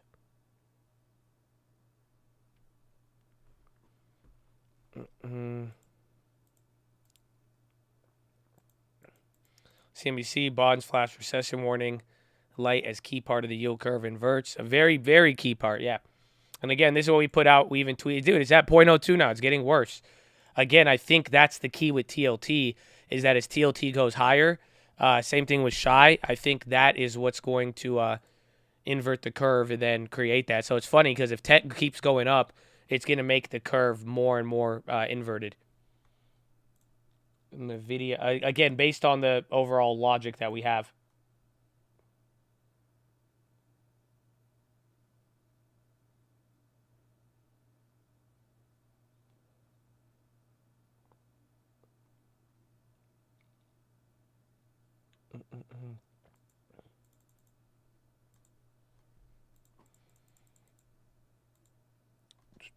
Why Indus is pumping then? Because they can. I mean, again, like I'm saying, a lot of tech is going up while the bonds are chilling out. So dollar was bad for a lot of like value, defensive names, and even global names.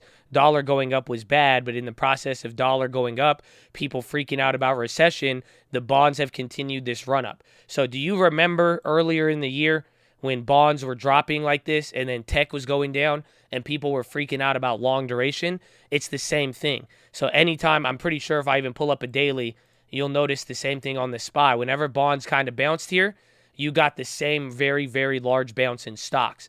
Once the yields kind of chill out, it helps bring up growth names. So that's kind of the paradox of today. Again, I'm not trying to say this is why, it's the only reason why, and you could, connect the dots very easily. It's really not like that today, because today is just very, very difficult with the dollar and everything else. But this is, I'm hypothesizing is the best way to put it, is that I think this is what's keeping up some of the growth names. And we're watching else. Priva Healthcare, PRVA up 11%, 3 big volume candles.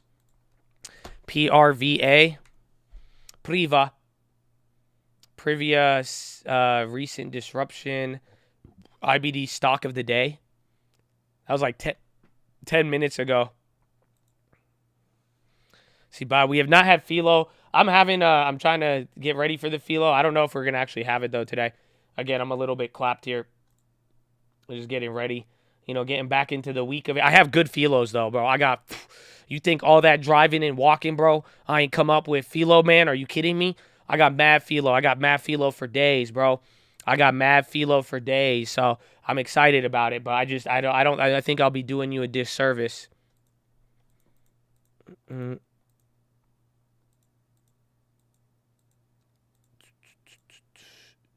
480 for the which option on Priva? It's probably the what's it called? The snake in the chain or just tripping out. The ASMLs came down. I'll get me hype. It's good, but we'll get you guys ready. I do have the PHILO, just not today though.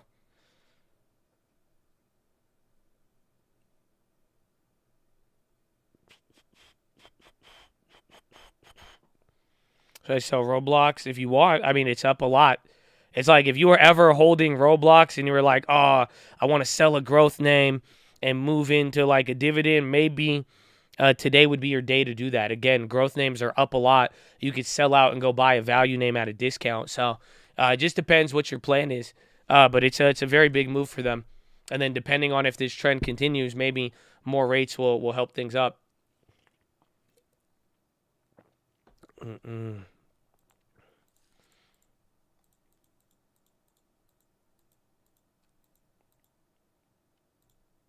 Think about puts on there. A lot of people talked about it. Just watch out for the spreads. Again, days like today, the real big issue is the spreads. That's what I'm usually worried about. Lab stocks, yeah, biotech. And then we're at 377, kind of coming down a little bit. Let's see how this plays out.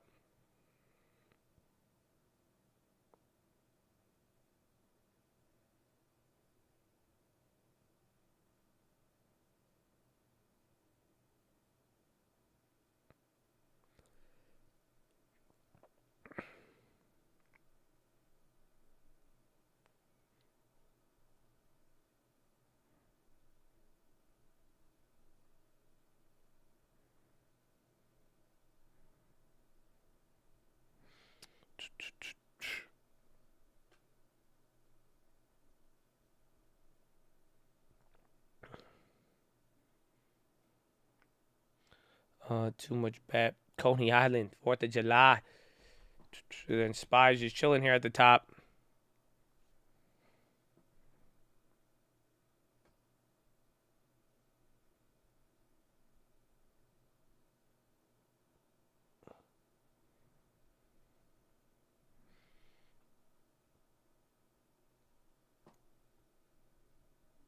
Man, what time is it? 1:30? Bro, it's been a long day. A very, very long day. We have volume at like 40-something million. Couple of movers. TLT going up. So watch, if TLT goes up, watch what some of the higher growth names do. The dollar's just disgusting. Like for the short term, energy. Energy plays in the short term. Again, especially after a day like today, it'll definitely be something.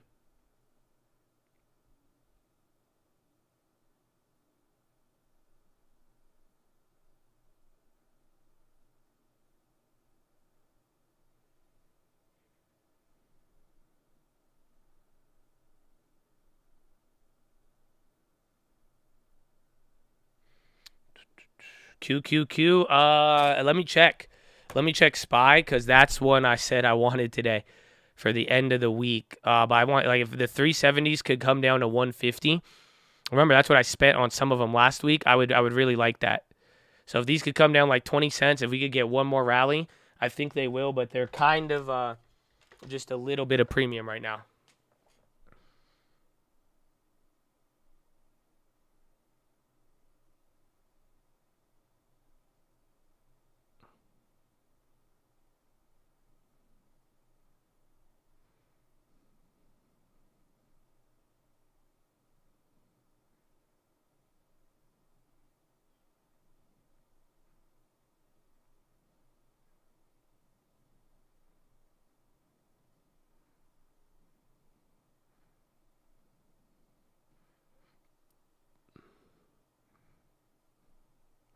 I think rally's going to come from TLT. Everybody in the TLT. End of day. It's still 10:30. Still a lot of time. Again, we had that pre-RVA. What's the other one? ONEM. That's actually coming back up again.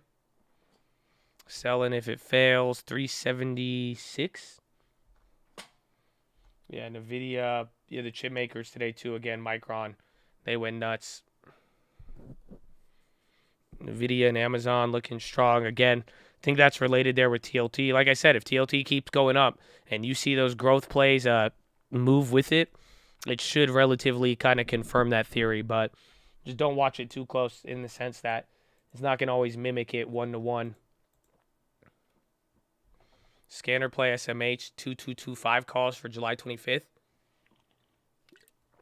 Semiconductor ETF. I do like UNG calls here. I'm waiting, and then I'm going to go for the, how you say? They're still talking about Chancellor Sunak. Then I'm going to go for the futures. But I want to wait. Again, I didn't think we would get this big of an energy clapping today. NASDAQ strongest up on the strongest dollar in 7 years. Why is that? Because it's only been 4 hours. So will it stay up? That's what we're going to find out. But right now, the only way to answer that question is that it's just a short-term reaction. So it may not really be the real reaction in general. And that's what I'm saying, all day today. We've watched the dollar. We've brought it up. I mean, don't let one single move fool you. And 2/3 of the market is still down right now. And 3/4 of the industries are down as well, too. So, but this is all very, very quick, more or less. EU seek action on big tech shadow lobbying. Blackstone lending on the low. Net going through the high. SPY catching the candle. These are 160. Damn, we only have 3 more days of the week. That's why those weeklies. I was like, dude, those weeklies are cheap. I think I bought them on Thursday for that same price, but damn, I forgot. So any weekly play, you only have like 2 days, bro.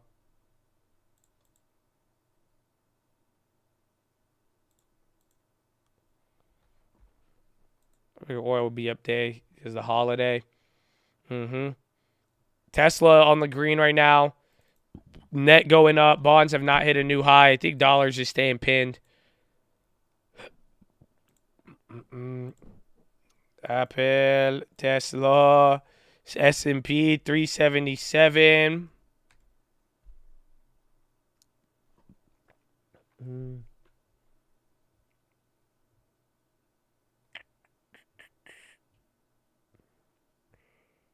Dollars since 2001 tech bottom. 38% green on the polls. Well, a lot of people were very bearish in the morning. Again, within a couple minutes, I think we were down 2% on the NASDAQ. Then it flipped, and then you were down 2% most of the day on the Dow. Yeah, Amazon's killing it. Peloton might close green low-key. You might. SPY's at 1 more percent, and you got an hour, 2 hours and a half. You got a lot of time, my friend. You got a lot of time. Anything could happen. The last double-dip recession, U.S. occurred in the early 80s. Recession canceled. Nah, man. That yield curve, bro. Honestly, if this just stays, that's all I care about. We're going to find. Honestly, you'll be shocked by the end of the day. You might even watch the yield curve just somehow find a way to go positive. But we have watched it every day, and we've yet to see anything. So we're going to find out here, my friend.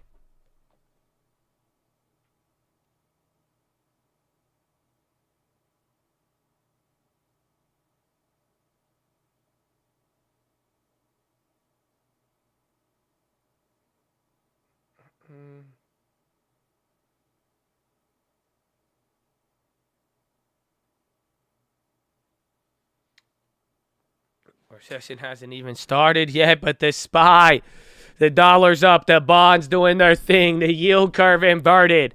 So again, hopefully you watched that yield curve video. We talked about this. The market could still go up, but you are hitting a new high on the day. SPY is now down under 1%.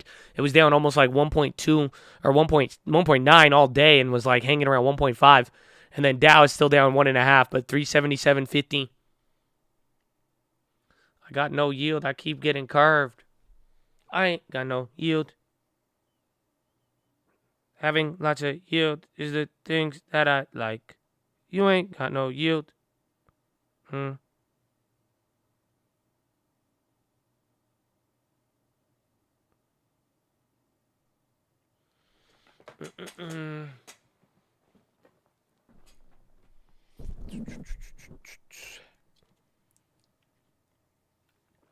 Does the yield mean bullish on the SPY? Well, it just depends. I mean, remember in the beginning of the year, we didn't even talk about, oh, bonds going down means inflation, bonds going up means recession, right? We didn't have these discussions back in the year. You know, the point is like the bonds are just they're dancing around, and at different areas, we're noticing different effects. So we don't know. I mean, right now it's looking like yields coming down are benefiting growth stocks because the whole beginning of the year and everything else was all about yields going too high because of inflation and worry and all that. So now, you know, we're watching the yields come down, and that's better for growth stocks, and we saw that be negative for them in the beginning of the year. It's just kind of just playing out a little bit different. So we will see, my friend. We will see.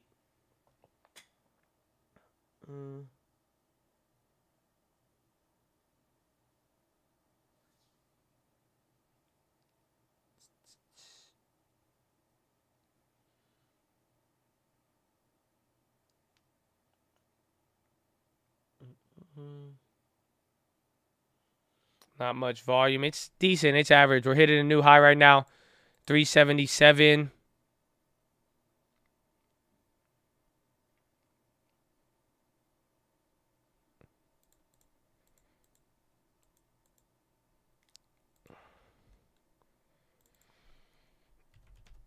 Tech and growth. Apple taking the stairs. It did good, bro. Apple was down 2.5% today. Again, even Facebook is up 3.7. I think Google is absolutely wrecking 3.0. Oh.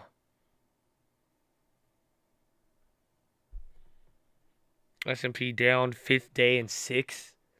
So yeah, if S&P closes red, this will be the 5th down day over the last 6. And again, we've only had a couple of we really only had a couple of good days here so far, or a couple of good weeks. Remember, I think you've only had 2 positive weeks out of everything.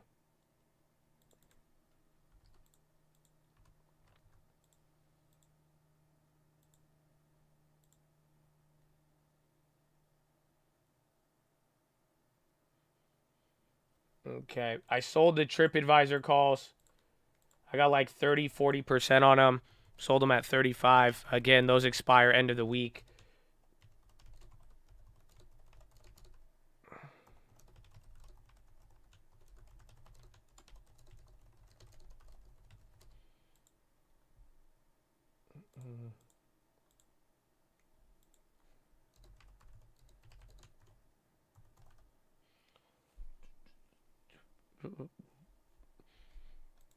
Oil being down 10 off no news. I know.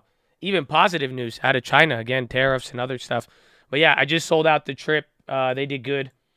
Again, I think they're still up. They just expire soon. Actually, they're going up even more. Spreads are very, very tight on that one. So I'm assuming TripAdvisor is just rocketing. Yeah. You could be in the money in the week. It's up to you, but I just wanted to pull out of that one. Call it a day. That one was a scanner play. It was up a lot more when we first got it, but now, again, it expires on Friday, so just be very cautious with the timing. Euro parity? Ooh. Okay, you'll hear this. SPY hitting a new high. Follow me on Instagram at The Trading Journey. Very soon. I'll be right back. We expect the July 21st date is really the key to focus on. That was Eric Nelson, Wells Fargo currency strategist. Joining us now to break it all down is Bloomberg's Christine Aquino, the head of our FX and rates coverage over in Europe. Thank you, as always. Christine, 102 on the euro. How much more weakness could we see, and what are the ripple effects for a move like that? Well, Critty, according to some of the notes that I was looking at this morning, a lot more weakness is coming for the euro. And again, like Eric Nelson was alluding to, there is very good reason for the euro to be heading lower here. It really is a question of the fundamentals deteriorating and the central bank being forced to respond to that. We've seen over the last couple of weeks signs of worry, definitely from Christine Lagarde and her colleagues, that the incoming tightening or the signal for tightening that the ECB had been sending will really cause havoc in those Italian bond spreads. Of course, is a key gauge of risk in the euro area, and of course weigh on the rest of European assets as well. And I think what we're really seeing now in terms of the euro levels, that's bearing fruit as we speak. Christine, we were just talking about some of the differences between the Canadian and American stock market. In the currency market this year, obviously, when you see that U.S. dollar safety trade, that works against something like the loonie, but also as we watch this sell-off in crude, you have to wonder what the road ahead for some of those commodity-linked currencies will look like.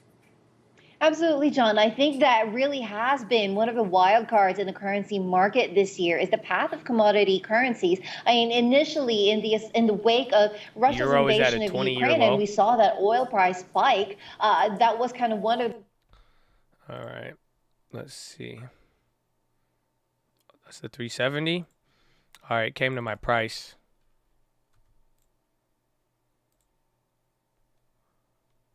Okay, scammers, that's cool. You don't want to scam me. What's happening? Okay. It worked. What'd I get filled at? They scam me? 152? I bought a daily SPY put. I'm going to hold that till the end of the week. I'll take it. 370. Again, I said if it goes to 150, that's kind of the price I paid, but I have one extra day on the contract. And then we're operating from the low, which I don't like, but not too bad.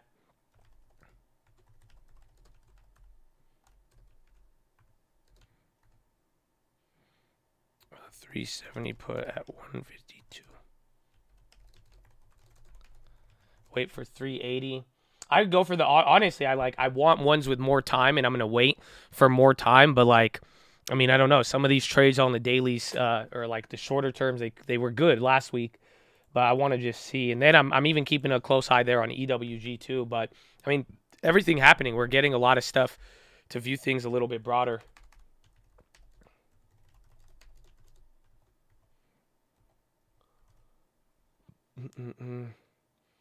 I'm liking them. I like them. They're very risky. Yeah, I got a weekly, not a daily, but practically, I mean, it has 3 days.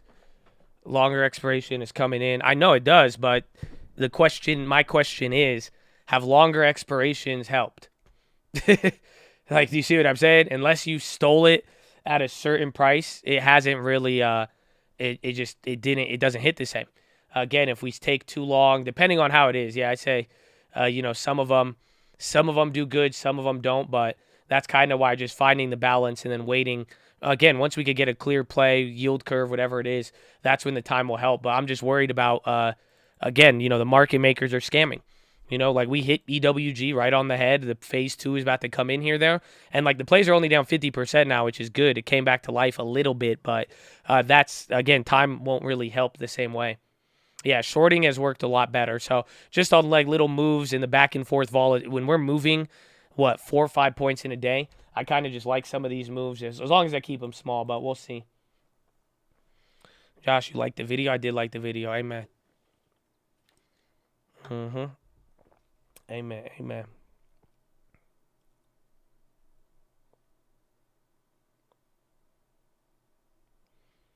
Big red on QQQ.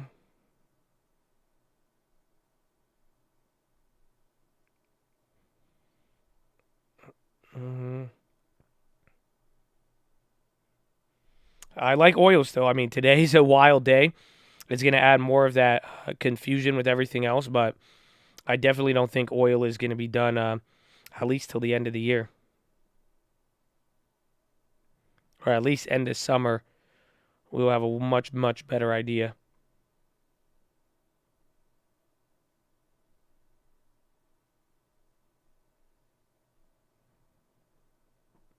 New York Fed, no bids at overnight repo. Well, we'll go back to 120. I think it's possible, but I mean, there's something happening right now. Again, if the dollar in Europe gets clapped faster than expected, or we just fully tumble into recession, then no. But I think it's more odds than not, higher probability that we still see oil kind of work itself out here. How big is big red? Usually probably like 1 point, I would say.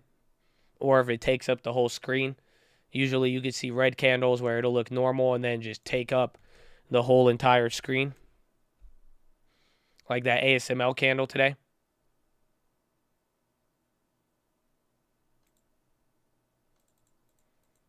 Start full-time internship January. Hope we get some good prices. Oh, you'll be good.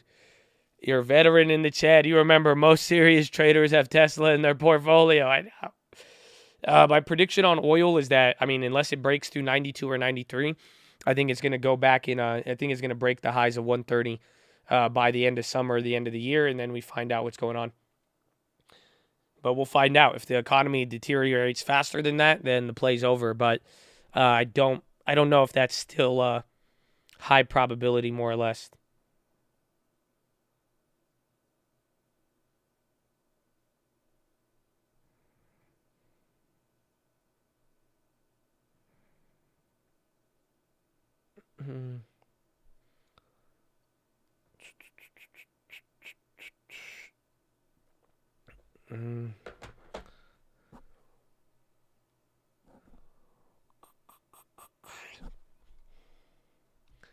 Natural gas prices soar in Europe, up 335% in the year.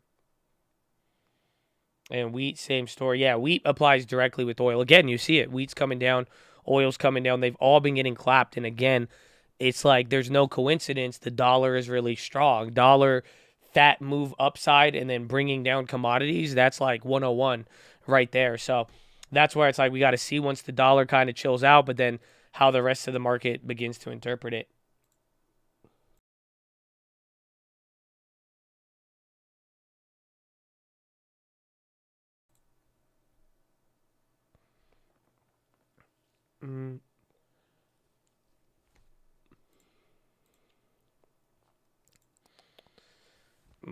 McConnell speaking in Kentucky. Setting up for next level.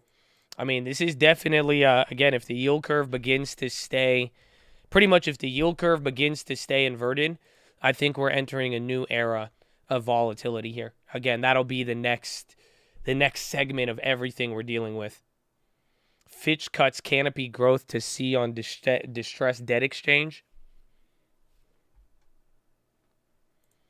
Yeah, things will get worse in Europe, making the dollar stronger. 100% until we see if they execute their plan, which they threw some uncertainty on today, and then depending on what Russia does. How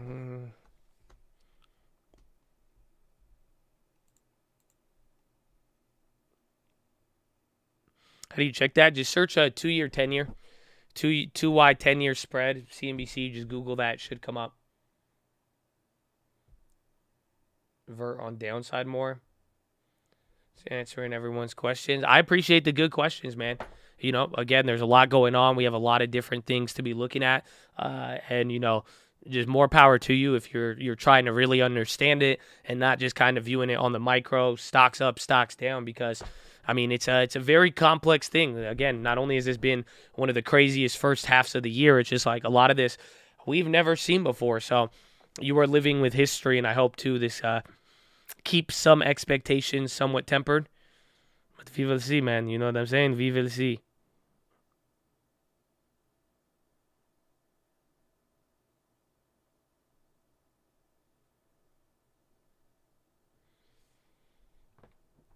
Unprecedented. It really is complex, without a doubt. Again, with what the bonds signal pretty much every other month, how fast things change. I mean, it's definitely not easy. Definitely not easy. Nutrila, again, we already sold out. Again, that was like a 400 or 500%er in the game, baby. I think government job cuts would impact the market. Well, the Fed wants job cuts. Again, that's kind of the breakdown of what's going on right now, is that the Fed wants to raise rates enough where jobs slow down, where they could slow down hiring, but they don't necessarily want to kill the jobs market and lead to mass layoffs. Does that make sense? So we'll see how the government factors into that, how they play it all. But, like, do you see what I'm saying? The kind of the game plan is more or less to be able to slow down the massive amount of hiring and like slow down the jobs market, but not necessarily turn it into full layoff mode.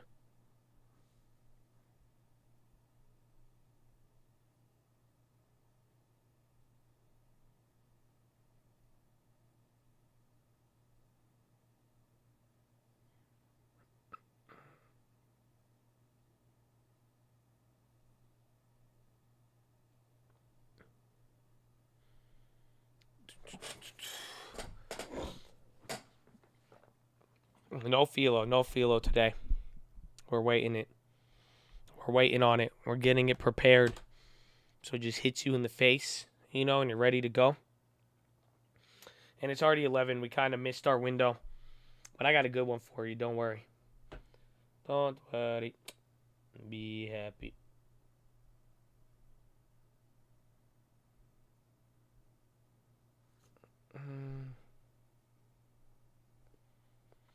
Right shoulder forming. How does unemployment affect the economy? Well, it's weird for the Fed in a weird way. They just want unemployment slightly up to slow down some of the more aggressive things happening. But other than that, it would mean that businesses are, if you don't need employees or you could operate with less people working, that means there's less demand. There's less economic activity. You see what I'm saying? So that's kind of like, that's why I'm saying they want to stop companies from taking out loans and expanding too much, but they still want things to operate. It's a very, very tricky thing. It's hard to do. That's why it's kind of it's kind of contradicting, borderline scary, because you're like, wait a minute. The Federal Reserve doesn't want too strong of a jobs market. So it's kind of like the dollar. You want your dollar to be strong. That's nice and all, but if it gets too strong, then you're going to be running into issues. So same thing with employment. You know, again, if employment is very, very tight, people are getting a bunch of jobs, these companies have enough money to hire left and right, wages go up. Again, we start talking wage price spiral. That's why they don't want employment to be too much, because depending on how that plays out, if employment got out of hand like it did with inflation, we would have our wage price spiral, and then that would just be nutty. So it's a weird paradox, but they don't want it too they don't want it too weak, definitely don't want it too strong. How can you slow hiring? Well, so pretty much like all these companies like Oracle, Facebook, they went out in the last year or two. They were just hiring people they just didn't need. Again, that's even what Mark Zuckerberg said, right? So they hired a lot of extra people. They added 10, 20, 30,000 head count to their balance sheet, or again, employees. So what they're saying is like, cut the new hires because now people are forecasting less growth, but you don't want to fire the other 50,000 people that you had there. That makes sense? So it's like they're pretty much, they want people to stop hiring the new people, but keep the old people.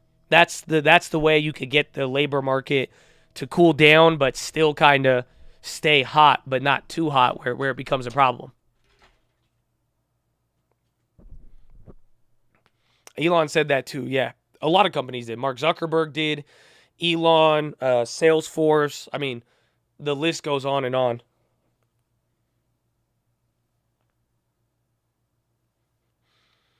Impossible to sustain your narrative. Well, that's not mine. That's literally the Fed. Again, that's why we're going to find out.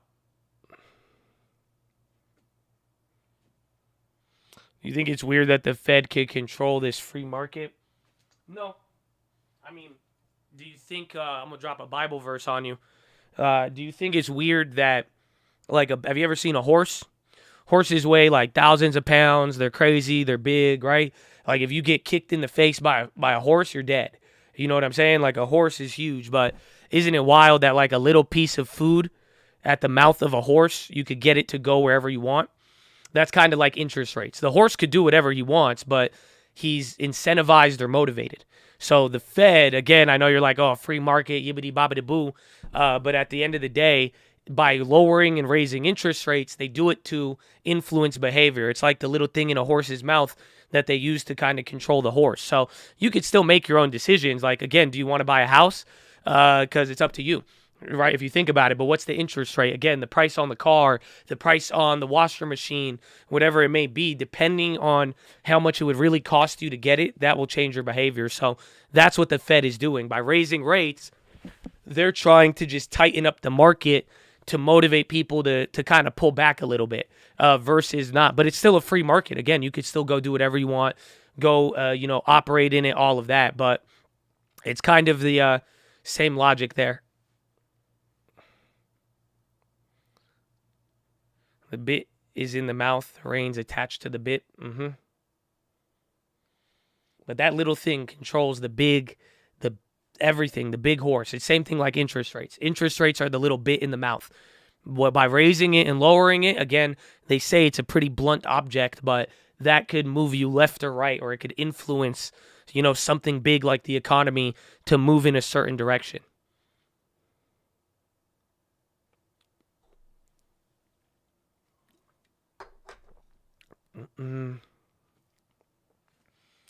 Feels like slowing down the accumulation of wealth. Yeah. But you have to think about it. It's like pretty much the Fed is saying now's not the time. Does that make sense? So it's like you could go and build wealth and you should have your long term and all that. But this is kind of just wrong place, wrong time, where it's like the Fed is making it clear that you could grow wealth, you could have wealth, you could do all of that, but just like don't fight the Fed. This isn't the moment. This isn't the time to be planting, right? This was the time to harvest. This was the time to wait until things get a little bit better. But as of now, you could still go and do it, but it's just not the most favorable environment.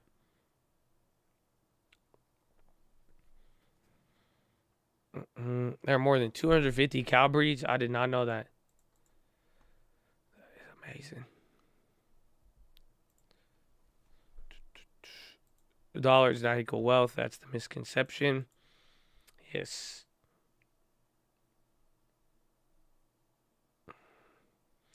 It's weird. 2 months ago, they were all complaining they can't hire. Now they're laying off. I feel you. 100%. I think that's kind of one of the holes in the narrative, which doesn't really make sense. Or maybe it was just too broad. It was just too broad, and we kept getting it too dramatized for politics on that one. Because otherwise, I don't get it. Because you're right. They were literally a couple weeks. I think it was industry by industry, but they were just saying we can't get people to work. And now you're getting a bunch of layoffs. And now that's the big fear. It's very interesting. Revlon up 19 again. Starting to move. I mean, McDonald's is still at $19 an hour. Things are happening fast. Well, yeah, that's the I mean, that's the part that's scaring people.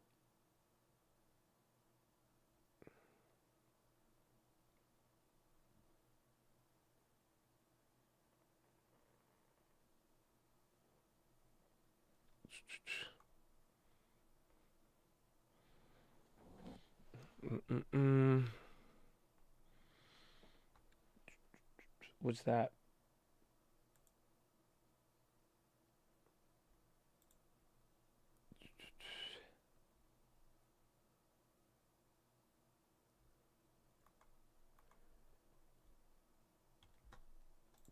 Yeah, time. It's already 2:11. All right, I'm gonna go to the bathroom again. In those worst case scenarios, we'll discuss them, all that and so much more coming up this hour. First, check in on those markets. July 5th, the hangover continues for the markets. S&P 500 currently on the downside. Oil slipping hard as we continue to worry about recession risks globally and what that means for your oil demand, not to mention some of the shutdowns that we anticipate potentially building once again in China. New York crude off by more than 9%. We see a bid to the havens, a bid to the dollar, a bid to, of course, your 10-year, as we see the yield slump once again. And the Great British Pound down 1.5%, but unmoved actually since that announcement of 2 further resignations, political scandal, catching once again Boris Johnson, the Prime Minister. But for now, the assets not being hit too hard, Katie, but other assets, and particularly FX and the like, have been really notable today, the moves. Yeah, it's really wild just how much dollar strength there is. But honestly, between euro-dollar parity, yield curve inversion, and oil well below $100 per barrel, I don't even know what to keep an eye on right now. Really has been sort of some of the recession fears that are coming back into play. Caroline, you mentioned some of the political news that's coming back into play. Katie tries to front run me when she mentions euro-dollar parity, but she doesn't do it quite yet. Take a look at this chart, Caroline. You thought you could one-up us with pound dollar. Take a look at euro dollar. And I think increasingly what's crazy at a 102.51, all the calls I'm seeing are 98, 96, 95. As you think about sort of the month ahead and the future for this currency. And some of this is, what is this? A safe haven dollar trade? Is this some euro weakness, a European economy that's in trouble? What does that mean then for hawkish Fed? At one point, a hawkish ECB, sort of a lot of different things that I think that we'll be talking a lot about in the next couple hours. I think one thing that we can do is rate volatility. This is a really interesting chart. I took this from Dan Curtis, our producer. The 2-year yield has moved 19 basis points today between the lows and the highs. And this is the 29th time this year alone that a 2-year yield is at a daily range of at least 15 basis points in either direction. And I think that highlights some of the short end and that front end volatility, concerns about the Federal Reserve, concerns about that recession risk. Yeah, and the Federal Reserve, many in the bull market now seeing, well, we could see cuts as soon as mid-2023. Taylor, amazing setup as always. And let's get to some of the pulse surveys that we run here. In Bloomberg, you can always check out the MLive blog. They're really trying to get to grips with whether optimism. Optimism. SPY, new high. And then Revlon's still on the high too.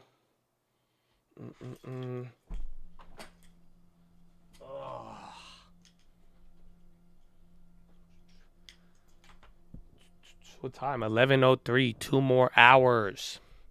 Man, what a day. It's kind of looking like Friday a little bit, but it just sucks because we're still kind of low. I guess we're getting to the higher point off the first rally. And again, remember how Thursday looked too. Revlon, again, all the buyout, bankruptcy stuff, are just going to go crazy. Here and there. Roblo holding up with TLT. Never thought. Yeah, the dollar and euro are pretty much at parity right now. Pretty wild.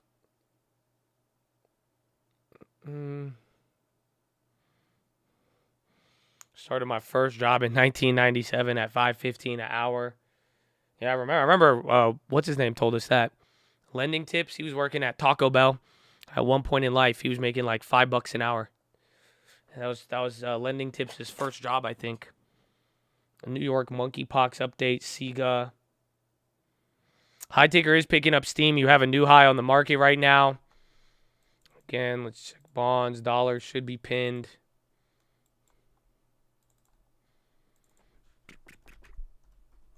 ATVI, yeah, it could be, again, it's a buyout, so could be a good arbitrage play. It's up to you.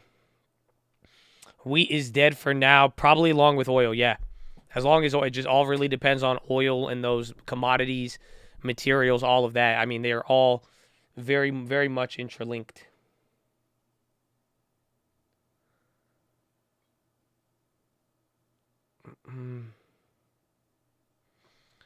Google it. Tesla. Yeah, Google's on fire. Pre-split week. Glob.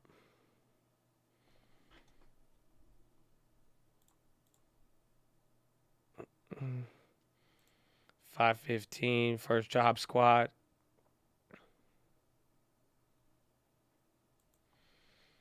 Need to reach true bottom. Well, we're going to find out. Have you considered the backlash retail? We'll see if they're I-bonds if we go into recession. Maybe. It just depends on what inflation does. You said 475 is close to the current minimum.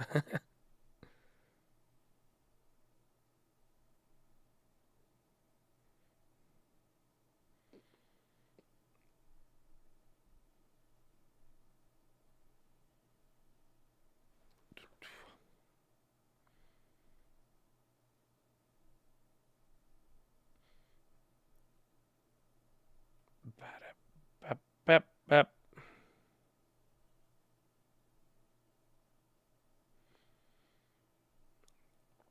I think isn't minimum wage in Texas though still like super low?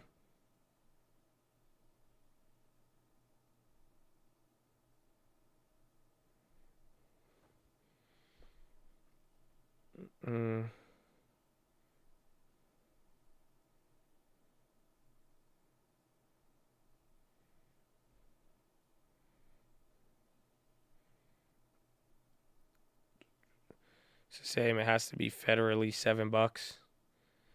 Still low, which is crazy again with the price of houses there. Because I think isn't California like $15 or something? Fisker asks extra $5,000 non-refundable from Ocean reservation holders. That's bad. They're like, yo, can we get $5K more for your car? I know you gave us $5K before we ever built anything, but another $5K will make sure that you really get it.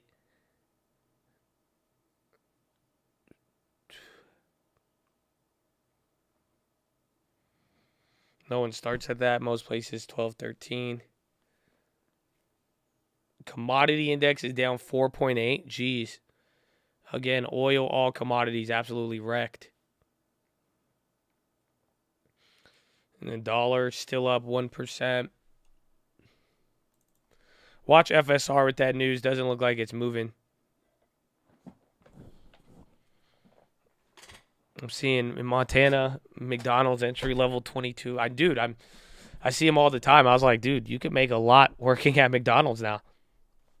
I don't know. Visa on the high.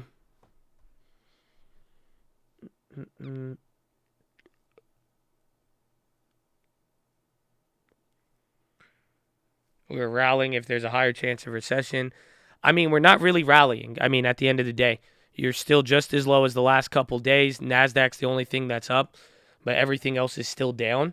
So I think we're responding to a lot, and there was a lot that happened here with most of everything kind of getting clapped in Europe today, and then kind of dealing with this for now.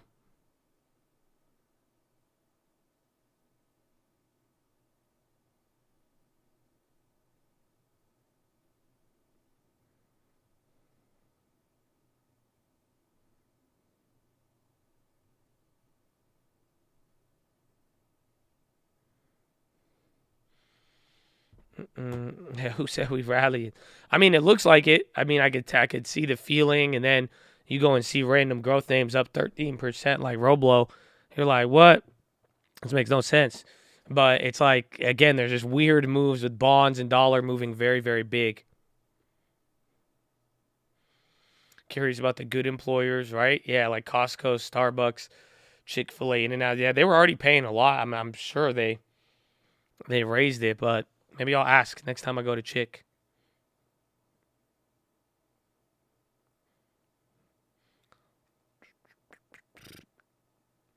Here we go. 370 said still chill though. Again, volume seems to be a consistent 10 mil an hour.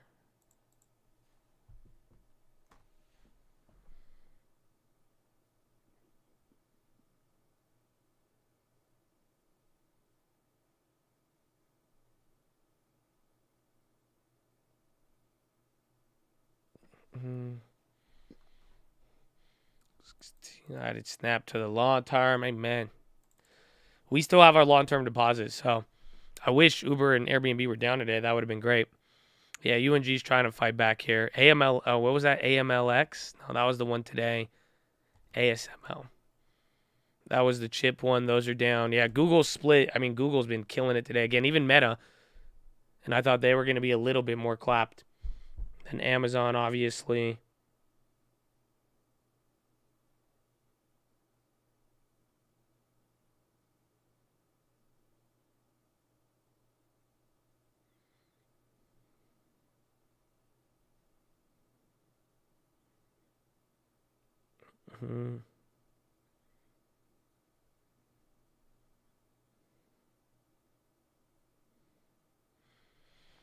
I bought more DWAC. Didn't they get this subpoena? No blank bank plays now, just the other ones. Just a long term. Pfizer on Watchlist and UNG big pie. Yeah, it wasn't that big. AMLX again. This was the biotech or the yeah, this was the biotech this morning. Microsoftian. And we sold out of the trips to... Oh, yeah, I forgot. We had that SPY put, too. Where's that shit? Went down 10 cents, 7 cents. Thoughts on Solana? I would just be careful of any crypto right now. Again, I would just focus, while things are cheap, I would focus on blue chip stocks and real estate. But I don't know if I would be going into Solana per se. If you do want to try to grab some of the crypto dip, just put a small portion of your money in there. And try to take advantage of the bottom or this big sell off, and then go from there. But it's very, very hard to say right now.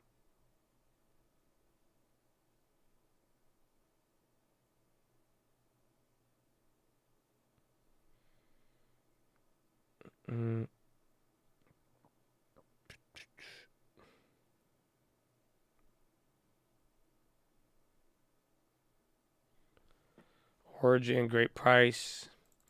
How have they reacted with all the sell-off here? It looked better today. We'll see. Again, it's a SPAC. If it breaks below, I'd see, but still have a tentative eye on that one.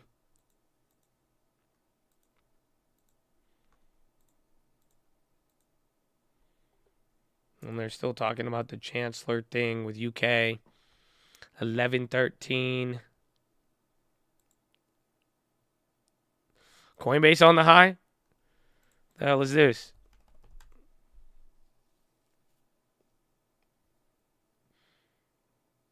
Solana is barely holding on. Just be careful. And again, we talked about this on Friday. If y'all don't have your, if you have yet to move your crypto to like a Coinbase or a hard wallet and you still have it on one of these sketchier brokerages, just be very careful. Again, we didn't get any negative updates. There was one crypto place that was trouble and they got bought out over the weekend, but just be very, very careful, my friend.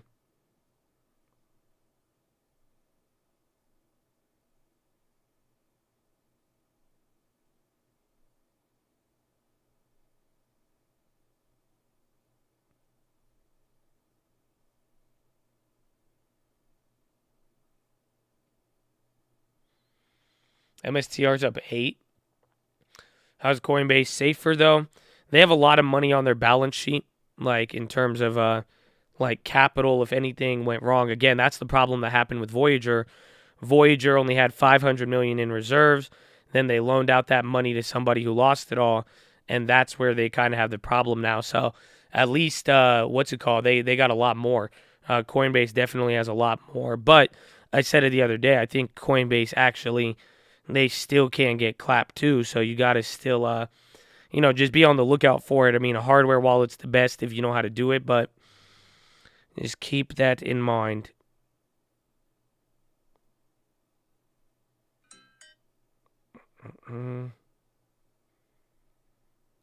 Interested in Voyager, I think they'll be bought out.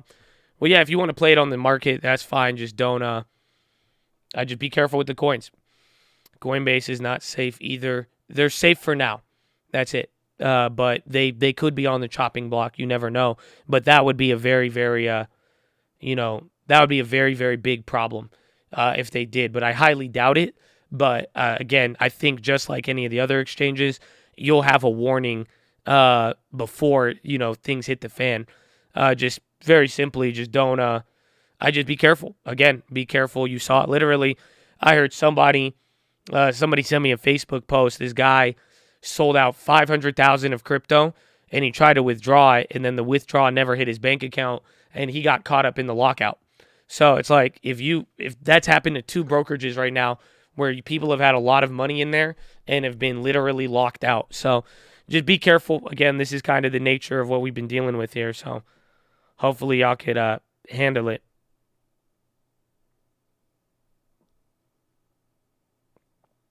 Coinbase, Robinhood, FTX will be fine. Hopefully.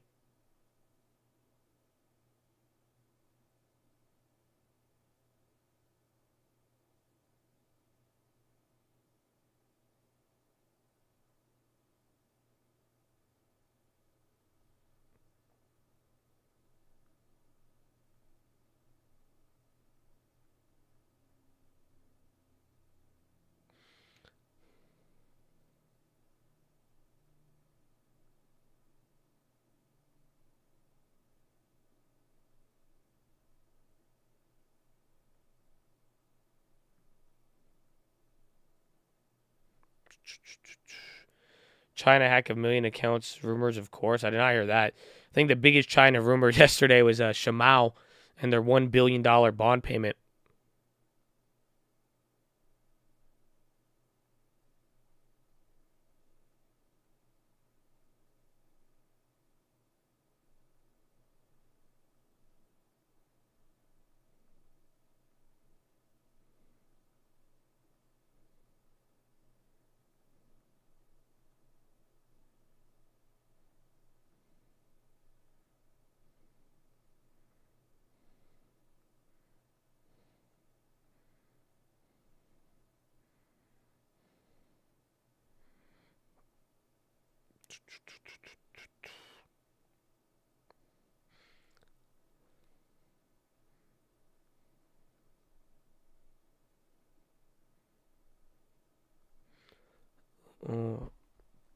All right, I'm checking something now.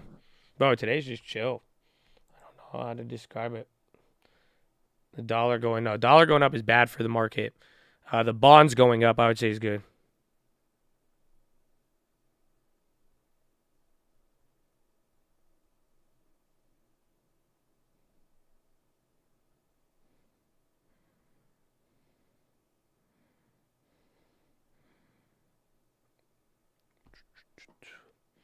Qualcomm point out better. Walgreens, CAA, or CVS.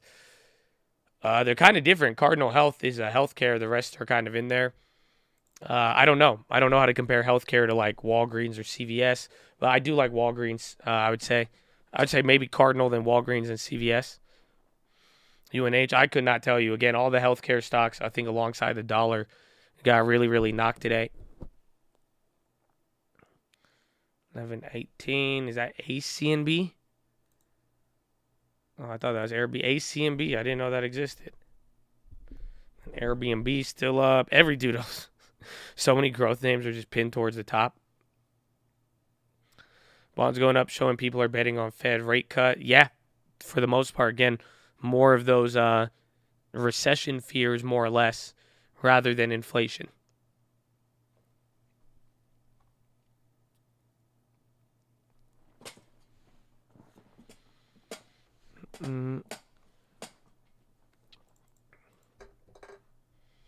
Amazonian, Micronian, Boeing, Baba even came up. The Uganda gold. We're going to see. Somebody asked if that was a big deal. I'd say it could have some effect, but it's not going to be the most, jarring, if that makes sense.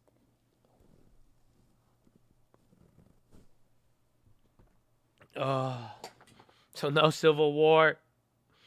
We'll see. Let's see when we get to midterms.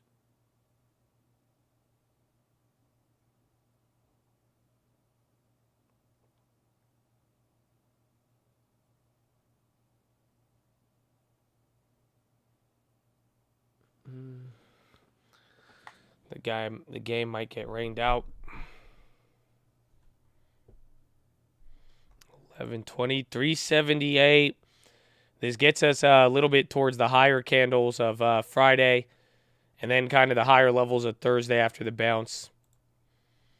Not bad. Almost 20 cents down on the SPY put.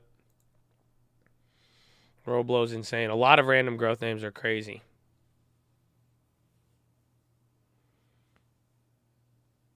Mid-term war.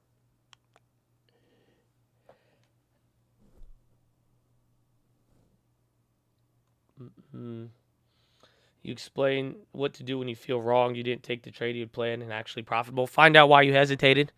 Go back, but don't let it lead into another chasing and try to find the same setup more or less.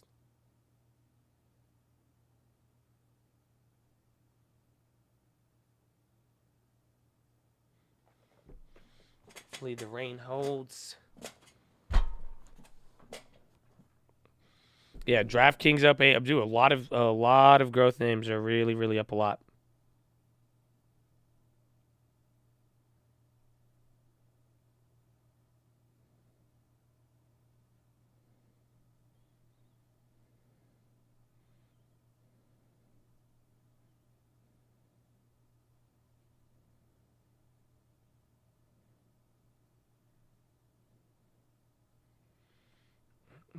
News all over the world, all over. Again, Troy's a good resource too. Twitter, you can find stuff as it happens.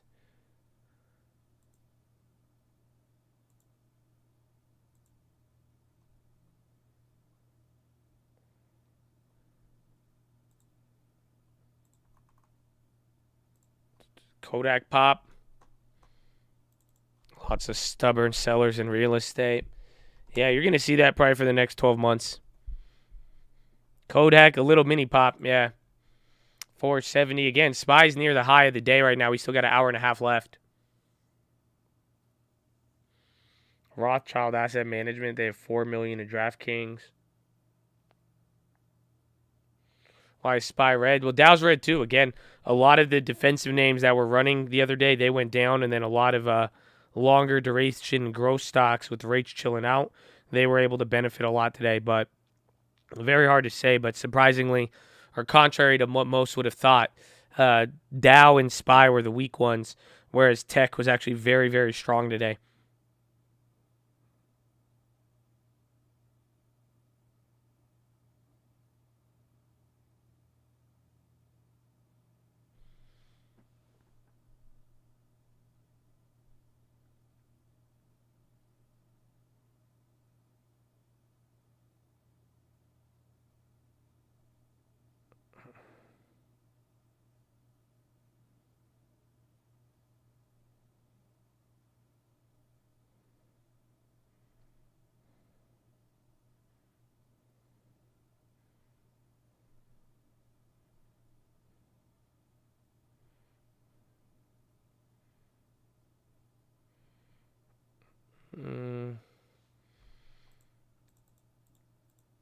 Real estate is cartel control like oil.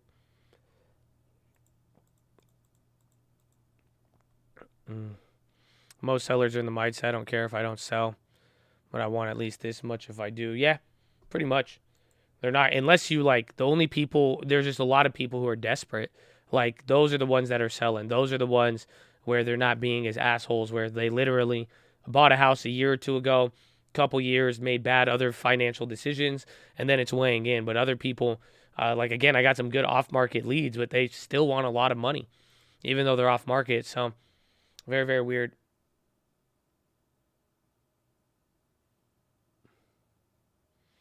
Country's thirsting for supply to drive down CPI.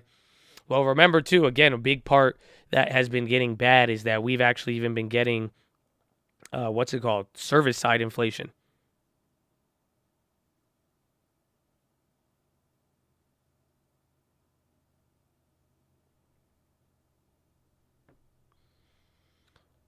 Puts next candle. Wow, pump. Everyone in that Austin and that. Don't remind me, bro. Don't remind me.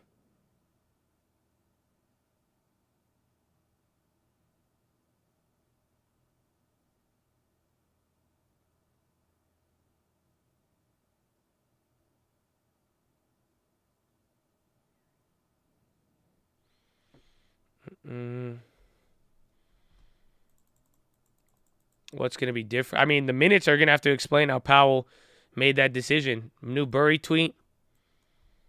It seems China moves on to wine in 2023 as the war spreads in the EU, maybe via Lithuania. Onshoring blue-collar chips plus global supply chain restructuring raises long-term inflation floor even as the bullwhip cycles lower to that end. Jeez, dude. Now Burry's talking Taiwan. My goodness. He's taking it to the next level. Burry with the Taiwan tweet. Damn, that one's surprising. Taiwan talk. Very interesting.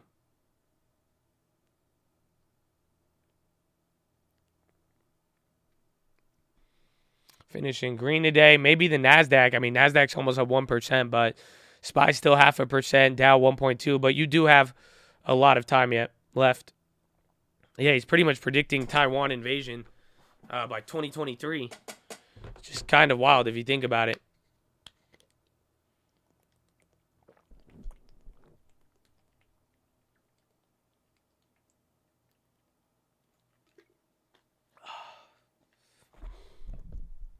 SPY ripping 378. They said, screw Michael Burry.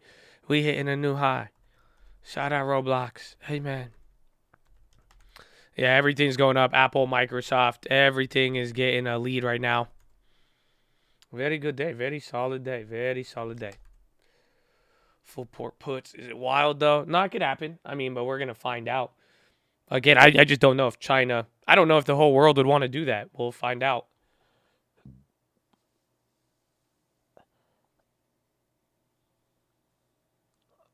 $380 daily would have hit unbelievable. Well, maybe on the week, but we'll see. I think the daily probably went up too. You got an hour and a half left. No gas on AMC. Alibaba and China names are doing good. Oh, yeah, AMC's down. Damn, $12. GameStop not really moving. It's interesting. It's a very mixed bag on what sort of growth names went up here today. Like, I don't know why DraftKings and Roblox are up so much. Again, Roblox is almost 15%, back to 40. Yeah, it's Tuesday, no 0 days.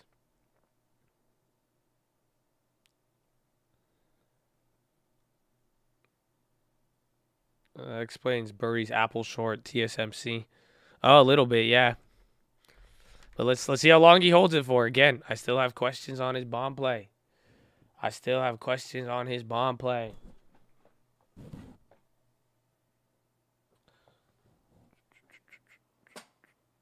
Weeble at 0 days. Is there? Yeah, there is actually. There is a July 5th. Oh, yeah, I forgot. I grabbed a daily today. It's Tuesday. Tuesday, daily day. You know?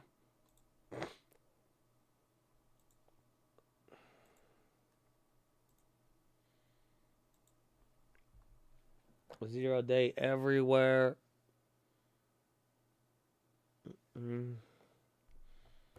Get rid of it. No, it's already clapped. I grabbed one of the puts for $30 in the morning.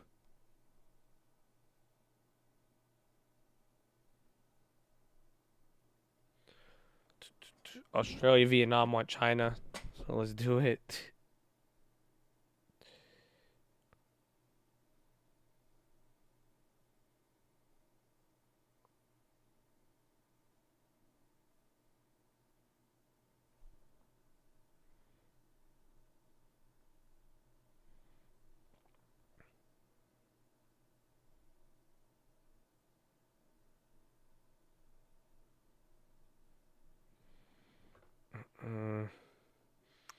Dollar comes down. Let's see. We haven't checked. We've been looking at the bonds since growth started to recover. Dollar's at least low today, but it's still 1.5 points, man.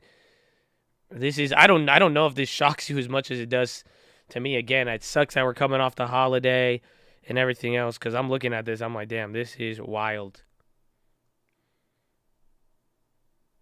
Dollar is not min friendly.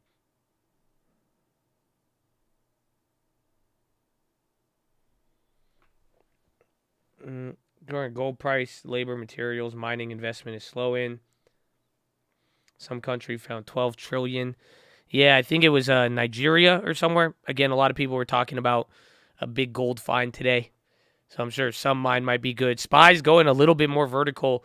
Dollar is coming down now. Microsoft, Alibaba, couple of other names kind of leading the way. Very, very broad right now.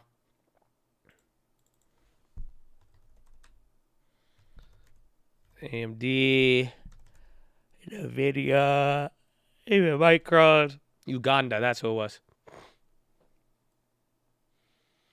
You think we should be reacting differently? I think reacting slower and just get ready for it. I mean, there's just a lot to digest, and it's not as if, you know, we still got a pretty exciting week. We got a couple more catalysts right around the corner. So we're going to find out, really.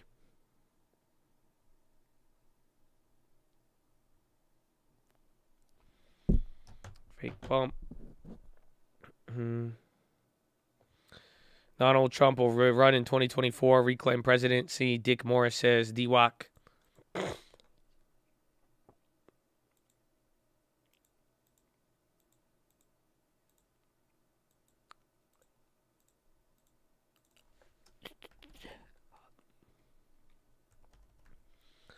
Oh, healthcare came back up. That's good, a little bit. I don't know how it's still down 1%. That's crazy, actually. So a lot of these were killed. That's why I think SPY and Dow is still really red. How do you forecast the Fed minutes? I just think it's going to be a big move. I think the odds of something being new is very, very high.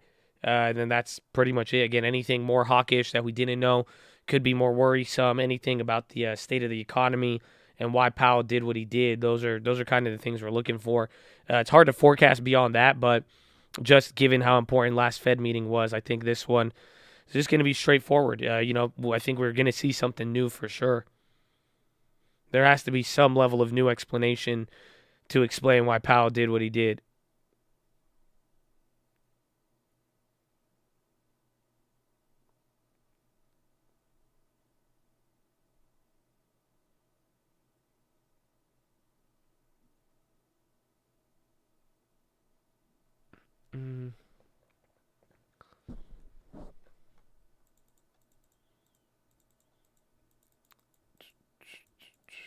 Dollar will get worse. We'll find out.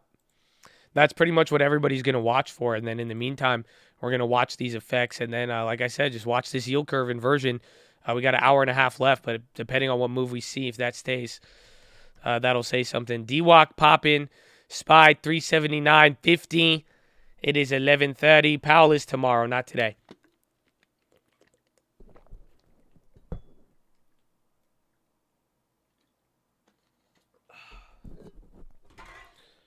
Lindsey Graham and Giuliani subpoenaed by Georgia probe. What's up, Sarah? Good morning. Good afternoon. Kind of 11:30, 2:30 Eastern. Post 4th of July. And it's not looking bullish. It kind of is in a weird way, but again, still red. 0.5% SPY, 1% Dow, 1% up on the NASDAQ.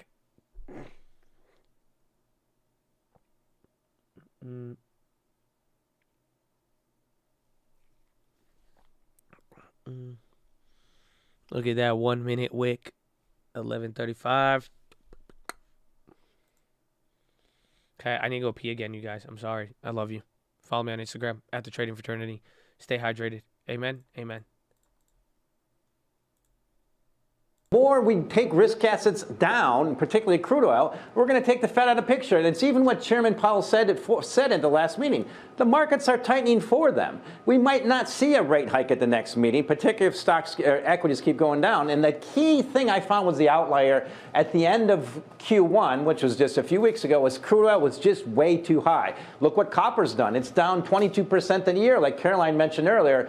Dr. Copper going down. And that key thing I like to point out is you never want to be long commodities in an environment where the dollar is showing strength and China is in decline. And those are both happening this year. Mike, on the topic of break-evens, I'm looking at 2-year break-evens, which are highly correlated with the price of oil. I see a 14 basis point drop, of course, tied to oil there. But if you look at the oil move today, 9% off the price of oil. How sustainable is that truly? Katie, I think it's just the beginning. So let's look at crude oil. The average price for the last 5 years, the cost of production in the U.S. is around $50 a barrel.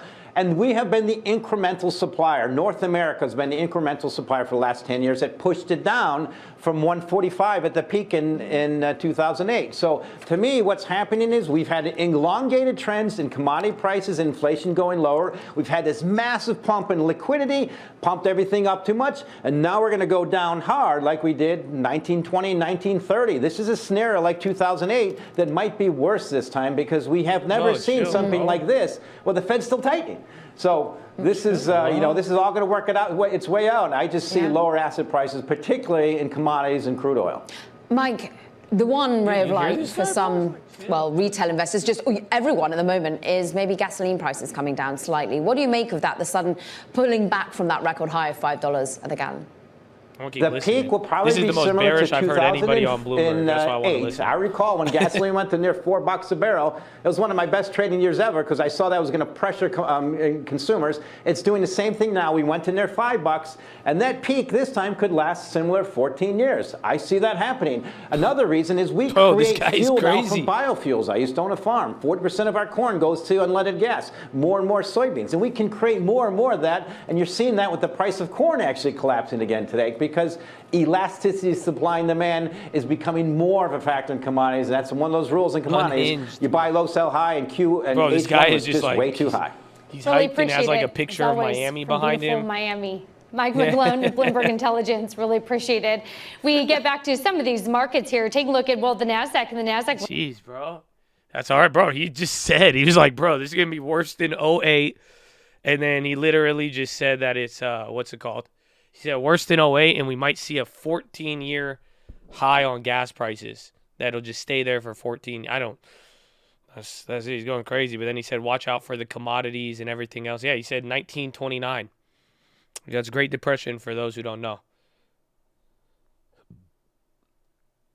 He said run for the hill. That was interesting.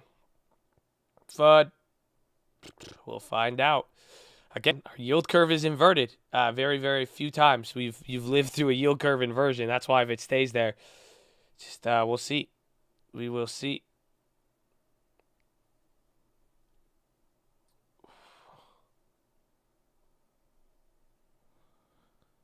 It's been projected to be worse. We don't have enough people to support retirement. We will see. He's right. Well, either way, everything is going to move slow, and I hope the timing gets y'all ready. Pull up the hourly. It's a crazy zigzag.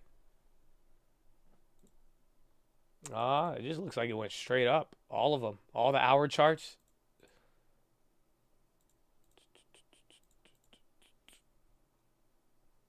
Tomorrow will be stupid.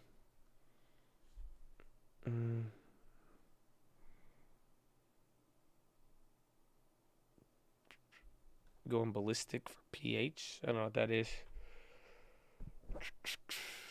But minutes are tomorrow. Again, you get a couple of ISM data points too. Corn popping, green hull.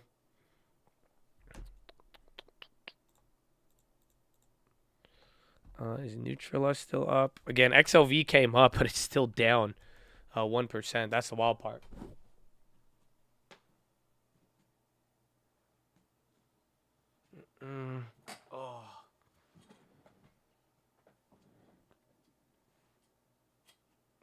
By Granite Stone.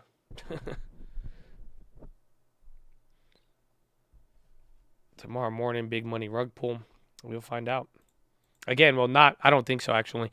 Because tomorrow, the minutes. I think a lot of things might even stay stable up until the minutes start going crazy, and then we'll see. Again, minutes are going to be at 2 p.m. What is going on? We're moving up right now. I mean, SPY is about to go green now.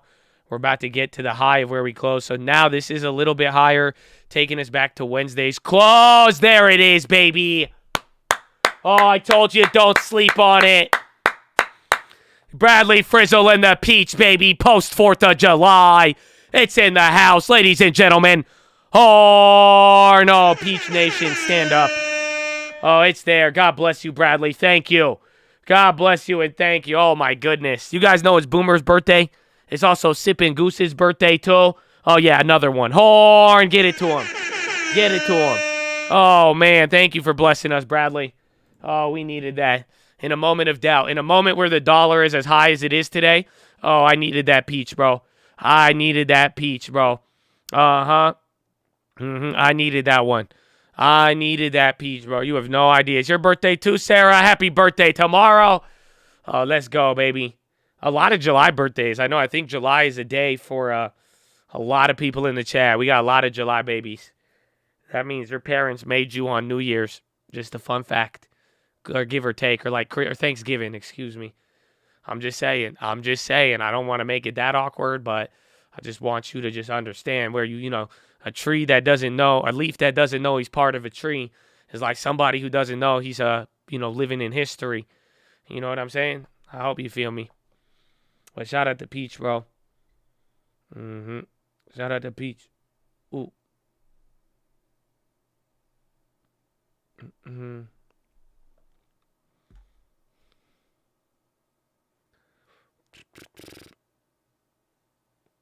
Oh.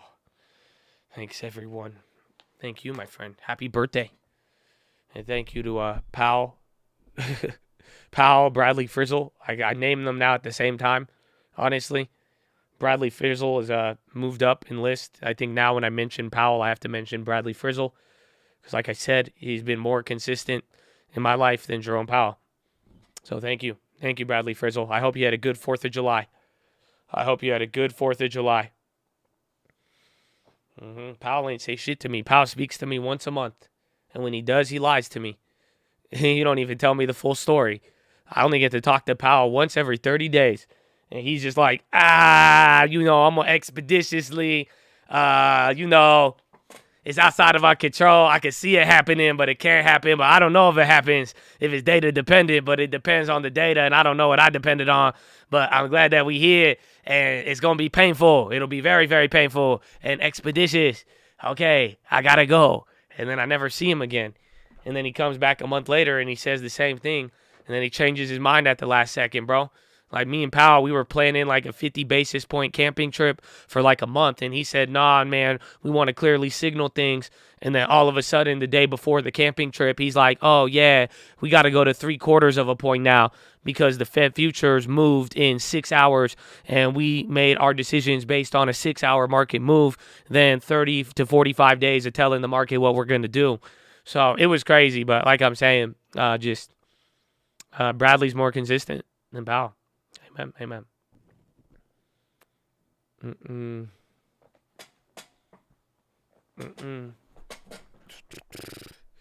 Here's the PHC tomorrow. It's better than Powell. Bo, Powell, I don't know, man. Powell, I feel like Powell is in jail. I feel like Powell went to jail. He just I don't know. He's just never given me information. He acts hella weird when I see him. I see him once a month, and he just don't even say anything. He doesn't want to give out too much info.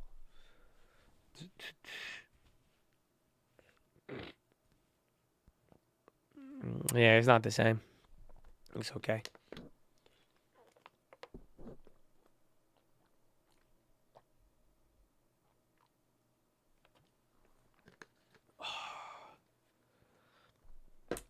We were jealous of your bromance with Frizzle. Well, it's okay, man. We could all have a bromance if that's what you want. I mean, Bradley Frizzle, he started it, man. That's it. You think I would have thought I would have went this long? That's why I'm shocked. But then I realized, I said, wow, that's the friend I really need in life. Because Powell ain't doing it. 2018, baby. Oh, isn't it crazy? That's like, what, 4 years? Almost 5? Oh, man. Why would tech rally? Strong dollar? Because bond yields went down. So long duration could benefit from lower rates.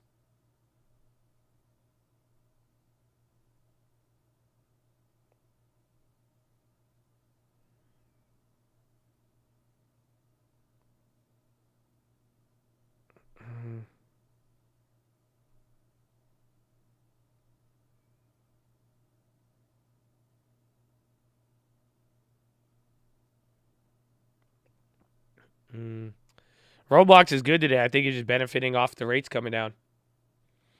Maybe the dollar is being manipulated. Well, not really, because most people don't want the dollar to do that. Again, the problem about today is that literally, legitimately, every other currency in the world weakened today. That's why the dollar's up and with such velocity and strength, more or less. Again, there's been some days, like even last week, where we saw them kind of go 50-50, where other currencies would actually still strengthen even though the dollar was strengthened, but it's a little bit different. I get hyped when mom texts me asking a question for a stream. Oh, let's go, mama. Oh, she learning. She like, what does this mean, interest rates? She said, well, she probably I know she knows it. She's like, hold on, break down the Fed. That's hype.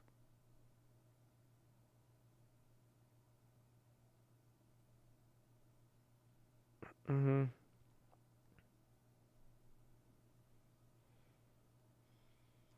Mama Boeing. Good morning. Well, good evening. I don't know. It's like good morning, afternoon, mix of both.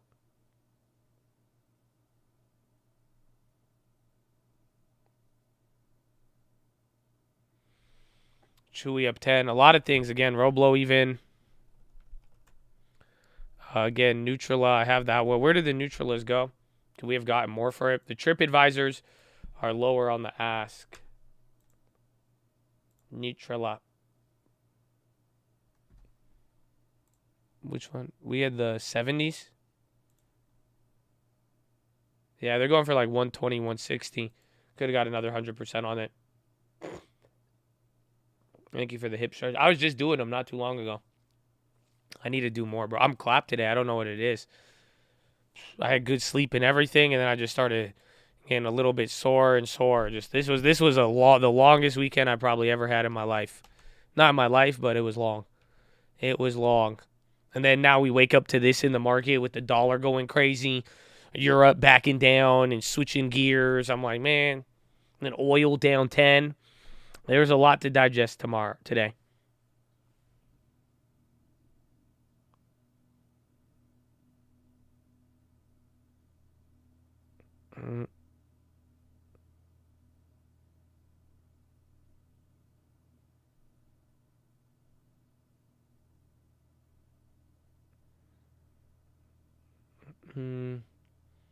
So Powell, well, kind of. It's just the Fed minutes.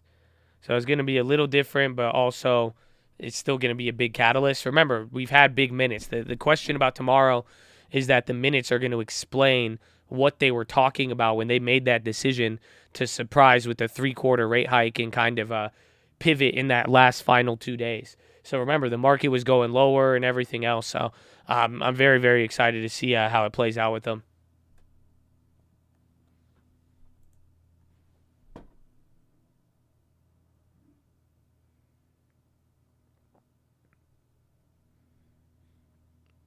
There's some junk bonds paying 18% right now.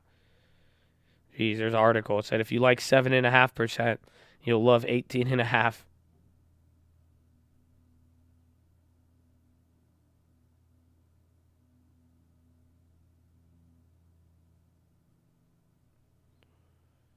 Today was huge. It really was. It really, really was. It kind of came out of nowhere, and that's why we're going to see, again, with some of the bullishness we have on this week. We'll find out. Plays for tomorrow. I mean, I grabbed SPY puts, butterflies, daily, and then that's it, I think. Yeah, I only just made SPY plays so far. I think the real stuff is going to come down to Europe, oil, and other commodity plays from here on out, and kind of where they go.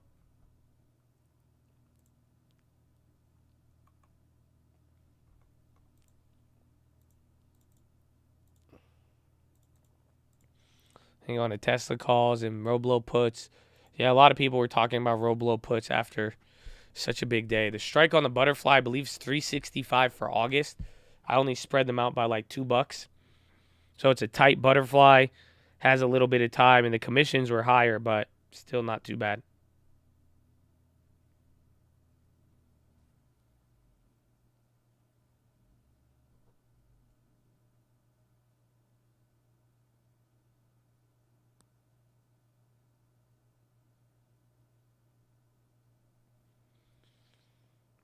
We got puts. Need to change titles. Stocks pop on recession fears. We're still a little down.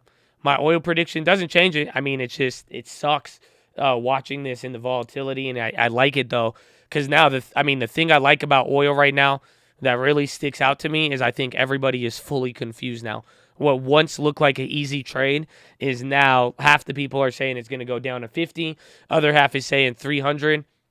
That's the type of volatility I love to see. So I'm just sticking with the decision I made a couple months ago.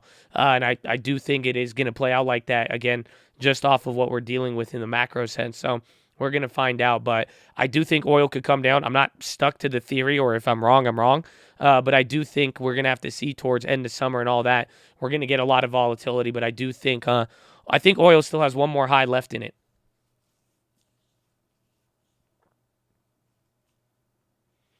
Inflation's pay 10. Is that annual? I think it is, but when you go to sell, they like the iShares thingy. They charge you like 1 or 2 months of interest.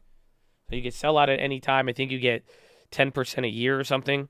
And then if you sell out by a time, you just have to pay interest payment or something.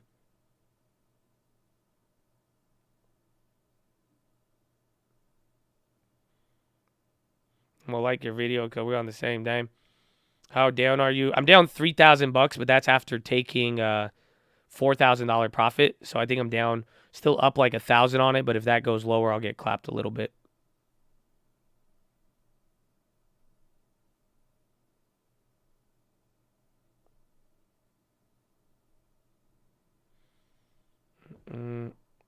Is it too late to invest in BLTY? What's that? Charge 3 months interest if less than 5. Do they? Oh, wow. Arch, yeah. Arch got, again, all commodities. Commodity indexes are clapped. Oil has not been this low since May 11th. A lot of things have in the commodity space just got absolutely knocked today.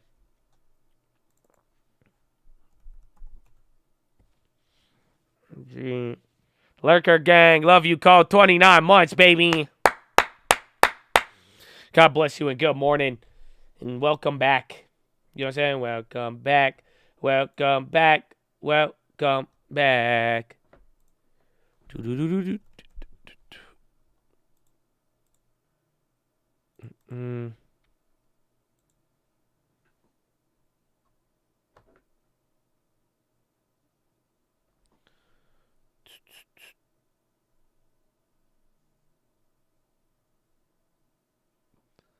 Recession is priced in. I think with the yield curve, it's on the way, but I don't think it's there. I mean, I guess a lot of people, their big question that they were saying was, is there a chance we're possibly in a what's it called? Are we already in the recession? And I don't think so. Again, with the yield curve kind of just going negative today, but anything could happen. Keeping my interpretations open.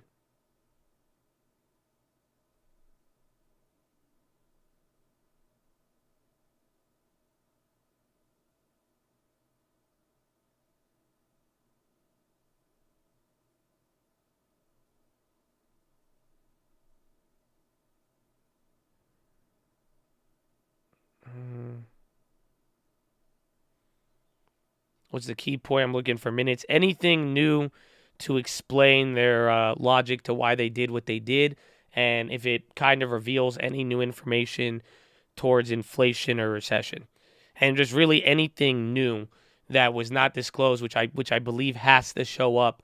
Again, the scope I'm not too sure, and then obviously anything related to the bonds and the tapering.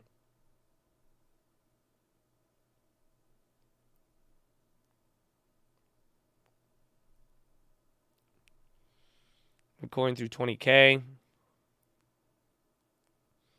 Recent bond purchasing. I think today, again, even we want to see what the Fed says about their tapering and if we actually see the balance sheet go down. But again, it just has to be new information is really what we're looking for.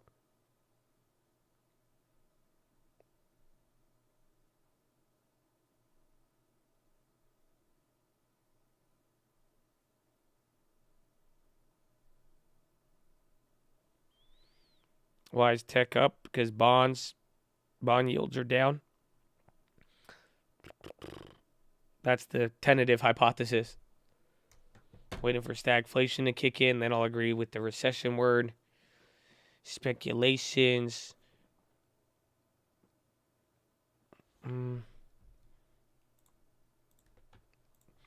Yeah, Brent Crew got knocked today.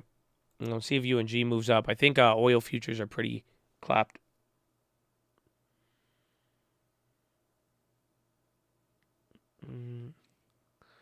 Green tomorrow. Depends on the minutes. I think minutes have led to a positive reaction than a sell-off every time. So we'll see. Amlx, that thing gave up all the gains from this morning. That's sad. Roblo's up there. Apple. Bitcoin is going on. Watch Beto and miners. 1 hour and 3 minutes. Growth is up 10. My part wants to sell it and wait. Well, that's why I said these are the days. Again, some people really they've been asking about selling out growth and, moving into dividends, all that. I said it earlier.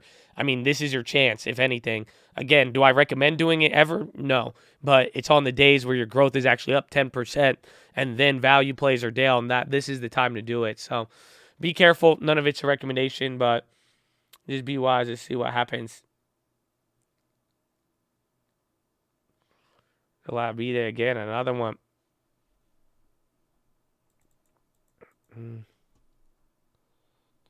Yeah, Beto's doing great. Up 3.5. And then you guys remember ADI? I forgot I still had a play on this one. What's the response to people calling in? We're being near bottom now. I think it's just still too early to tell.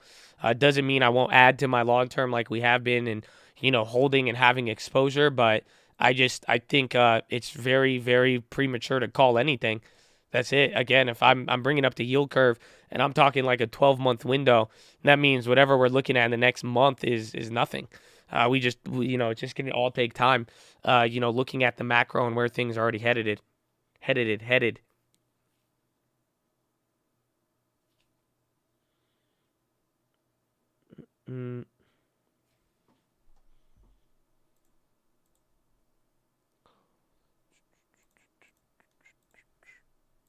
Why the tech face strip? Again, I think it's because bond yields chilling out. That would make the most sense to me, but still kind of hard to tell. Yield curve inversion, super bullish. Well, it actually is sometimes. Again, there's been many. I even said it in a video months ago. Don't be surprised that the yield curve can invert and the market will still rally like heavy. That definitely happens. Damn, there's a lot of SPY calls on the market here today. Jesus. I'm looking at this scanner. It is just all SPY calls.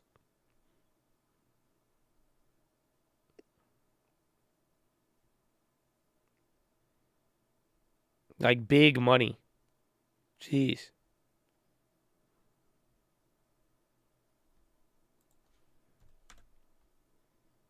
Oh, wait, there you go. No, never mind. I had to change it.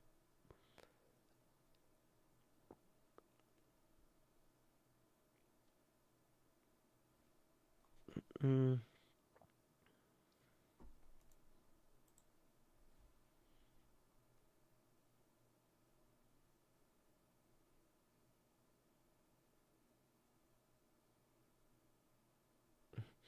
there was a big trade on one of the Roblos, actually. Did you know that?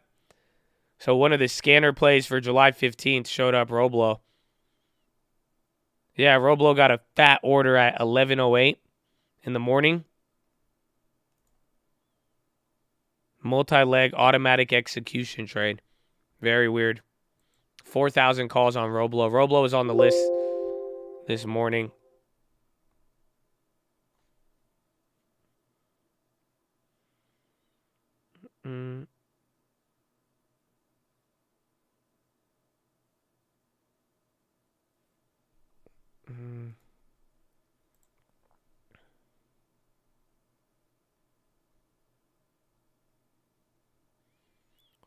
Roblox. God bless them. You're playing Roblo today? Good. Way to support the stock. Exchange trade.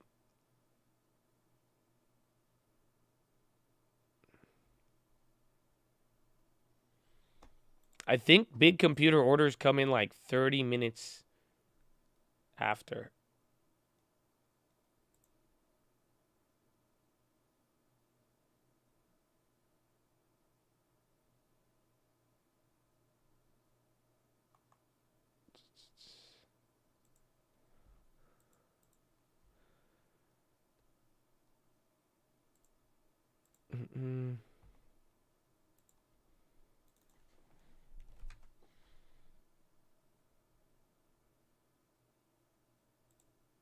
Oh, there's just a lot of new AMD options. Spot was going green, but now I'm not sure. I mean, we still got, what, an hour? Yeah, AMD's already up, too. I'm just going through the scanner right now. Oh.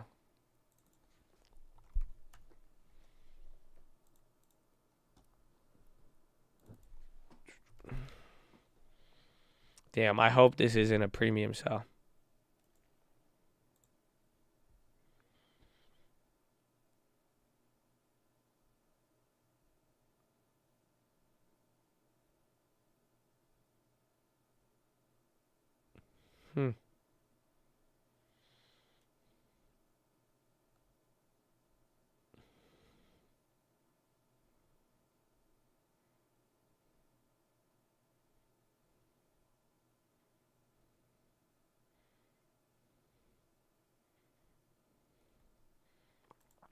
Interesting.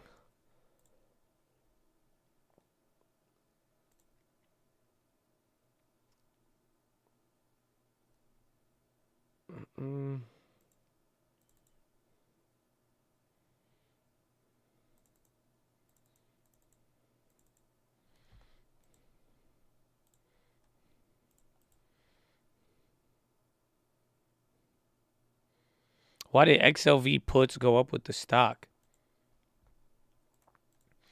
Interesting.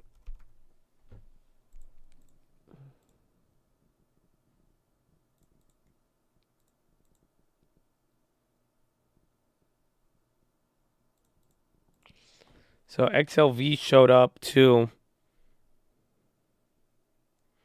AMD selling. Google, there's a couple of Google plays.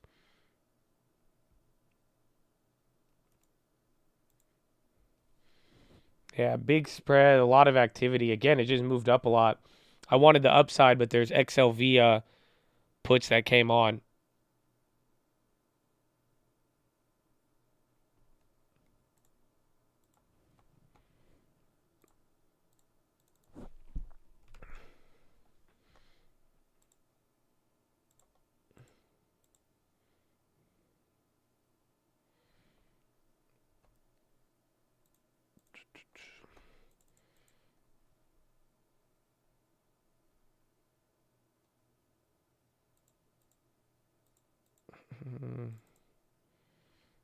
Yeah, who the hell bought those?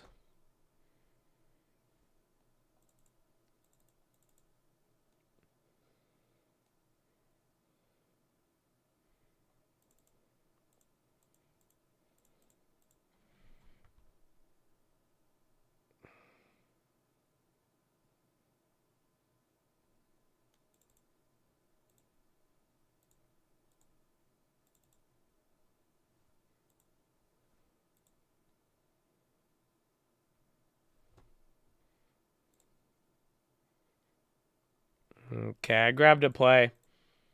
This one's from the scanner. What time is it? We still got an hour?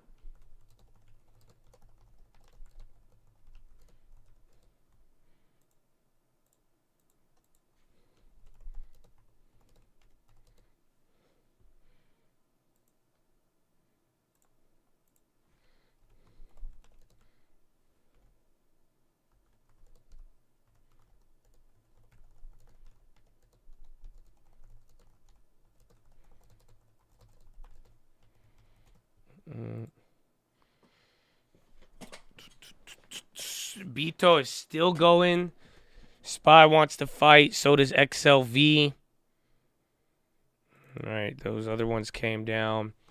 But I grabbed Nordstrom puts for July 15th. So don't trade it. Not a recommendation. You will lose. But that's what I grabbed here. Spent about $60 total for more than one. But this one showed up on the scanner. I went a little closer to the money. And that's about it. JWN, Nordstrom's. Again, I kind of like it too. Again, we're going to get retail earnings. They're kind of here at the bottom. There was a big order that came in, but we'll see. Kept it somewhat smaller. The TFLO command. T-flow. It sounds familiar. Trace market flow. Oh, nice. I think I've seen something like this, yeah. But I've never played with this one directly. Dealer to client, dealer to dealer volume. That's wild. This is to buy the dip for at least the next 6 months. Well, just going to be bumpy. I mean, it's kind of just the economy and the cycle is kind of shifting, especially if that yield curve kind of stays a little bit more depressed or in the same position we're seeing today.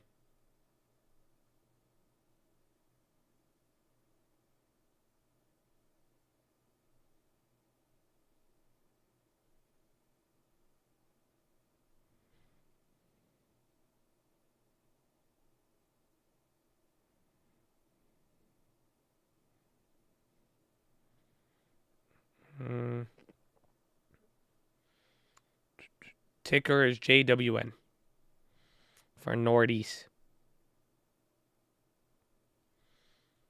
So 380.40, you're still going up. Making some moves, Chad. Making some moves. I think you can't say the dollar goes down to the minutes. Yeah, I spent $60 for the puts, but I bought more than one. SPY double top and drop. I mean, we are coming back up. Again, you got like 50 minutes. We're going to see if the SPY ends up closing green here. NASDAQ extends gains. All right, they're talking a lot. Let me go to the bathroom again. Follow me on Instagram, at The Trading Fraternity. I love you. Latest play I made was Nordstrom puts for July 15th. Oh, no. But now for more market analysis, we want to bring in Diana Amoa, Kirkswold Asset Management Chief Investment Officer for Long Bias Strategies. Diana, welcome to the studio. Great to have you here in the flesh. Thank you for spending some time for us. And I want to know what you're thinking about the R word. Are you anticipating it? I think a recession is imminent in some parts. You very lightly flagged Europe as somewhere that looks particularly vulnerable at this point in the cycle. It's just the double whammy of what's happening with energy prices there and a weaker global backdrop and tighter financial conditions is definitely weighing on activity there. In the US, I'm expecting more of a slowdown on growth rather than an outright recession. Although the jobs market is going to be key to whether that is the case, because that's premised on a consumer that's been relatively resilient to the shocks that we've seen so far. If we start to see signs that that's turning, then the recession conversations becomes more imminent. Additionally, I think when we start to see earnings, what we're going to get in this round of earnings from corporates, I think will also inform whether we're just pricing in a slowdown or whether we need to actually really be pricing in a recession. Have we seen then a peak in bond yields? I think it's been notable that we tried to hit 325, maybe 350, and we've come all the way back down and looking at a 10-year back to 280. Markets are caught between two opposing forces, and that's the place we're going to be in for the next few months. So we go from trading lower growth to trading high inflation. And it's in that place in between where I think we're starting to establish a range. So it looks like 270, 280 could potentially be a base for markets and 350 on the top side. You start to see that weighing on earnings and growth expectations. And Diana, what does pricing in a recession look like? Have we already started to do that, or is there still some shoe that you want to see drop in the markets? Well, we need to see earnings focus actually come down. Earnings focus are still quite elevated in the US, so that's one. We need to see more of a curve inversion. That's two. I think what is different this time is we won't necessarily be pricing, or markets shouldn't be pricing a quick pivot by the Fed. Because the Fed is hyper-focused on inflation right now, because they're looking at the costs of longer-term inflation expectations, the anchoring, actually being more adverse for future growth.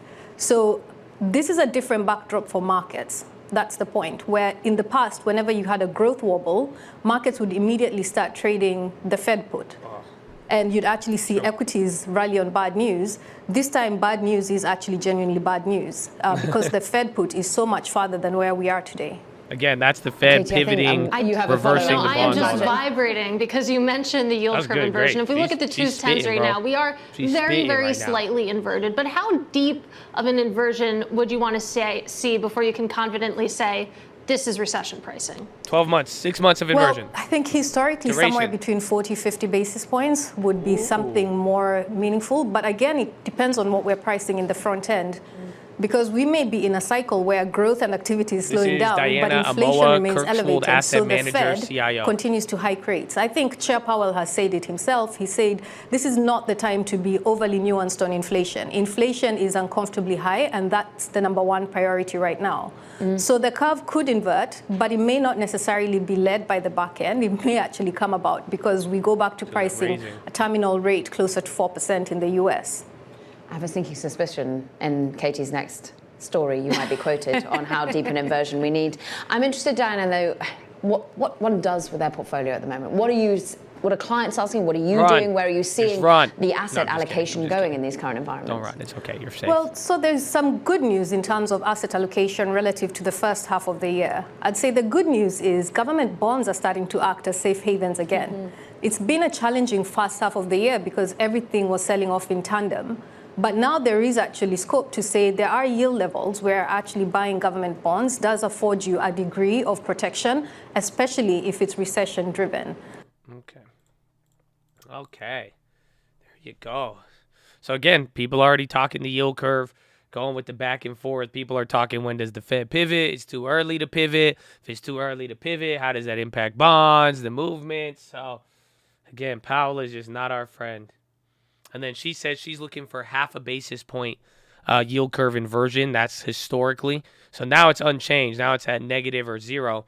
But she's saying if it went to 0.5, remember the lowest we went was like 0.07 in April. And then today we were down 0.02.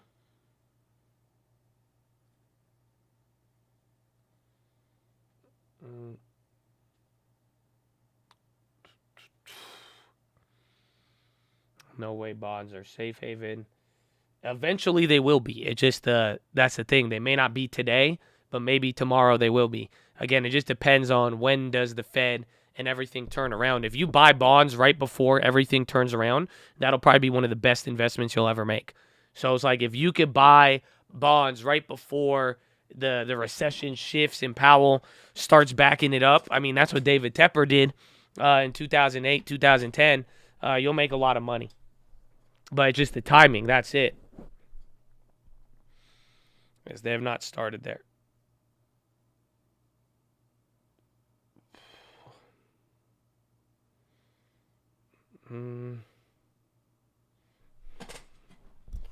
Cohen down 20 or up 20? Yeah. I think people said they're a buyout candidate.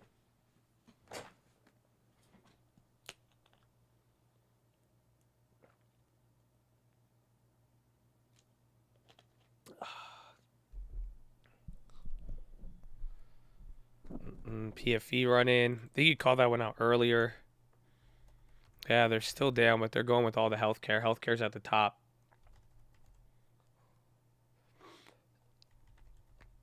TLT options bet. Well, that's the thing, though. If you buy it right now with the break even, $5 higher, and then it takes 6-7 months, a year, and then right before the run up, the contracts are 20 cents, you're still going to lose. You see, that's been our problem with it. You got to really factor it in. You either need to know where the yields are going to go, or you have to be able to scoop it at the right time.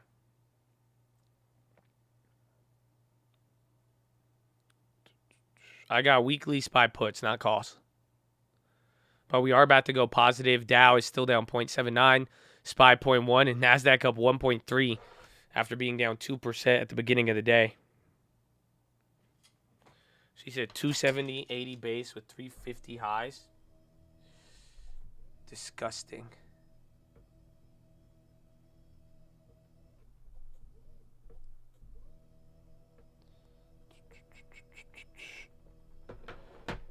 You bought puts? I did today. We grabbed small ones. I think I spent maybe $200 total.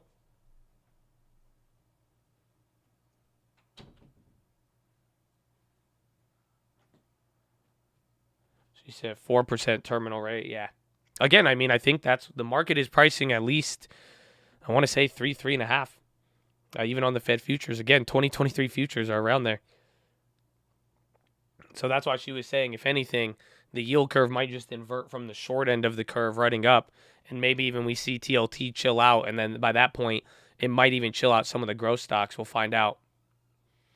What's standing desk? I got one from, I don't know, I think it's Costco or IKEA. I've had it for years, though. Very good. Very reliable, you know? Very, very good, reliable. God, it's a betting war. Oh, they betting on it. Channel points. Let's go, Twitch. 45 minutes left. SPY's at 380. We're down 2% at one point. Surprisingly, NASDAQ and Dow are still down. So let's see how that plays out. 371. I grabbed the 370s at like $1.50. I think they dropped. Yeah, I got one for $30 and then I grabbed one for $1.50. Let's see. Let me check my place. I sold Neutrala today. And then I grabbed a SPY Daily for 35 cents. Then I bought a SPY Butterfly for August for 60 cents. Then I got a SPY Weekly put at 152. Or I spent $152 for it. And then I grabbed a JWN for July on the put side as well. That was a scanner play. You stand at your desk as much as you had anticipated. A little less, but all day I've been standing almost. Bro, my legs have been I can't like sit down.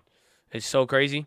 I'm just so sore from all of the walking and just driving from everything with the fourth. NASDAQ is the only thing that's green right now, but you got enough time. 40 minutes here with the SPY. It's only a quarter. I have a standing desk, stood at it once.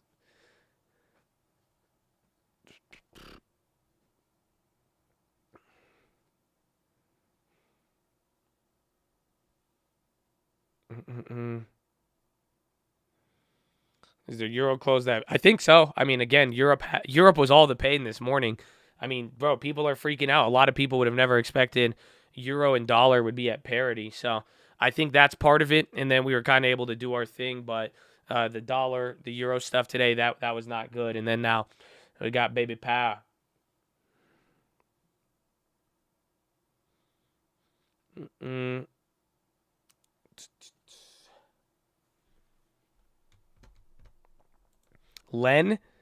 Lennar up 3. They're getting a little pop here. Home builder.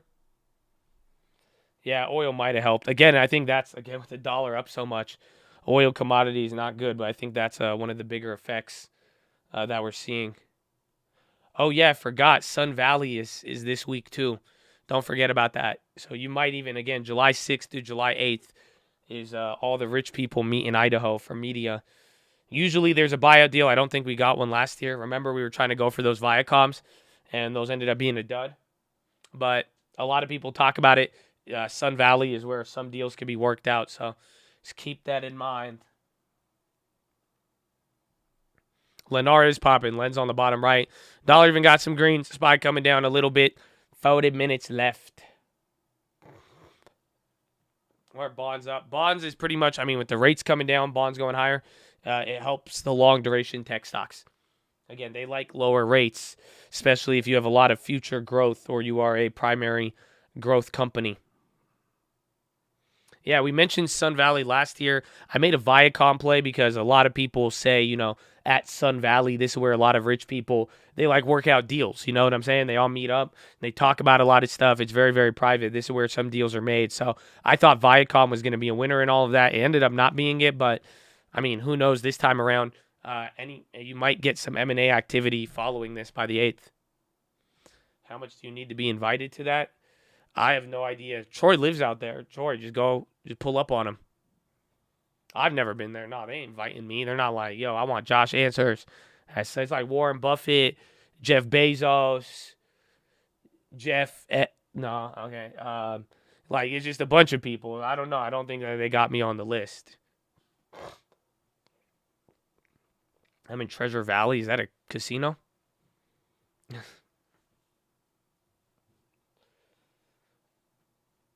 Didn't Bill Huang? Oh, yeah. No. Bill Huang did that way before.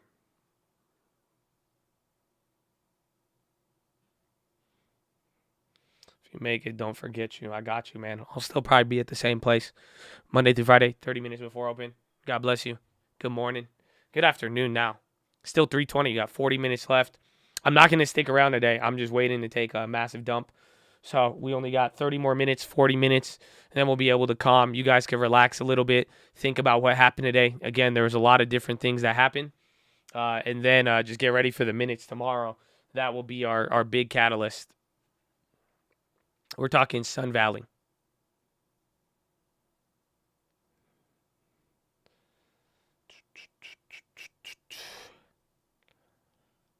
Oh, I just slept. That sounds good. Good post fourth. You think Buffett? He will, but again, oil. Bro, oil has... He got to do his thing, man. He got to do his thing. Like, oil has to... You know, he has to fight for his right. You invited to go to Sun Valley? Nah. That'd be cool, but be on the lookout. I don't know if any of you have any media plays that you think would be in buyout territory. Maybe this week or the week after might be the time.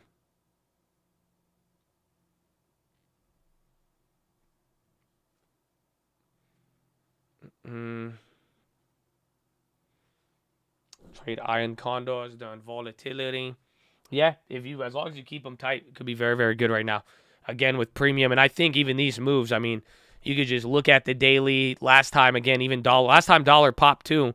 It's not as if the moves were slowed down. This one was big, but then it calmed down. You had some pops. Dollar hit again, and then it started going up and then chilled. So it's done it kind of every time.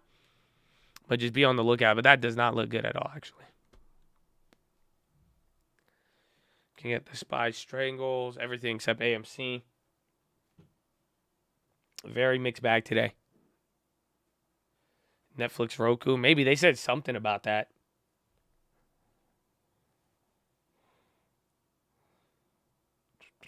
The Twitch says I need to go take my dump right now. We got like 30 minutes already. You know what I'm saying? I'm good. You know what I'm saying? I put him on the waiting list. I told him just check in. We sent him a text. We said you're going to be fine in 30 minutes. You know, it'll be good. With UUP, it didn't come down at all. I mean, it did a little bit from the highs. At one point, we were up almost 2%. But I think the part that should be blowing all of your guys' minds is the fact that the dollar is just as strong now as March 20-something 2020, which is I can't even fathom it. I'm just telling you, that's wild. If you don't I hope you could put two and two together where I'm telling you, yo, bro, you got a metric that is the same price as 2020 when everything went crazy. So, I don't know. I don't know.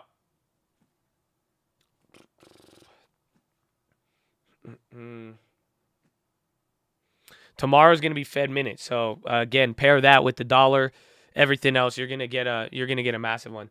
No, March 20th. So like literally at the damn peak of everything going wrong with COVID was the last time the dollar was this strong. That's what's fascinating.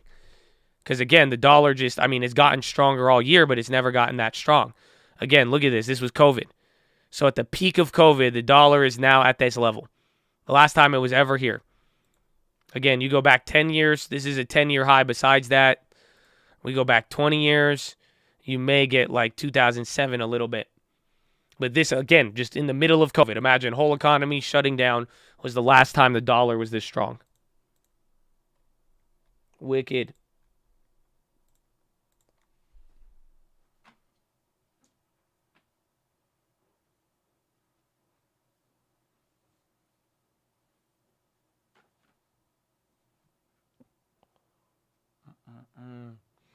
Only reason it came down was Fed put. Yeah, what does that imply? It means the dollar's very, very strong. Again, if anything, it could be implying deflation and or recession. Or again, liquidity is tied up. Again, pretty much, there's probably the same level of liquidity today as 2020, which is again, it's kind of mind blowing if you think about it. You're just feeling it different. We could have a black swan this week. Who knows? And again, depending on what happens with Europe. Europe already kind of hinted at that, so we will see what happens. Lenar's still going up. XLV moving, but SPY don't care. Nah. Wait till I hit that all-time high. Whoa. I had a dream that the S&P would stay down. When I woke, it hit a new all-time high. I told Pal I'll be back in a second, man. It's so hard not to margin reckless. To whom much is given, much is puts. I get the message until he let it expire. Under more scrutiny, what I did. Trade more stupidly. Bought more S&P. More TLT. Josh couldn't get through to me. The drama. Pal suing me. I'm on TV like it's just yelling at me. DLO on the high. Yo, DLO, D-Local is popping big. It's not showing up on the chart, though. DLO, D-Local, Uruguay. Price target lowered earlier. That was weird. That printed. Baba, Broadcom.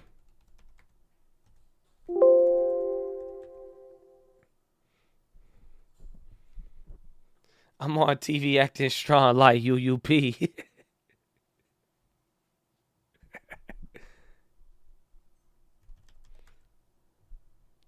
That was dope. I'm glad you guys liked it. That's good. We were just going off top with this one. That's all, because we're hitting a new high. Nah. Whoa.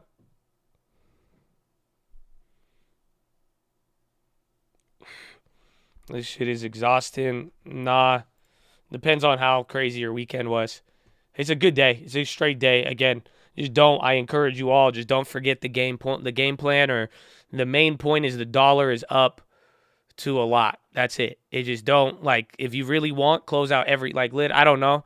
I don't want to close out all my charts and mess this up, but realistically, all you should be looking at today is this. Again, you have an event tomorrow morning or tomorrow afternoon. We got a lot more data. That's cool and all, but no lie, wake up right now.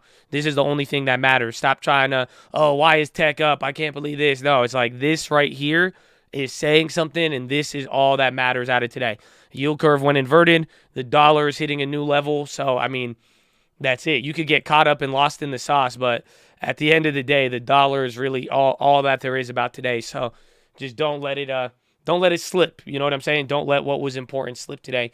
And just keep this in mind as you're waiting for the next move. And again, by tomorrow afternoon, and even by Thursday, we're going to get a fat move, because now you have dollar hitting a record high in years. That has a lot of implications. And then you're going to have Powell's minutes from one of the most important meetings. Honestly, it's kind of borderline easy right now. More or less is it's just we know what we're looking at right now, but just don't be fooled by anything, especially with the dollar up. I'm going to hold that SPY put till the end of the week. I want to hold it till tomorrow. Like I'm saying, after minutes, and then if we get another pullback, or depending on how it plays out, I think we have a lot of stuff to deal with, and that dollar's no joke. You know what I'm saying? It's just the dollar at that price that's not the guy you fight in public. You know what I'm saying? You know how some people, you step on their shoes and they push you, and you know what I'm saying? You I could take them. Just the dollar is kind of like the guy who does jujitsu, Muay Thai, and a bunch of other things, and he's not even trying to fight you, but you trying to fight him, just don't fight him, okay? Again, they call it the dollar wrecking ball.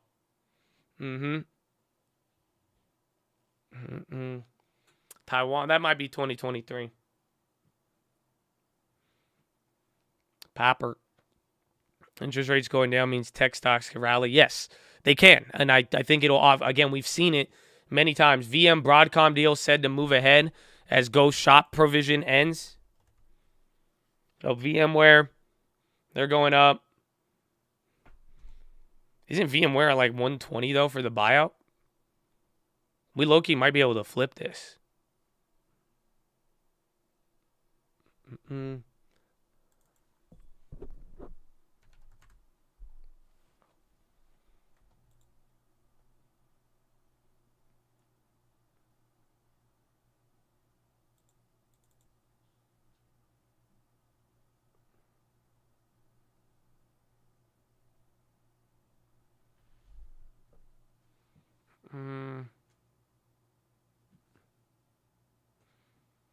Good consolidation. Yeah, VMware could be a good one. Buy shares, sell puts, or buy puts, short shares. It's moving off of that. What did I get it at last time?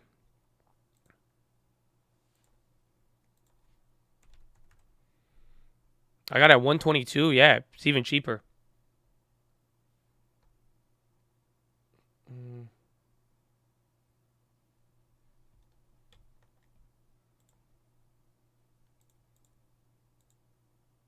Yeah, we got cash. How much is that going to cost me?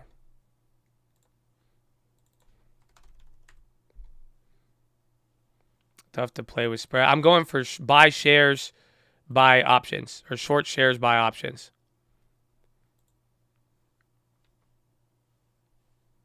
But it might fluctuate a little bit. I like it, though. Again, remember we played that earlier. We made a profit on it. They have a buyout deal. They just got news, so we'll see. No ideas. Conoco put credit August 19th. 105.65 risk, 435. Kind of like that, dude. I think that's a good idea. As a credit spread, if the max risk is only $65, just double check the dividend, and you'll be good.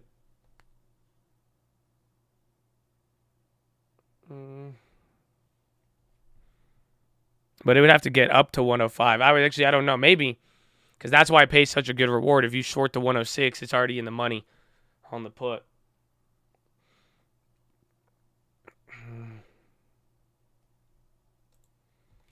I think if you get it a little bit lower, it could be a decent one, but in the money might be a little more difficult. 381.07, 30 minutes left.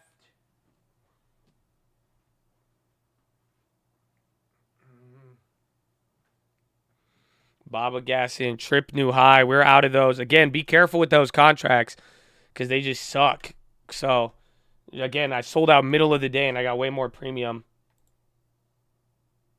Yeah, like literally it's the same premium now on Trip as it was early in the morning. But yeah, Baba is up 3%. That's pretty wild.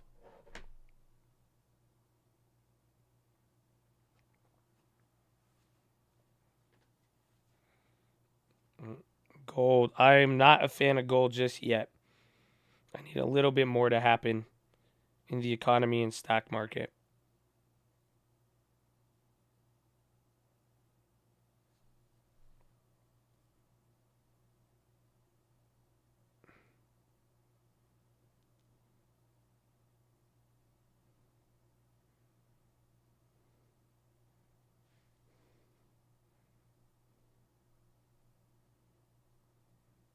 From December, GDX. Jobless claims, crude inventories. Yeah, we even get another jobless report, I believe, tomorrow. Trip is getting a little feisty here. Premiums are still up now, but slightly lower. The ask price is what we sold them at today. I'm still in on those SPY puts. We're going to ride those till tomorrow. Press secretary live. Yeah, I think I'm a player. So then I could just get the early dump, and then we all win. You know what I'm saying?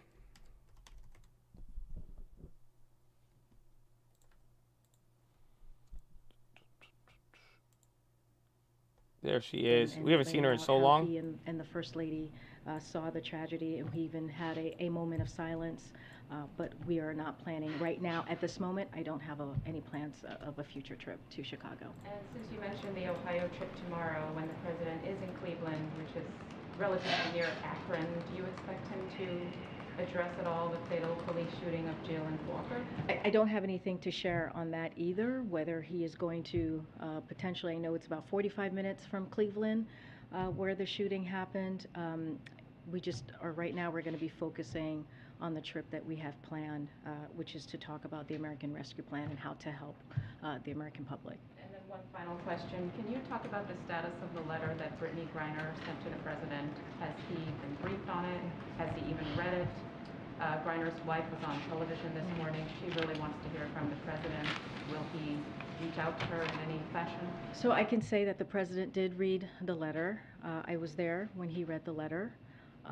This is something, Brittany Griner being held in Moscow, we believe the Federation is she's being wrongfully detained in Moscow at this time. This is an issue that is a priority for this president.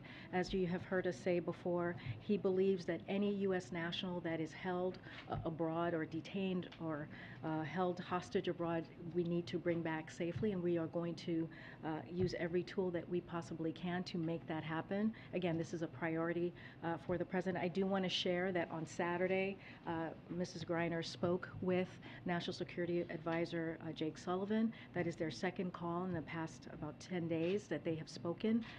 Secretary Blinken also spoke with Mrs. Greiner as well recently. I don't have anything else to read out as far as a potential call or meeting with her family, but clearly we believe she is wrongfully detained. We believe she needs to come home. She should be home, as well as Paul Whelan as well, who's being held, and any other U.S. nationals who is being wrongfully detained abroad. Okay. Hi, Karen. Just to follow up on that, Greiner's coach said if this was LeBron, she would be home, right? It's a statement about the value of women. It's a statement about a black person, a statement about the value of a gay person. All of those things we know is true. Do you see this as a double standard? This is a president who has put all of the things that you just laid out, the LGBTQ community, women, people of color. He has fought for those communities throughout his career, and you have seen that in policies that he has put forward. Again, this is a priority for this president. He's doing everything that he can. The White House is closely coordinating as well with the special presidential envoy for hostage affairs, who has met with Brittany's family, her teammates, and her support network. So we are going to continue to have those conversations, and we're going to make sure that she and others get home safely.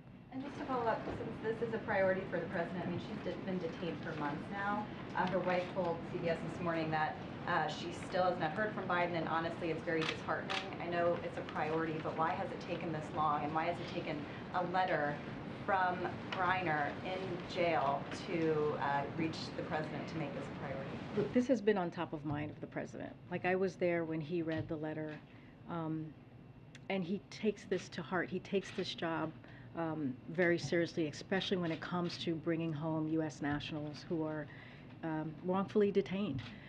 And you saw the work that his administration did to bring home Trevor Reed.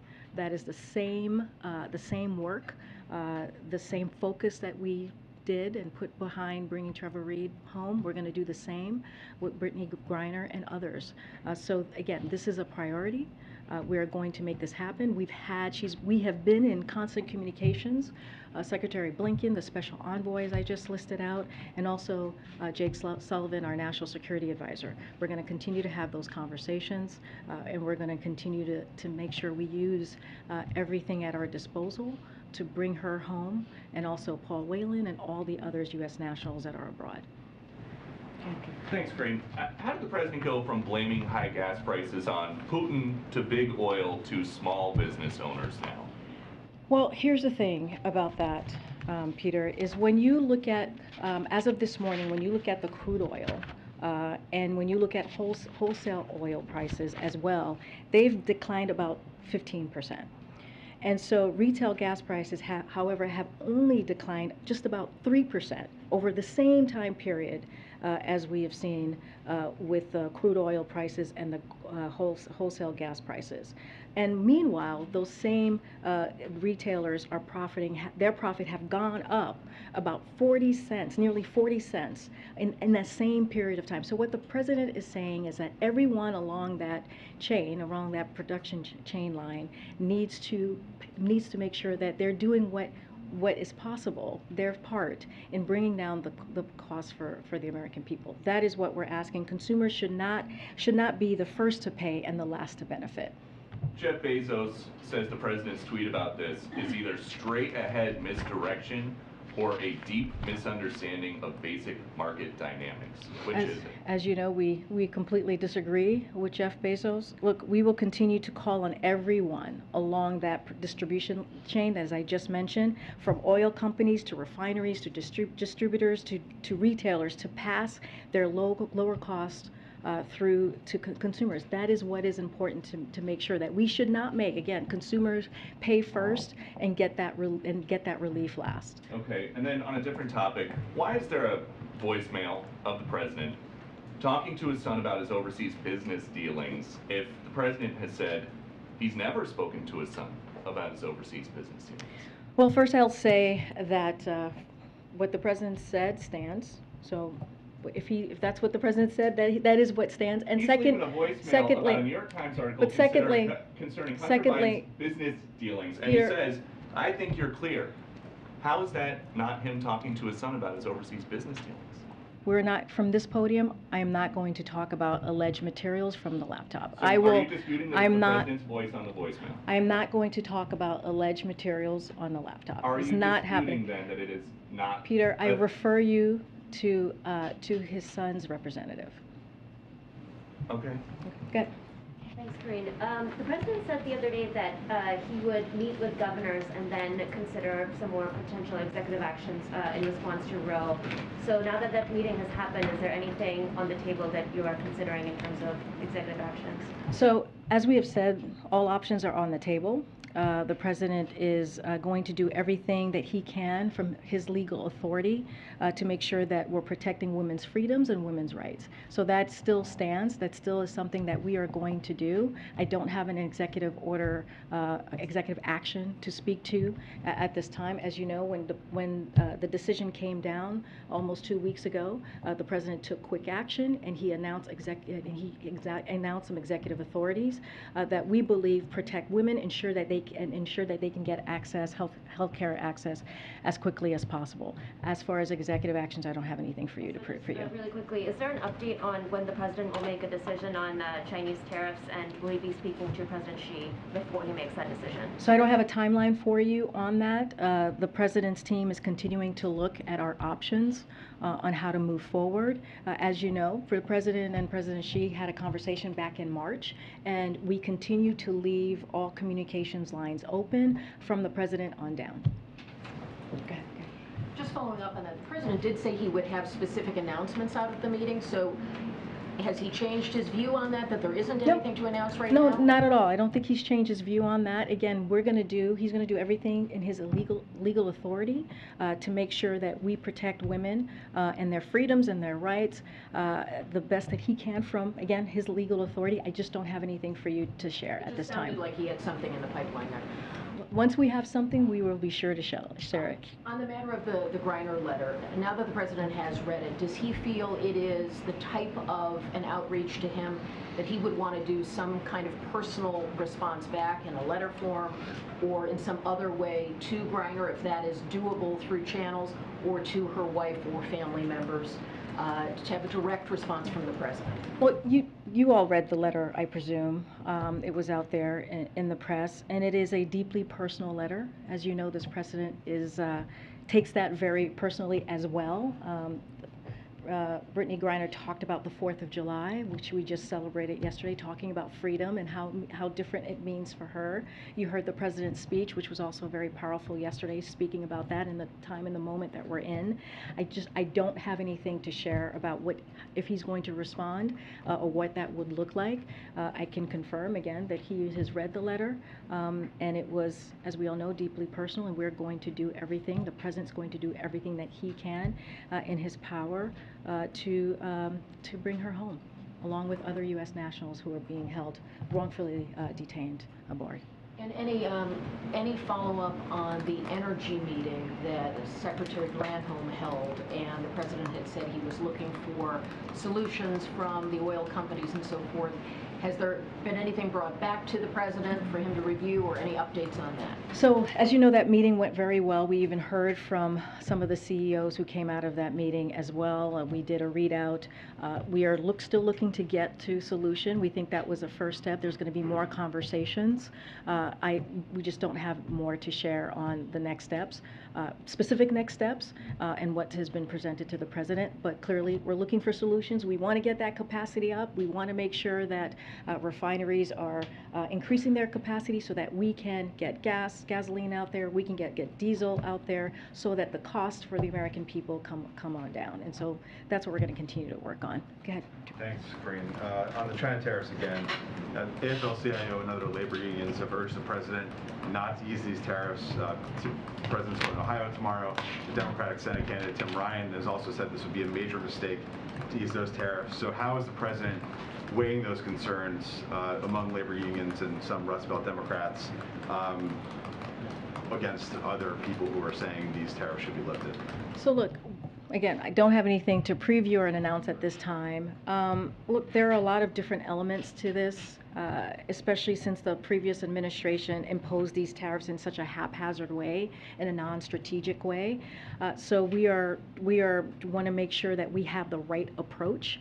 Again, his team is figuring it out, and they're talking through this. And once we figure out the right approach, this is about what is right for the American public, for the American people, we will have an announcement and we will let you all know. And on the stalled China competition bill, any calls to Capitol Hill to read out on that? What's the White House's strategy to try to get that across the finish line? Well, as you know, it's something that's we believe is incredibly important to the American people, to getting that competition bill done. We are going to continue to have those conversations on the Hill. As you know, we don't read out any personal conversations, but we're going to continue to do the work with folks on the Hill to get this done.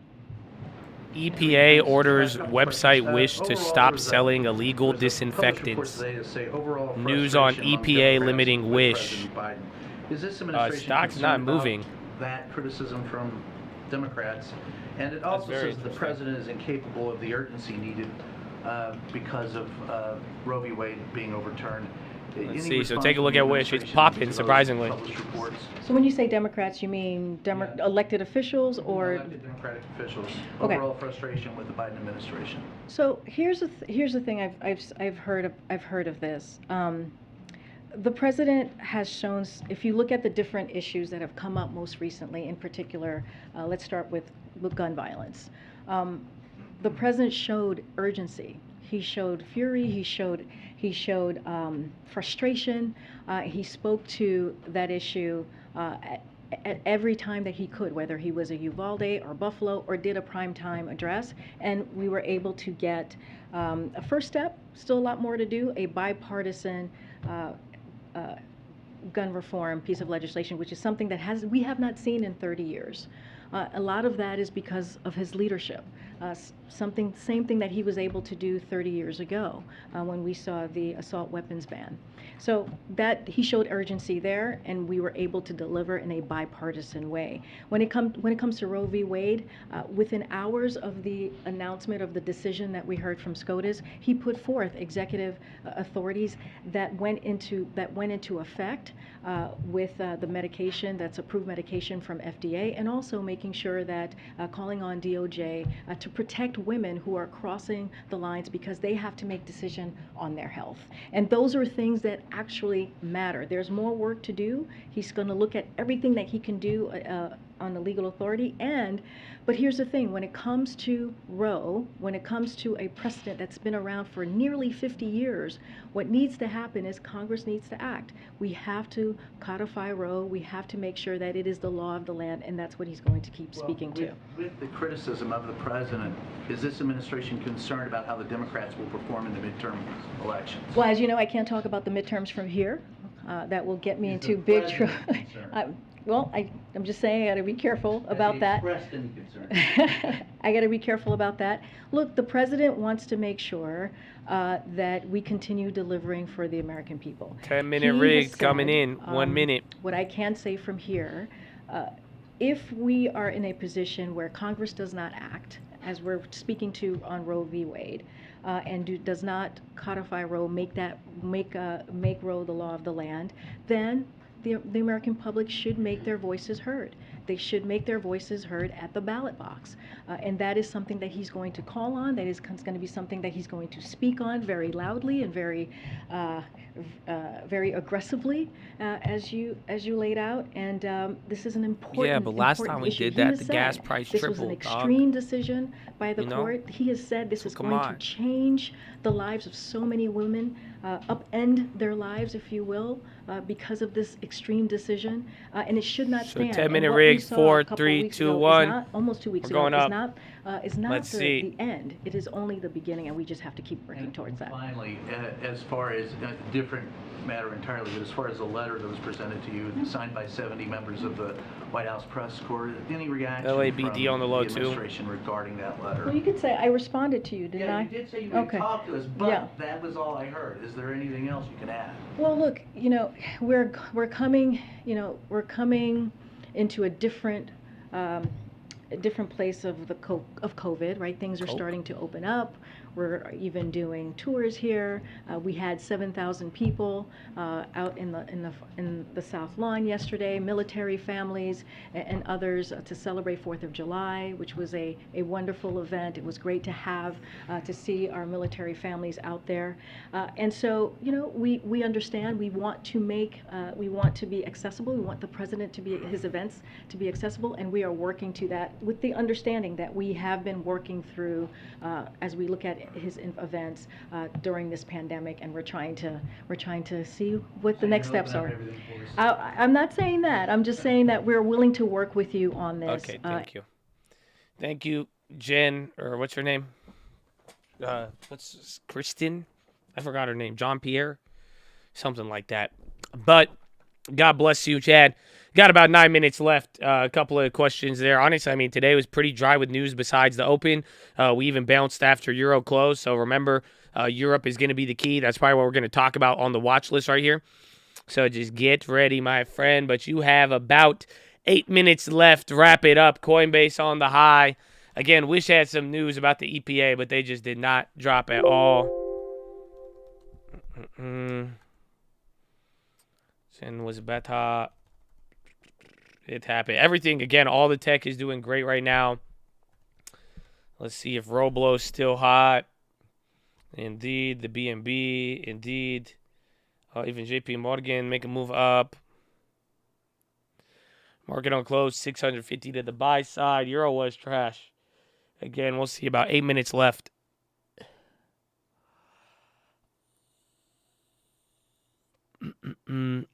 Wish looks like a recession bankrupt. Well, remember, Wish makes a lot of sales. They just spend a lot.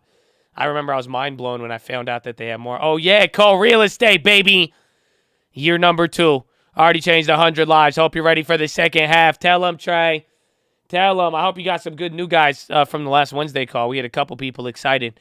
So let's go, baby. Shout out Call Real Estate. You're back from Post-America Day. What's more American than real estate, huh? Come on, let's go. Get into real estate. Amen, amen. Bring Kaylee back. Oh, man, we'll see. Green after 4th, barely. I mean, SPY is still red. NASDAQ is the only thing green right now, so let's see how this plays out. Whole market on that crypto kind of cut a lot. Ugh. I feel, though. I feel. Today was a wild one, again, with how low we were, how everything moved, everything. So it was a mix of exciting and spazzing, but just remember, you got Fed minutes and a bunch of data tomorrow. So we are really going to find out, and the dollar is still at a dangerously high level. Babla not stopping. No, a free course during the press secretary. You have to pick someone. All right, I get till Wednesday. You know, I'm not good at the picking. I get way too much blowback. Right when I pick someone, other people get mad. So I don't know. I might just have to do a random comment picker on the watch list, low key. I think we might have to just do that and break that one out.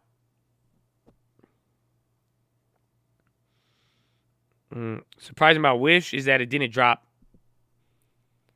Again, they had bad news, or EPA banned them from selling stuff, but I mean, stocks already clapped. It just legitimately did not move.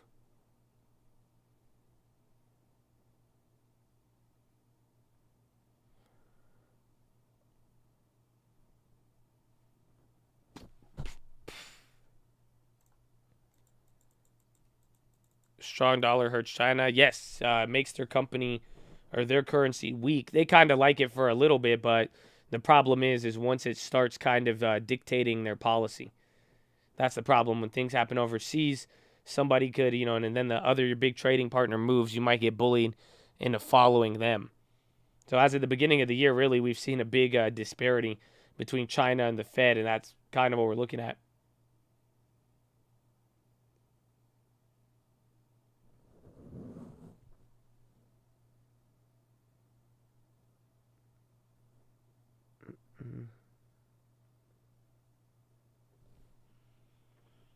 Loaded up on 376. I think I had the 371s, but that was a lot different, a lot earlier.